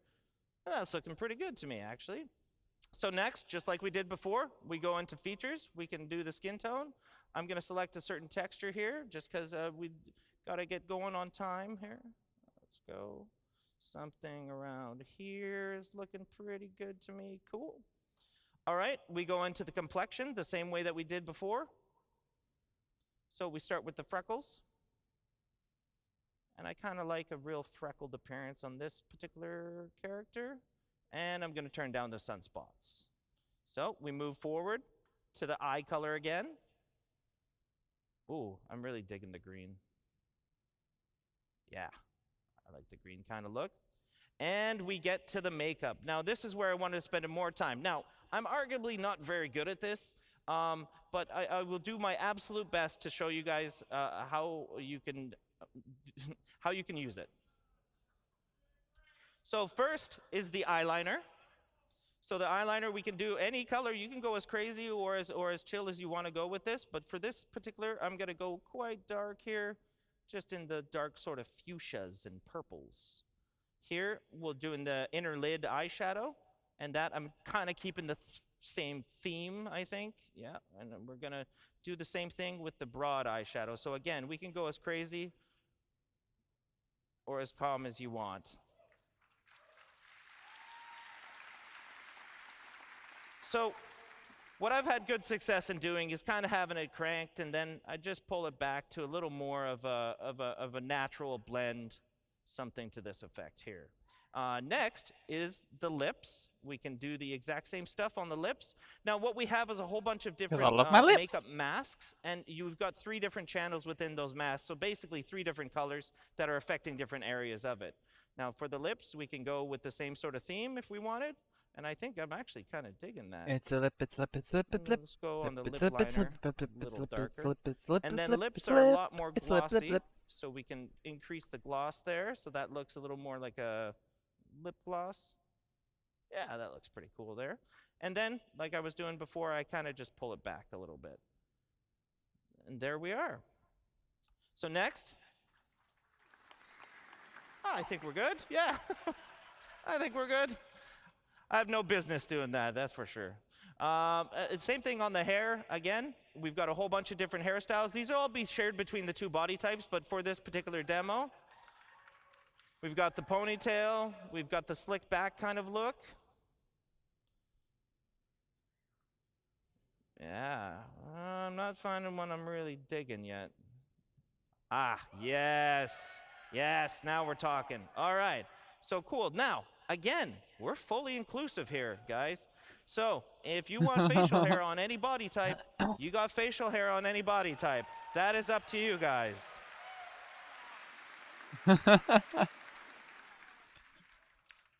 So on the eyebrows, I'm just going to leave them because we can't really see them anyways. But for the hair, I really like dyeing this hair a certain color, sort of, you know. There's going to be some very absurd-looking characters, I'm sure. Gonna turn that down. I like All right, the fellas. nice jet black. Look at the makeup bounce. I'm gonna step away for. No, I can't step away quite yet. Though, and I'm I gotta turn on the next panel first. Forward here.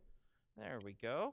And then I'm gonna give it a bit of a fall off, as we can do. So it's just on the tips there. So let's see that in action. Oh, that's really cool. All right.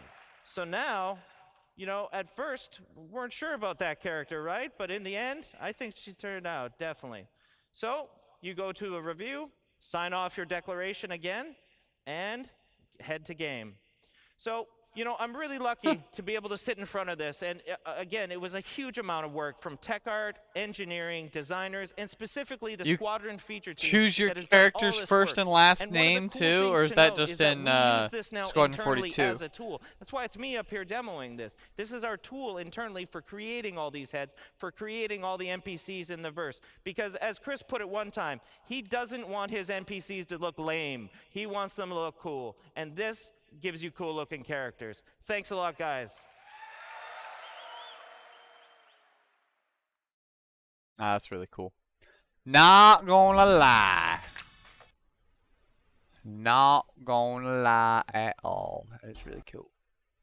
Alright, and now we're gonna go a destination adventure. It's only a 36-minute panel, so this one's gonna be a lot more tolerable as far as the length of time spent. I am gonna take just a short time here at the start of this panel and step away. I will be back in just a few minutes, though. And I'm the product owner for the distribution centers. Before we delve into, I'll put my slide on for a start. Before we delve into it, everything that you're going to see is currently in gray box, so just keep that in mind. So, these distribution centers, what are they? Well, first off, they're the biggest location we have on the ground outside of landing zones. The reason why they're so big is intentional. We wanted them to accommodate as much world and mission-based gameplay as possible. Each location supports multiple landing pads and hangars, making them accessible to as many players as possible at any one time. There's even a road network to support transit from the planet's surface, into the main building and to any berth ships. So every distribution center will be owned by a faction. You know, depending on the faction and where the distribution center is located on the planet will determine its specialism. Now, each specialism will lend itself to different missions and gameplay opportunities. So let's talk about some factions for a moment. So an example of a major faction would be the UEE. Now, at their distribution centers, they're likely to be more specialized towards military supply, research and development, or communications, you know, depending on which branch of the UEE it is. They will have a much stronger military presence in the area, and missions here may be more hostile with combat-orientated, team-based raid opportunities. Other examples of hostile gameplay that we're thinking of is hacking and stealing, searching for and destroying a specific item, tracking and eliminating any VIPs, and, you know, everyone's favorite, eliminate all. Grey Cat Industrial would be an example of a minor faction. So their distribution centers will be more specialized towards gathering resources, manufacturing, assembly, shipping. There would be a security presence here, but it won't be that as strong as a major faction. And missions here would be more suited to friendly gameplay loops, though we won't be ruling out hostile missions like corporate espionage. Some other friendly gameplay types. Cargo hauling, like I said, resource gathering and mining, maintenance of the location. But you know, that's enough of me talking about it. How about we show you where we're up to with these distribution centers?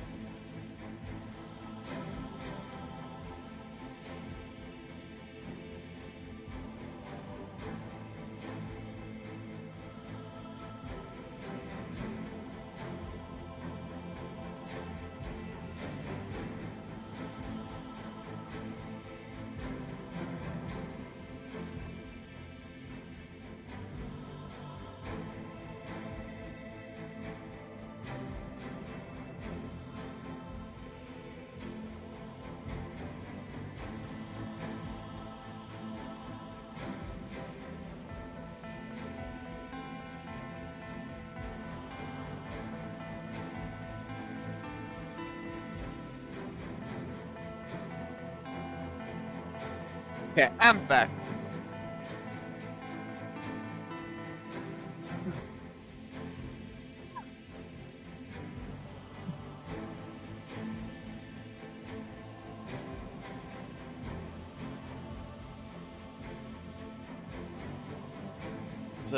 What, the distribution center stuff right here?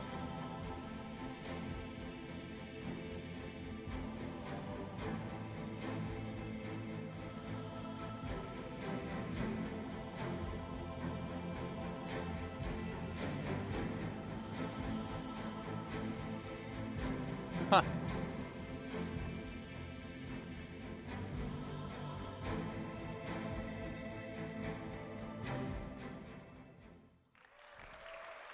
Thank you. It was a corporate hub, okay. So to talk you through the corporate spaces at these locations, please welcome Rainer Rick to the stage. Why does it keep defaulting Hello. to closed captioning being on? So my name is Rainer Rick. I'm a lead environment artist at the Montreal studio. And we've been working with John's team on the distribution centers. So John just showed how massive these locations are. He also presented the industrial sections on the ground level. And I'm here to present the administrative area of these facilities that the Montreal team has been working on.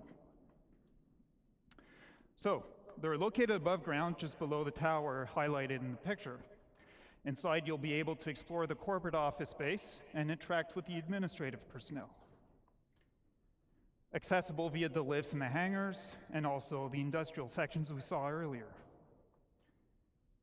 In addition, we've added also landing pads in front of the lobby, specifically designed for smaller ships and ideal for short stays like pickup or delivery missions. Very nice. And we can't ignore the fantastic views we have from these platforms. A reminder of the vastness of these facilities. Now, They're let's pretty step big inside facilities. the They're lobby. not quite city You'll find sized, the but atrium, they're which is a central point of the administrative area, pretty providing impressive for access what to they are. various locations of the corporate space. Within this space, you'll find the reception desk, and as a newcomer, you'll be expected to report here first. So here you can hand over your deliveries or pick up packages and earn reputation points with that faction. So also expect to see corporate ownership reflected through branding, color schemes, and product placement throughout the corporate hub. And with the use of overlays, we'll be able to swap these out depending on the ownership. And here's an example with Grey Cat showcasing their vehicles and some shiny armor. And back on the topic of reputation, as it grows, you can expect to gain access to the executive office spaces. From here, you'll meet with unique quest givers, and depending on your reputation level, you'll receive various mission types, either friendly or hostile. And finally, the distribution centers were designed as an evolving location. We've built this with future expansion in mind. And in the back of the lobby, for example, doorways could eventually lead to additional office space. So, okay. Enough talk. Just before I show our progress so far, I want to give a big thank you to the Montreal team for their work on the administration area. Thank you. And as John mentioned, we're still in gray box space, so just definitely going to be much more interesting to go to one of these places rather than the current outpost that they've got. I mean, if we have the current outposts as well as these, that's varied locations, and I think that'd be kind of cool too.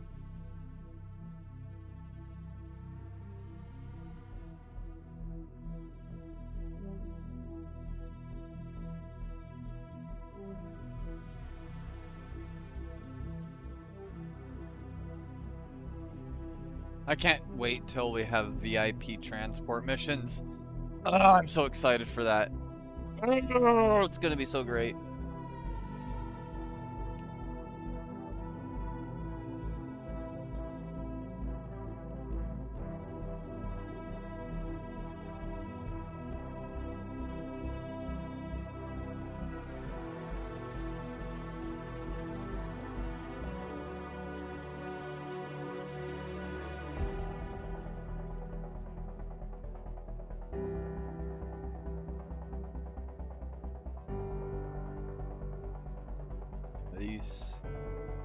These look really good.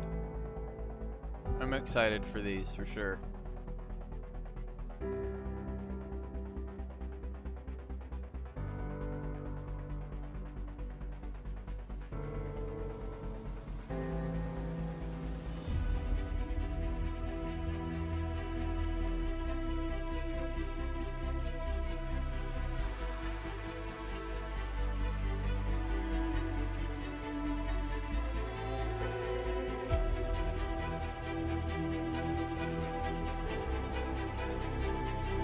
Good old A2.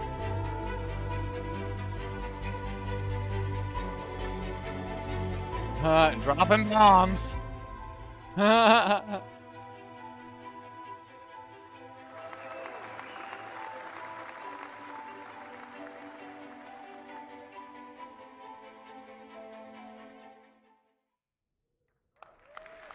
Thank you very much. And now let me welcome back John on stage. He's going to continue the presentation. Thanks a lot, guys. Very good. Very, very good. Team did a great job with that video. Okay, so something we've been working on that's unique to this location is raids. Click on.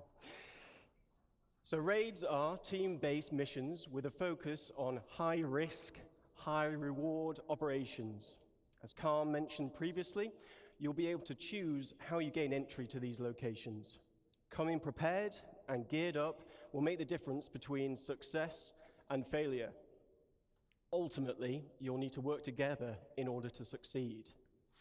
So these raids will have you breaching the interior of the main structure, highlighted here.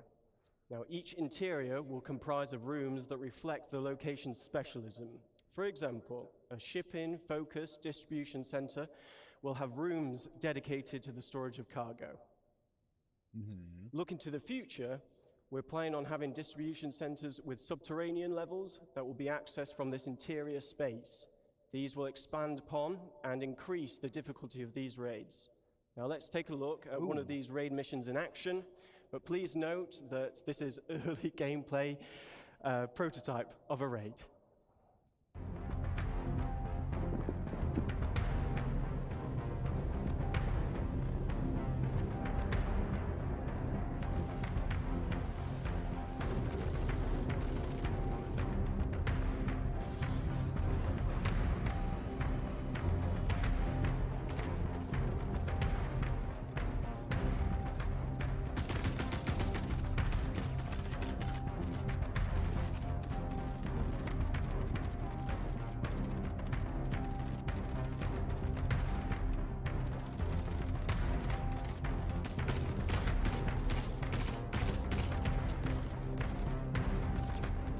Man, I hope we get the ability to share our visor feed with teammates and be able to put that visor feed on a MFD in a ship.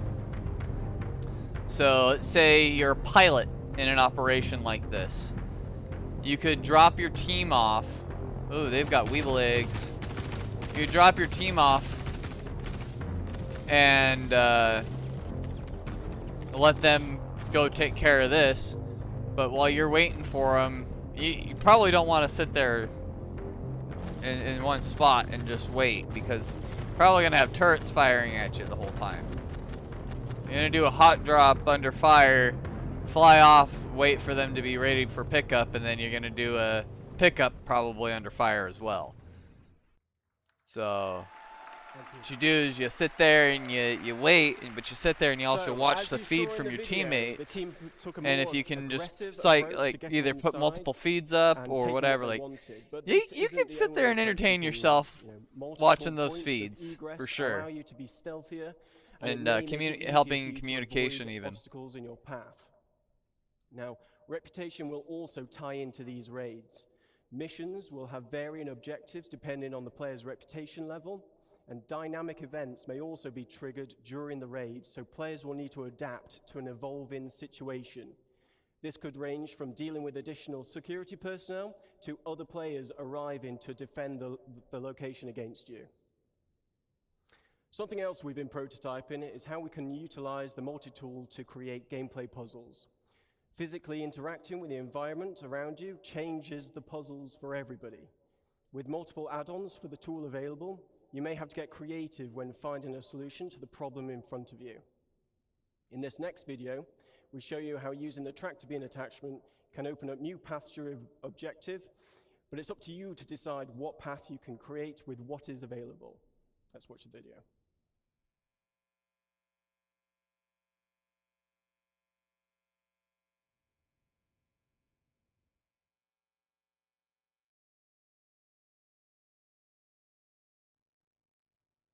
Yeah, that looks really.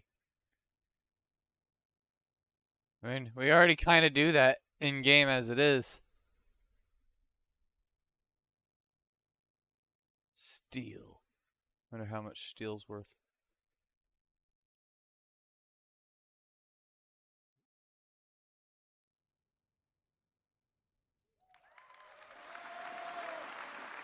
So, yes, thank you. Now, obviously, it was, you know, this location would be possible with several people at CIG, so thanks go to Manuel, John, Jack, Martin, Farouk, Luke, Chris, Mustafa, Sam, Tom, and Rob. You've been excellent. Thank you to Rainer and his team in Montreal. You know, none of this would be possible without their efforts. And yeah, thanks to everybody here and online watching. Really appreciate your support. On to the next one. Yeah. We got halfway through here almost. Cool. Hello. This is a good segue from the distribution centers, as I'll be talking to you about different aspects of cargo and freight on behalf of Art and Design. My name is Nick Etheridge, and I'm an Assistant Environment Art Director. So obviously, cargo isn't just about boxes. It's a big part of the game. Almost every aspect of the game has some kind of involvement with cargo. And I'm going to briefly go through some of them now. As you do more hauling contracts, you will build up your reputation and relationship with the guild.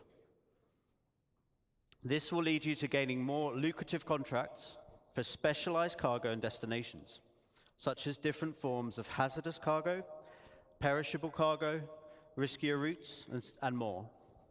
So what do I mean by hazardous and perishable?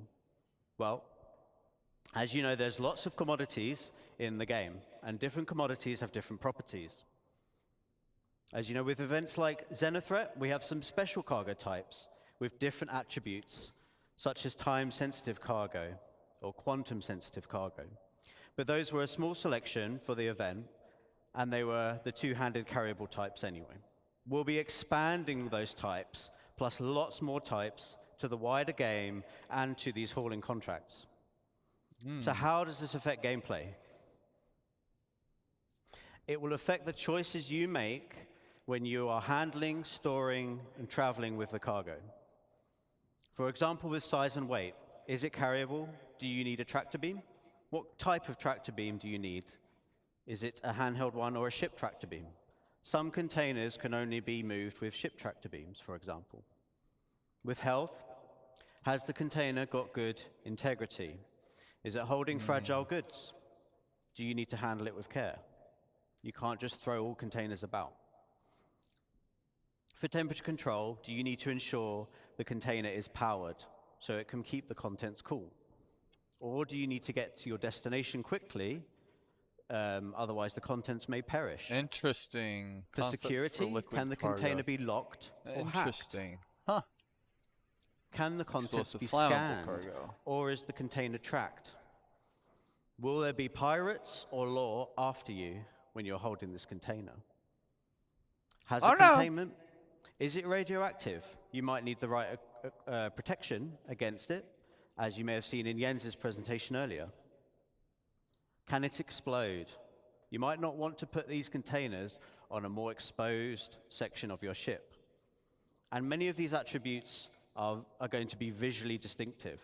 So conversely, if you want to steal, for example, some cargo on a whole sea, which does have very exposed cargo containers, you might want to avoid shooting blindly and accidentally blowing up your potential profits. So look out for those types of containers. Back to mission progression. We'll be introducing perks and rewards as part of fulfilling contracts and raising reputation with these companies. For rewards, we'll have branded ship and tool skins, branded clothing. There will be collectibles to decorate your hab, Ship skins will hangar, be pretty or ship, cool. or you can put them anywhere you want.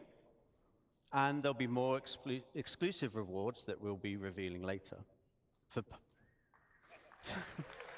Thank you. For perks, you'll get access to more items in shops and discounts on specific items. And all of these rewards and perks you need to earn in the game. You cannot just buy them. Nice. All 4 gameplay-driven rewards and Next, whatnot. let's have a look great. at freight elevators and hangars. Oh, you'd be yeah. excited for this. I'd like to show you a short video to demonstrate how freight elevators will change how you view your hangars and how you use your hangars. Okay, this is going to be a cool demonstration right here. I haven't seen this one yet.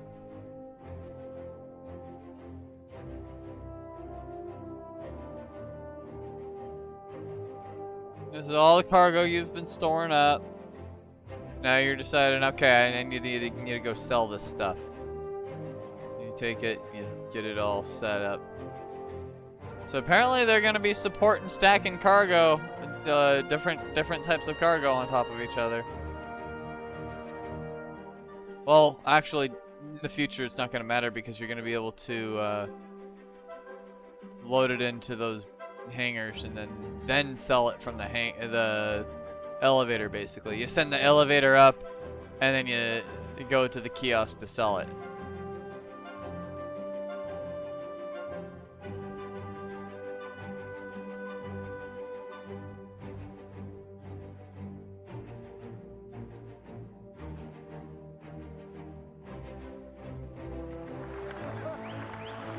The trolleys, that's really cool.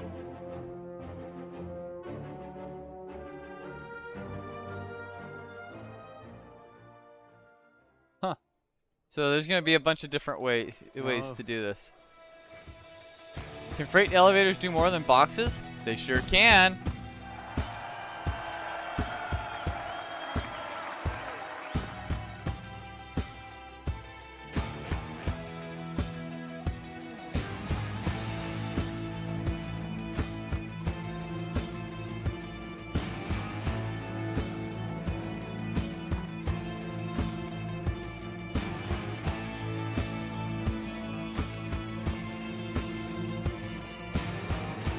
Can do all the stuff.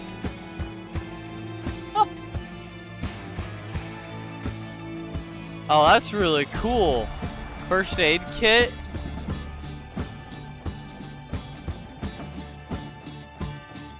Access or store away, up to you. Huh. This is that's oh my god. I don't know what it'll bring me because it's not in the game yet. Put it in the game.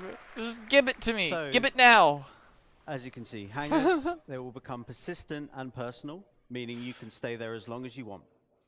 Whatever you leave there will persist and will be yours to use as you see fit. Your hangar won't just be a place that you leave from in your I ship. think you'll be allowed It to will even become a key spawn base of at your operations hangar. to handle your inventory and storage needs. 'Cause the And hangars are you'll be able to huge. request your ships from an If you have terminal one of the from within big hangar industrial ones or luxury ones, whatever. I think I've got a big ass industrial one. I don't know if I've got any of the luxury Location ones or not. inventories won't be magic and instant anymore. This means that the freight elevators will be one of the main ways you interact with your local inventory. Items stored at the location can be requested via the elevator kiosks and will be brought up in a physicalized state to do with as you want.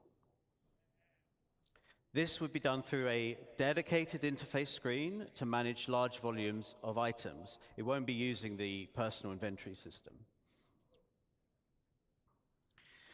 The change is obviously a really big quality of life improvement to retrieving ground vehicles. No longer do you have to travel thousands or millions of kilometers to specific places in the verse to get your vehicle. You will get them straight from your hangar.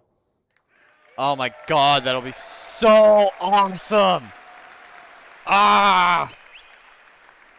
You'll also be able to bring up ship components, so your hangar is now more of a maintenance bay and outfitters where you can do repairs and swap around items and things like that. So in short, persistent player hangars in combination with freight elevators will dramatically change what you can do in your hangar. It will be a home to do as you want, which has always been the dream. That concludes my presentation. Thank you very much for listening. Persistent hangars are going to be amazing. And I'll pass you over to absolutely Todd Pappy. cannot wait. Sitcon. Come on, I can't hear you. All right, there we go. So, we'll be talking today about something special. It's an update on something that we talked about a little while ago, but we feel it's the future of Star Citizen, and it's the culmination of multiple different game systems coming together. So why don't you play the video?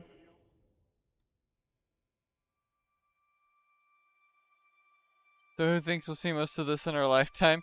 I think we're going to see most of this within the next 12 months.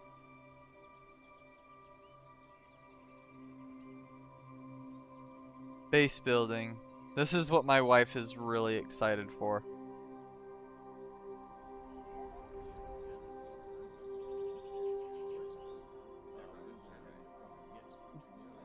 Hey, Saigon. To be fair, I called that we were going to get Pyro by the end of the year. Alright? I said at the start of the year that we were going to see Pyro by the end of the year.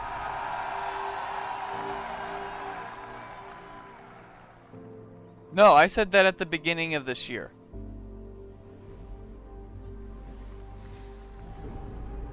It wasn't last year. I literally said it at the beginning of this year. I said by the end of the year.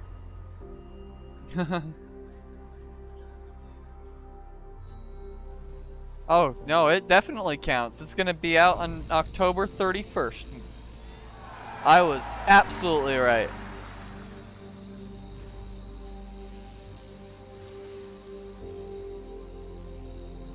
I also, to be absolutely fair, I thought we were also going to have a release date for Squadron 42.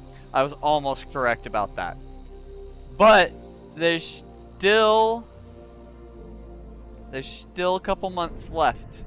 They could still say or give a release date by the end of the year.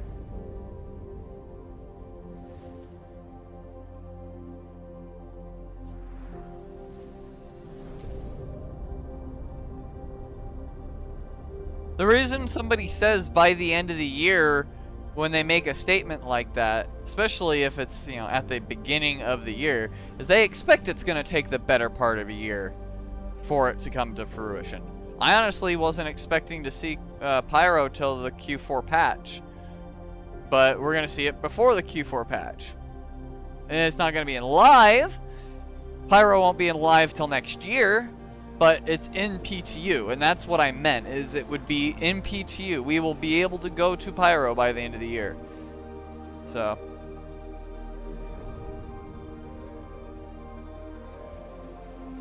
Oh no, Saigon, you say they're only going to give a select few at first. They laid it out. They have it laid out on the website. They're going to release the waves in the way that they've been doing with the PTU. So, yeah, only a select few at first. But it's going to be more than Evocati at first. It's going to be like a wave a little bit of a All right. light wave 1 So base building. PTU, All and right, then it it's breaks going to down into go two really large from gameplay there. sections, It'll ramp planning up, ahead and I prepping, think they're going to ramp it up and then quicker you've than got you think, the on-site where you're because they have a actually gonna lot build. of stuff they want to test out, and So they're with going to be that, surprised you at need how to many figure out people what want your to play goal in is. Pyro, Is it to have a home with a nice view despite and any relax? bugs that Is might it be to have going a on. trading post where you want to create We're and sick sell of items? Stanton. Is it to gather resources I'm telling you available right and now, move as on soon to as the I next get area? access, Or is it to be I will off-grid and be probably be completely spending most of my self-sufficient? time in-game in Pyro. So with that, with your prep and everything like that, we've got I know it's going to blueprints. be a completely So separate the- build. It's going to be a the completely recipes. separate save state and Everything in the game everything, is but fabricated from a I blueprint. will probably Players go acquire play blueprints via solely in Pyro as reputation soon as they give me rewards, access. missions, And I or expect rare it's going to happen NPCs. sooner rather than With later. any blueprint, you can actually do research on it and then create different variations. With materials ranging from the common to ultra rare, you might find them at the local shop or have to travel around the universe to collect them. Unrefined, I was hoping refined, to see simple a materials, release or date even for complex components Squadron will all go 42, into though. the fabrication. Kind of bummed With out that this, didn't then you've got happen. Location, location, location. First But area they gave a really is big high update security, about it, and it so looks you so must good. purchase the Oh my land. god. The base is I actually invulnerable cannot because the wait planetary shield tech. to be able to go there, A or security will show up to be able to play protect it Squadron as 42. well. You pay It for the looks privilege. so You're good. taxed. So at this point, you won't have the best resources available. You won't have access to the best resources available on the planet. If you don't pay your taxes, the shields will go away after a period of time, and the base will become derelict and will collapse. But this is low risk, low reward. Then you've got low security. So again, you must purchase the land. It's owned by an independent corp, gang, or faction. Again, you don't have access to all the best resources on the planet. The base is vulnerable. AI NPCs will show up and protect the base if it's attacked. The protection will escalate over time. Player can also build defenses to help mitigate this as well. And then it's medium reward. No, medium risk. Then you've I'm got not telling you to lawless. get your hopes up. So this is I'm no just protection saying other than what you I've build. been right. So There's shields, anti-air. I'll admit I'm writing Players on a can little bit disable of the shields copium, by getting close to them hopium, and destroying whatever them. you want to call High it. risk, high reward. Since there's no taxes, no protection fees, you get a high return on the resources that you collect. Now, there's some cross-shard and server meshing considerations that will kind of adjust this design in the future, but we'll get into that later once we. Like, once I'm we're excited, building it. but So from here, you've got the you tools. know. So this is what we would consider a surveyor. With this, we want to actually cater to everybody's playstyle, whether you're solo or in an org. With this, you got different buildings that you can produce, from small, medium to large to XL. Oh, I'm writing it, or trust me. XL. I am writing So it. With the surveyor tool, you can only build the small buildings. With a vehicle, you can build small and medium-sized Citizen buildings. Con got me so excited With the Galaxy, for this. you can I'm build not gonna lie. small to large I'm structures. ridiculously excited And then obviously with the for the Pioneer, future of this game. Pioneer can do it all. I have the and Galaxy, it still works as a and multi-base. I know And what we'll, talk about some module of I'm the more getting for it expanded now. features that we're adding to I it am getting the and base building later on. module, because that's going to make So, my wife very happy. And then it's also we're exploring what can be done in space, not just on the planet. I was originally going to go with the medical So from module here, on it, you but set off on your journey. nah. So with the land claim, you put your tool down where Base you want. building module. You launch the drone that is built into the machine, and then from there, this allows the player to access the base building and also land claim mode. With the land claim modes, the player can actually change the size and position of what area they want to claim, and it also shows you the cost and taxes associated with it. If it's in a taxable zone and you don't own the land, this interface will default to it. So if you own land or it's in a lawless area, it'll automatically go to base building mode. So with the overhead view of the land, you can actually place down buildings exactly where you want. You can see the resources beneath the surface. And then Beneath the you surface. can also place multiple buildings before you actually build. So you can see how it will all kind of come together. You'll see the resources that are needed for it. And then you can also switch back and forth between different modes, which are showing off the resource network and how you link basically power generators to consumers. And then the player can move or deconstruct existing buildings right now with no charge. Fabrication. So when you basically build these buildings. They don't come with any furnishings. And if you didn't bring any with you, then you want to build a fabricator. So depending on what you want to build, there's different sizes of them that support buildings from decorations, armor, weapons, components, and even ships. Shipyards! Shipyards! That's So like freaking base building huge. mode, you need Like, blueprints, I'm resources curious to craft as what you well. want. Everything As far as fabricated shipyards are is produced concerned, from are you only going to be able to produces produce a small physicalized entity. ships, or are you Stats going to and be able to quality will produce depend like on the quality of the materials actually used. big ships? Are you going to be able to Once you've produce done that and you build your capital-sized decorations, ships? now you can actually fill the room the way that you want to fill it. So furnishings can be purchased at different locations, or they can actually be fabricated. You can do that Not a via huge Rust first fan. person I and in think dedicated mode in the as long surveyor as they have the game set up With in a that, way where you've you got different don't types of need to buildings. base build So you've got and you utility can style, which would be just live on garages, your freight ship. elevators, landing pads. That's how I'm going to prefer to live, to be honest with And you. then I'm you've got going to extractors. prefer to live on my ship. So However, with my wife extractors, wants to base we build. want to make sure that So nothing having a in place to regards resource go gathering is fully automated. wouldn't be a bad thing. A level of player And that's engagement what is my always wife needed. wants to do is So as Nick talked about wants before, to there are different types of commodities, base build radioactive, and perishable, etc. do stuff on the ground and What you'll whatnot. be She doing doesn't is like pulling flying. out It full gives her containers, vertigo. Then from there, So be repairing, or there's wear and tear she'll associated just be with it, building reducing our fires base, like you saw in Thorsten's and talk I and Guillermo's will talk be yesterday. doing all the other stuff. There's also upgrade paths for making them By the more way, efficient hi and Nordic, welcome resilient. back. Good to see you back in the chat. Power generators. So with different types of power generators, there'll be some that are more cost-effective as well as effective in different areas. Solar panels will not always work in darkness. Fuel generators will need to be filled up every now and then batteries to store excess power. Then you've got producers. So things that will require the players to combine different resources to produce new items.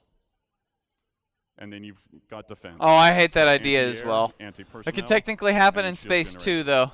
So. And then the big one. But it's a lot less likely if you We start set up in a development Q1. area with the dead space. That's me. Thank you all. Thank you for coming. It's wonderful to see you. Great stuff there. Provide for food banks Oh my all gosh. throughout King All County. right. To see Amazon be a partner in this fight, it means a lot to the community. We Hunger is has not gonna end one tomorrow. more thing left to watch here, I believe. That is... I held the line.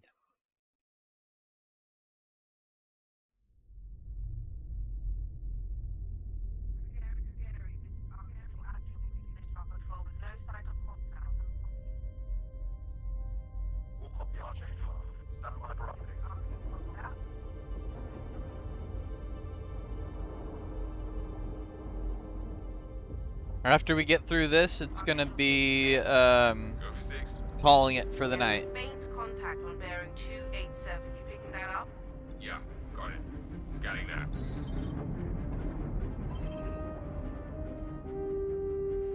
We're clear. Commercial vessel out of Vegas 3. Reminder that civilian traffic is restricted under lockdown. Copy that.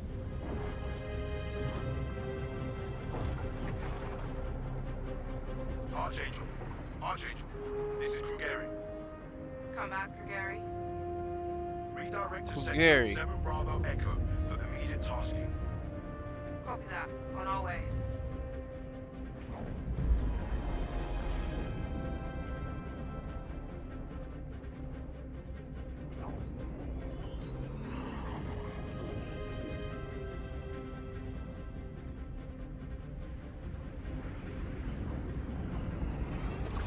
If I'm not mistaken, I think the F7A has 2 size 3s on the wings, 2 size 3s on the top turret, and 2 size 2s on the nose. So 4 size 3s and 2 size 2s, nothing to scoff at. F8 has 6 size 3s and 2 size 4s on the F8A, which is the big brother.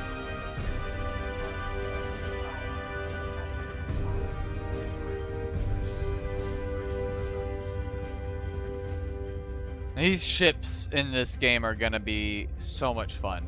With those big ass guns and everything. Oh my god.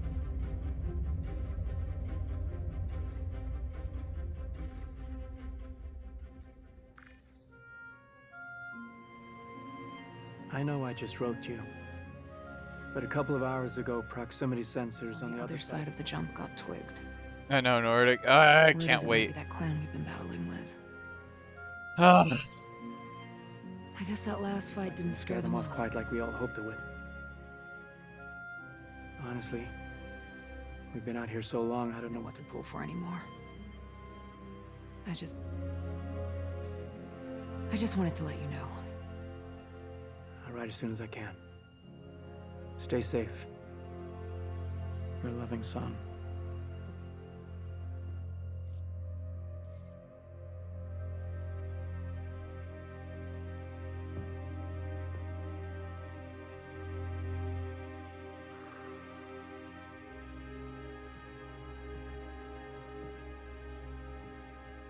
My god, this is giving me chills. This is another thing I could just watch over and over and over again. These are so great.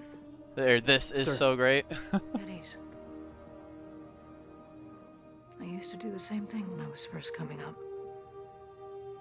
Post up to the flight deck whenever I could to watch the launches.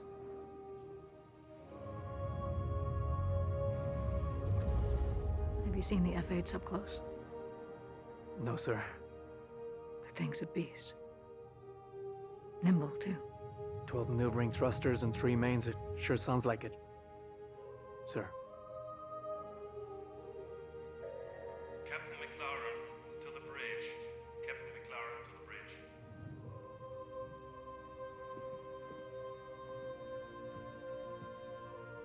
bridge. I saw you apply to the Flight Academy again. Yes, sir. Keep your head up. Took me a couple times before I got in. Thank you, sir. Oh. Few things can evoke this kind of emotional response in me. This is, oh my god.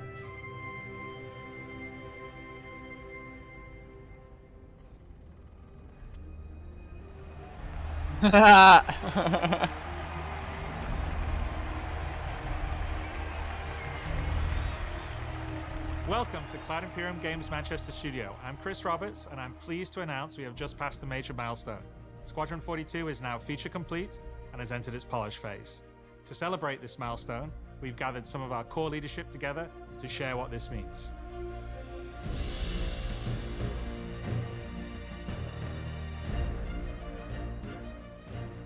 As Chris says, we've moved into the polish phase of Squadron 42, which means extra emphasis on ensuring things feel fun. I know! I love how they show the difference of where they used to be and where they are now too. Like, the visuals are just so good now. As immersive as possible. We've paid extra attention to how your character reacts when in their ship, so that you feel like an actual pilot, whether that's firing your weapons, taking hits, or punching the afterburners to get to cover. Ship AI has also seen huge improvements, with closer engagement distances and more varied behaviors. And with our new precision targeting mode, the action has never been as close.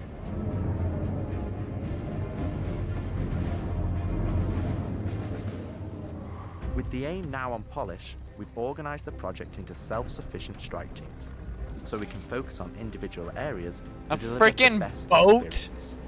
There's a boat, guys. They have boats in the game.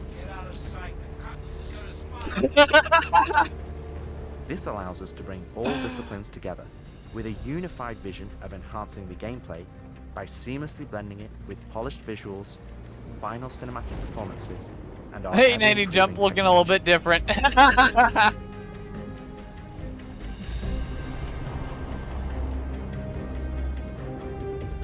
didn't see the boat, kid. You're good to keep going. Old man. I love how the old man is what the nickname is for the for Mark We're Hamill's also dialing in gameplay character. features, such as the ship flight model, for both atmosphere and space, which covers master modes, control surfaces, and our gold standard HUD and MFDs. Our interaction system for both the world and your character have also seen additional improvements, allowing us to hone and craft environmental puzzles unique to each location, while allowing us to tell the story of the world around you.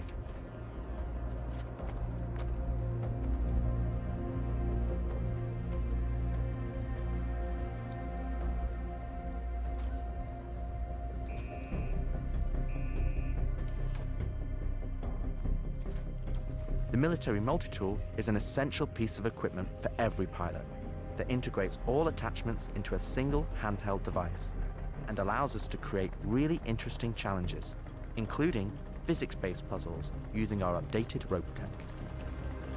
Rope tech, guys. Rope tech. I don't know how I feel about that. No, I'm just kidding. Ropes will still be relevant back at this point. You're not always going to have your tech available. At that point, you got to use ropes. Targeting and marker system has also seen an overhaul, allowing us to highlight only the essential information that you need, such as key objectives, mission targets, and high-level scan information, while keeping your overall view as clean as possible. Skag!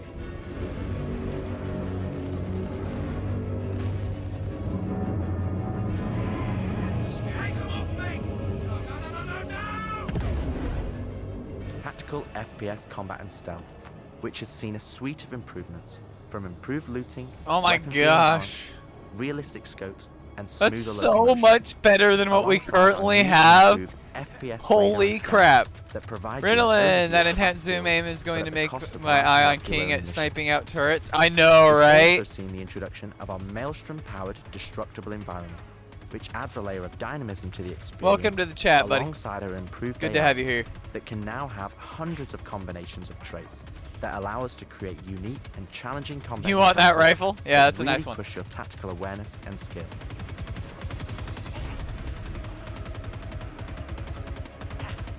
Whew.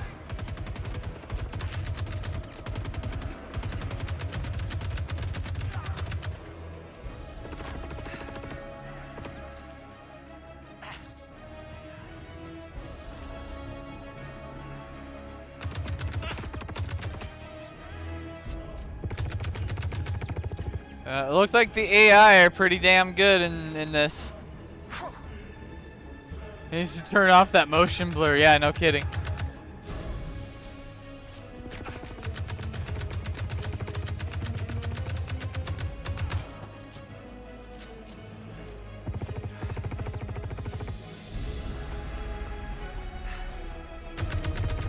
Disorienting.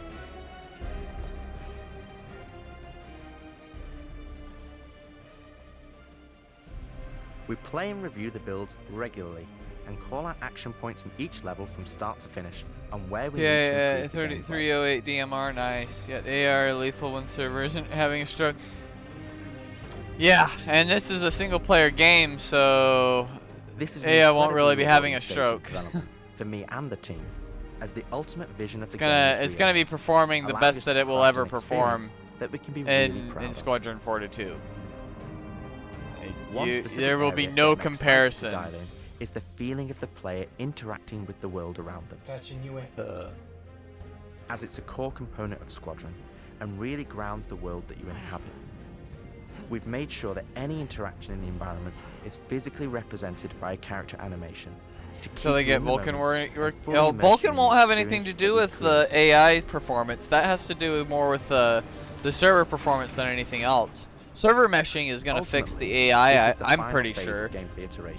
Before we fully transition. Maybe I'm wrong, but I think that's going to be the kicker for it. That'll drop the overhead on the client side. It's not going to affect the overhead so much on the server side.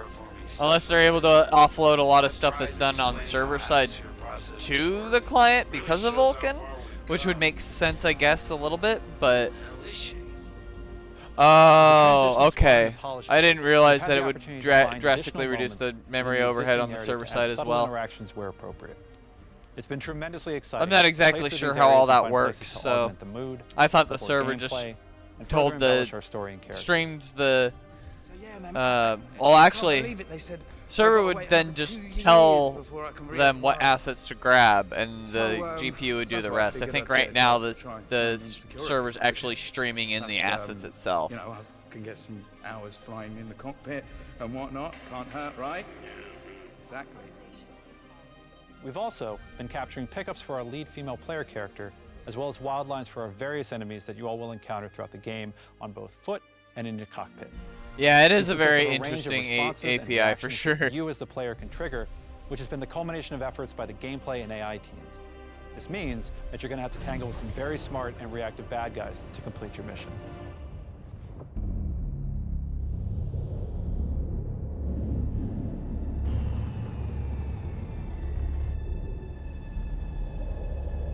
Yeah, that's a badass helmet.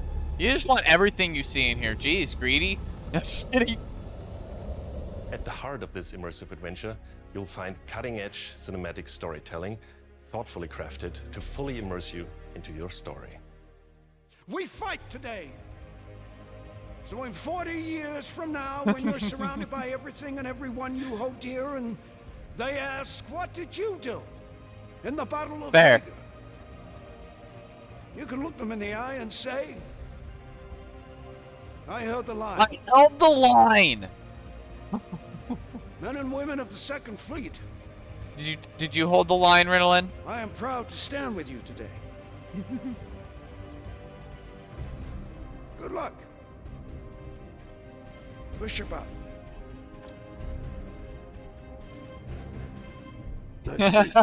Yes, you held the line. I'm getting right up behind you there, Ritalin. I just broke that $2,500 mark myself.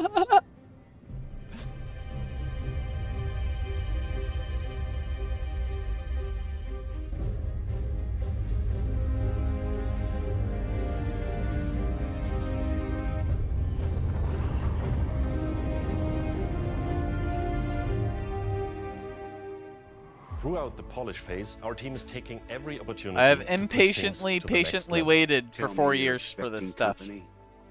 8 years is. The Cine team is focused on finalizing edit lock on all of Notice our big the bangle action in the as well as back all line? smaller character sequences. I could have pulled this is So that's the bangle that they're on right word there. from the recon team? Not yet. Let's get into position.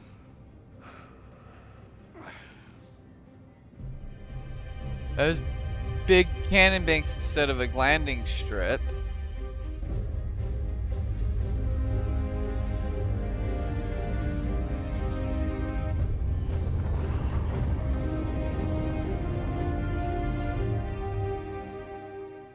Throughout the polish phase, our team is taking every opportunity to push things to the next level. Tell me you're expecting company. This is not good. The Cine team is focused on finalizing edit lock on all of our big action as well as all smaller character sequences. I could have pulled this off of the Galactopedia. Yeah, probably, but I think their solar mass Oh, calculations are different wrong. variants of the bangle. Oh, holy shit, I didn't even think about We are that. now able to adjust our shot composition to final cameras thanks to recently crafted space vistas and level art being content complete now. It'd be nice to know how much of a shitstorm we're flying into. More like a hellstorm, Blue. One you ain't gonna fly out of. Shut up.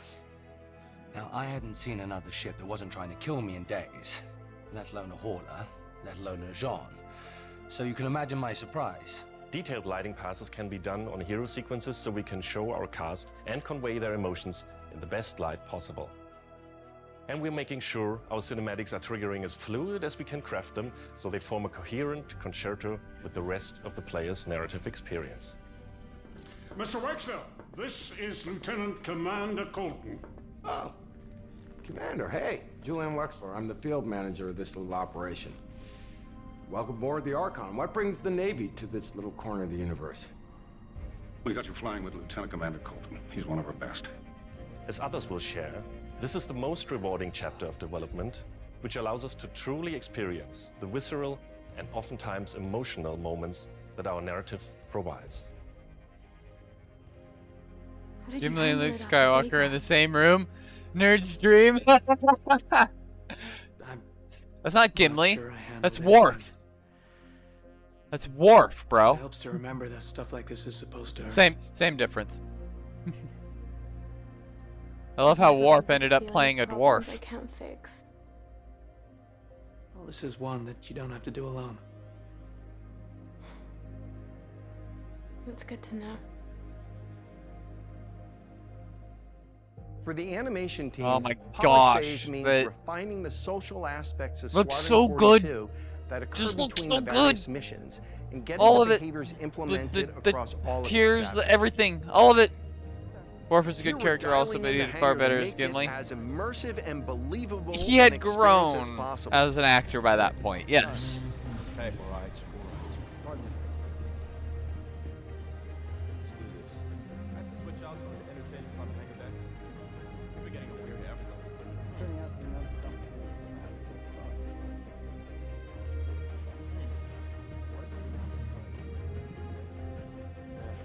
I feel that.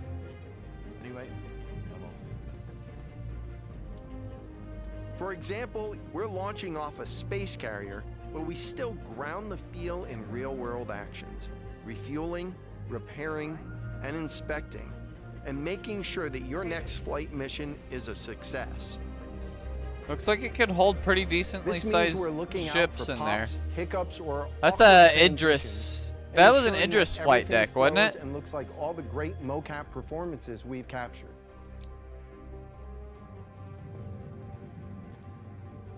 Let's ready some extra ice packs out of storage. Studios Whenever confirmed gunners a are lot on rotation, you can more. always count on at least one of them getting hurt. Ah, go away, We ad also break have you thing. covered in everyday life. A lot The more medical things coming. staff Squadron work 42 diligently release. for Beam their weapons. patients, whether they're players From the or Idris K kit is coming. Yeah, I remember them saying that. It's a beam cannon. We really want you to feel part of an beam authentic cannon. crew, an important part of the UEE Navy in an enormous universe of people going about their everyday Beam lives. cannon.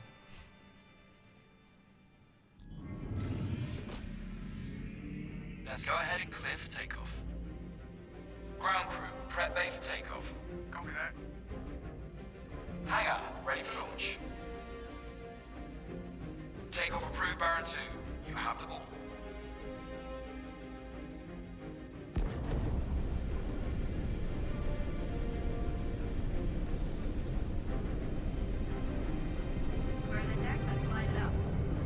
We're ready and hold on as you're launched off the deck of the carrier.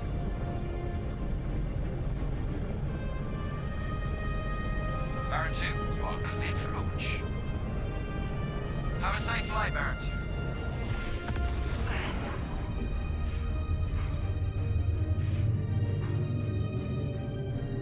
We want you to not only decide how you play the game, but to feel as if the people you interact with. So was that like are a in that gravity world lock with you. holding him in place before Never thought a shotgun the could be Exodus so size pretty. 10 beam cannon? This R97 is sleek as hell. Mining Like a lot laser of with other a weapons in Gemini's 8 arsenal, kilometer it range. has a higher Damn. rate of fire than most guns of its type.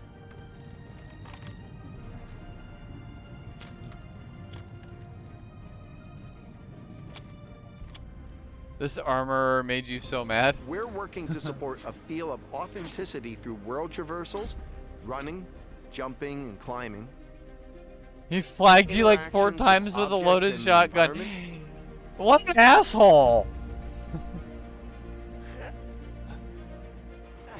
Pointed the barrel right at you. There's no Weapon gameplay firearm and enemy discipline. reactions, as well as combat realities. There's such nothing as wrong with weapon that. malfunctions. I like guns. I don't have any. I have a firearm. Close encounters of the I have a pellet lethal gun. kind. But yeah, that's it. But I like guns. Guns are good. Guns are cool. That's gonna hurt in the morning. And yeah, that guy, he definitely needed As to we practice continue to better focus on the gun quality discipline. experience, we've been working closely with our art teams, and it's been exciting to see their environments come to life alongside us. While animation and design Ooh, have been populating the Mosin. locations, AK-47 polish phase for Mossberg. my teams means making huge SKS, advancements in the nice. quality of our characters and environments. I am mostly jealous of the We've established our Mosin. standard with recognizable Mosin's characters a very, like very Mark nice Hamill, rifle. Gillian Anderson, and Gary Oldman. And we're now applying this to the rest of the cast and identifying any remaining tech requirements that need to be closed out. The story of Squadron 42 takes you through a variety of diverse locations, Very of varying nice. scales and styles. We shared glimpses of several environments before, and there's still plenty out there for you to discover. You have a AR-15, but you sold it. One of the main challenges the artists Gotta had do to what face you gotta during do. the development of Squadron 42 Nah, is me. ensuring the visuals are complementary to the narrative of the script. The mood and feeling of a space is just as important to us as it MOA? is making sure Sorry, we get the visual I'm not quality that familiar CIG with has the become terminology. known for. Oh, good. We can't hack it from this side. Graves, we got a locked door. Can you give us access? No, I'm afraid that's a negative. 2 minute of accuracy. Oh, at 400 yards. Damn, that's impressive. Override permissions and, Yeah, that Mosin's always been a. Okay, we'll figure something. Yeah. When you spelled it out for me, I Everything you see understood. during the campaign has been heavily inspired by the classics of 70s and 80s sci-fi, but with a modern twist. We want everything you see to feel like it has a soul, its own personality, and tells of a history Appreciate you, long though. before you arrived. But yeah. No, the Mosin's always been a stupid accurate Crafting rifle, and interesting as long as flight you're taking spaces care of in it, the 80 connecting years ain't tissue much. It's been one of the more unique It shouldn't challenges we degrade needed much to in 80 overcome years, Squadron. really, as long as you take care of it. Developing our VDB tech If at blends all. seamlessly between tighter traversal spaces and into wider space vistas and planets has proved incredibly difficult Very but nice. rewarding, ensuring that I'll Squadron admit, flows Russians know how to make good seamlessly guns. from one chapter to the next, without interruption. Creating a diverse array of locations is essential to us. Our environments need to work from a variety of scales.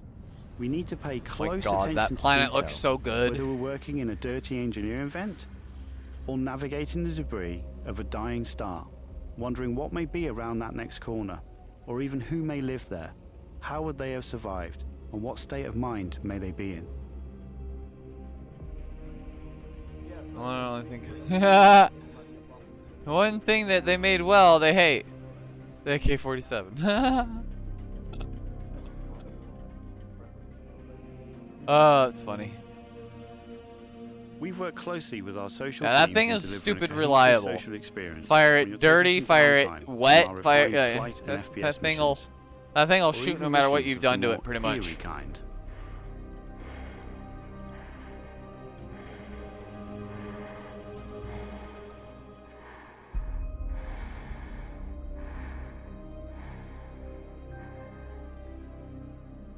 We'll be introducing new space stations on a massive scale, all brought together and designed to be as tangible as possible. We've thought about their function, their age, and tried to ensure there's a progression in artistic style with each station as you progress through the game.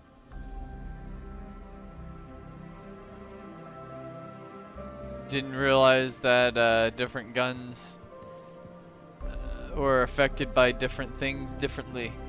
AKs don't do well with mud, but they probably handle dust no problem. ARs hate dust, As so. you can see today, the teams are working incredibly hard, ramping up the detail and quality to match the breadth of our vision for Squadron 42. Okay. Now, I know you're all asking, when can I play it? When can I play it? When we have the locked release date, you will be the first to know. Now, we're in polishing phase on Squadron 42. You will start to see a lot more things coming to Star Citizen, as well as overall progress on the persistent universe. The polish phase can take some time. We have come this far, and we want to make sure Squadron 42 delivers on the promise of being this generation's wing commander. Now, even though there's only a few of us in this video, I'd like to extend a big thank you to all our staff around the globe who've been putting their heart and soul into bringing Squadron 42 to Tighter life. tolerance is so small. And Dust I would like to particles thank get into the everyone bolt in and the jam it up. community for your That patience makes a lot of sense. and Okay. your support. To paraphrase Admiral Bishop, when people ask, what did you do in the development of Squadron 42? We can look them in the eye and say, I held the line. I held the line. I'm proud to stand with you. Thank you for making this game with us. We held the line. All right, guys. Watch the best part of this real fast.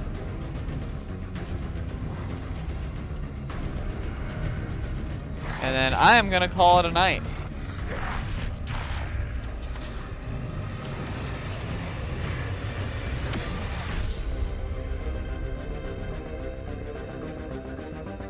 What ship are they coming out of?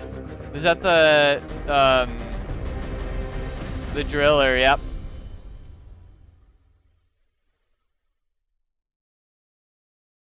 The Vandal driller ship. Cars lie to us.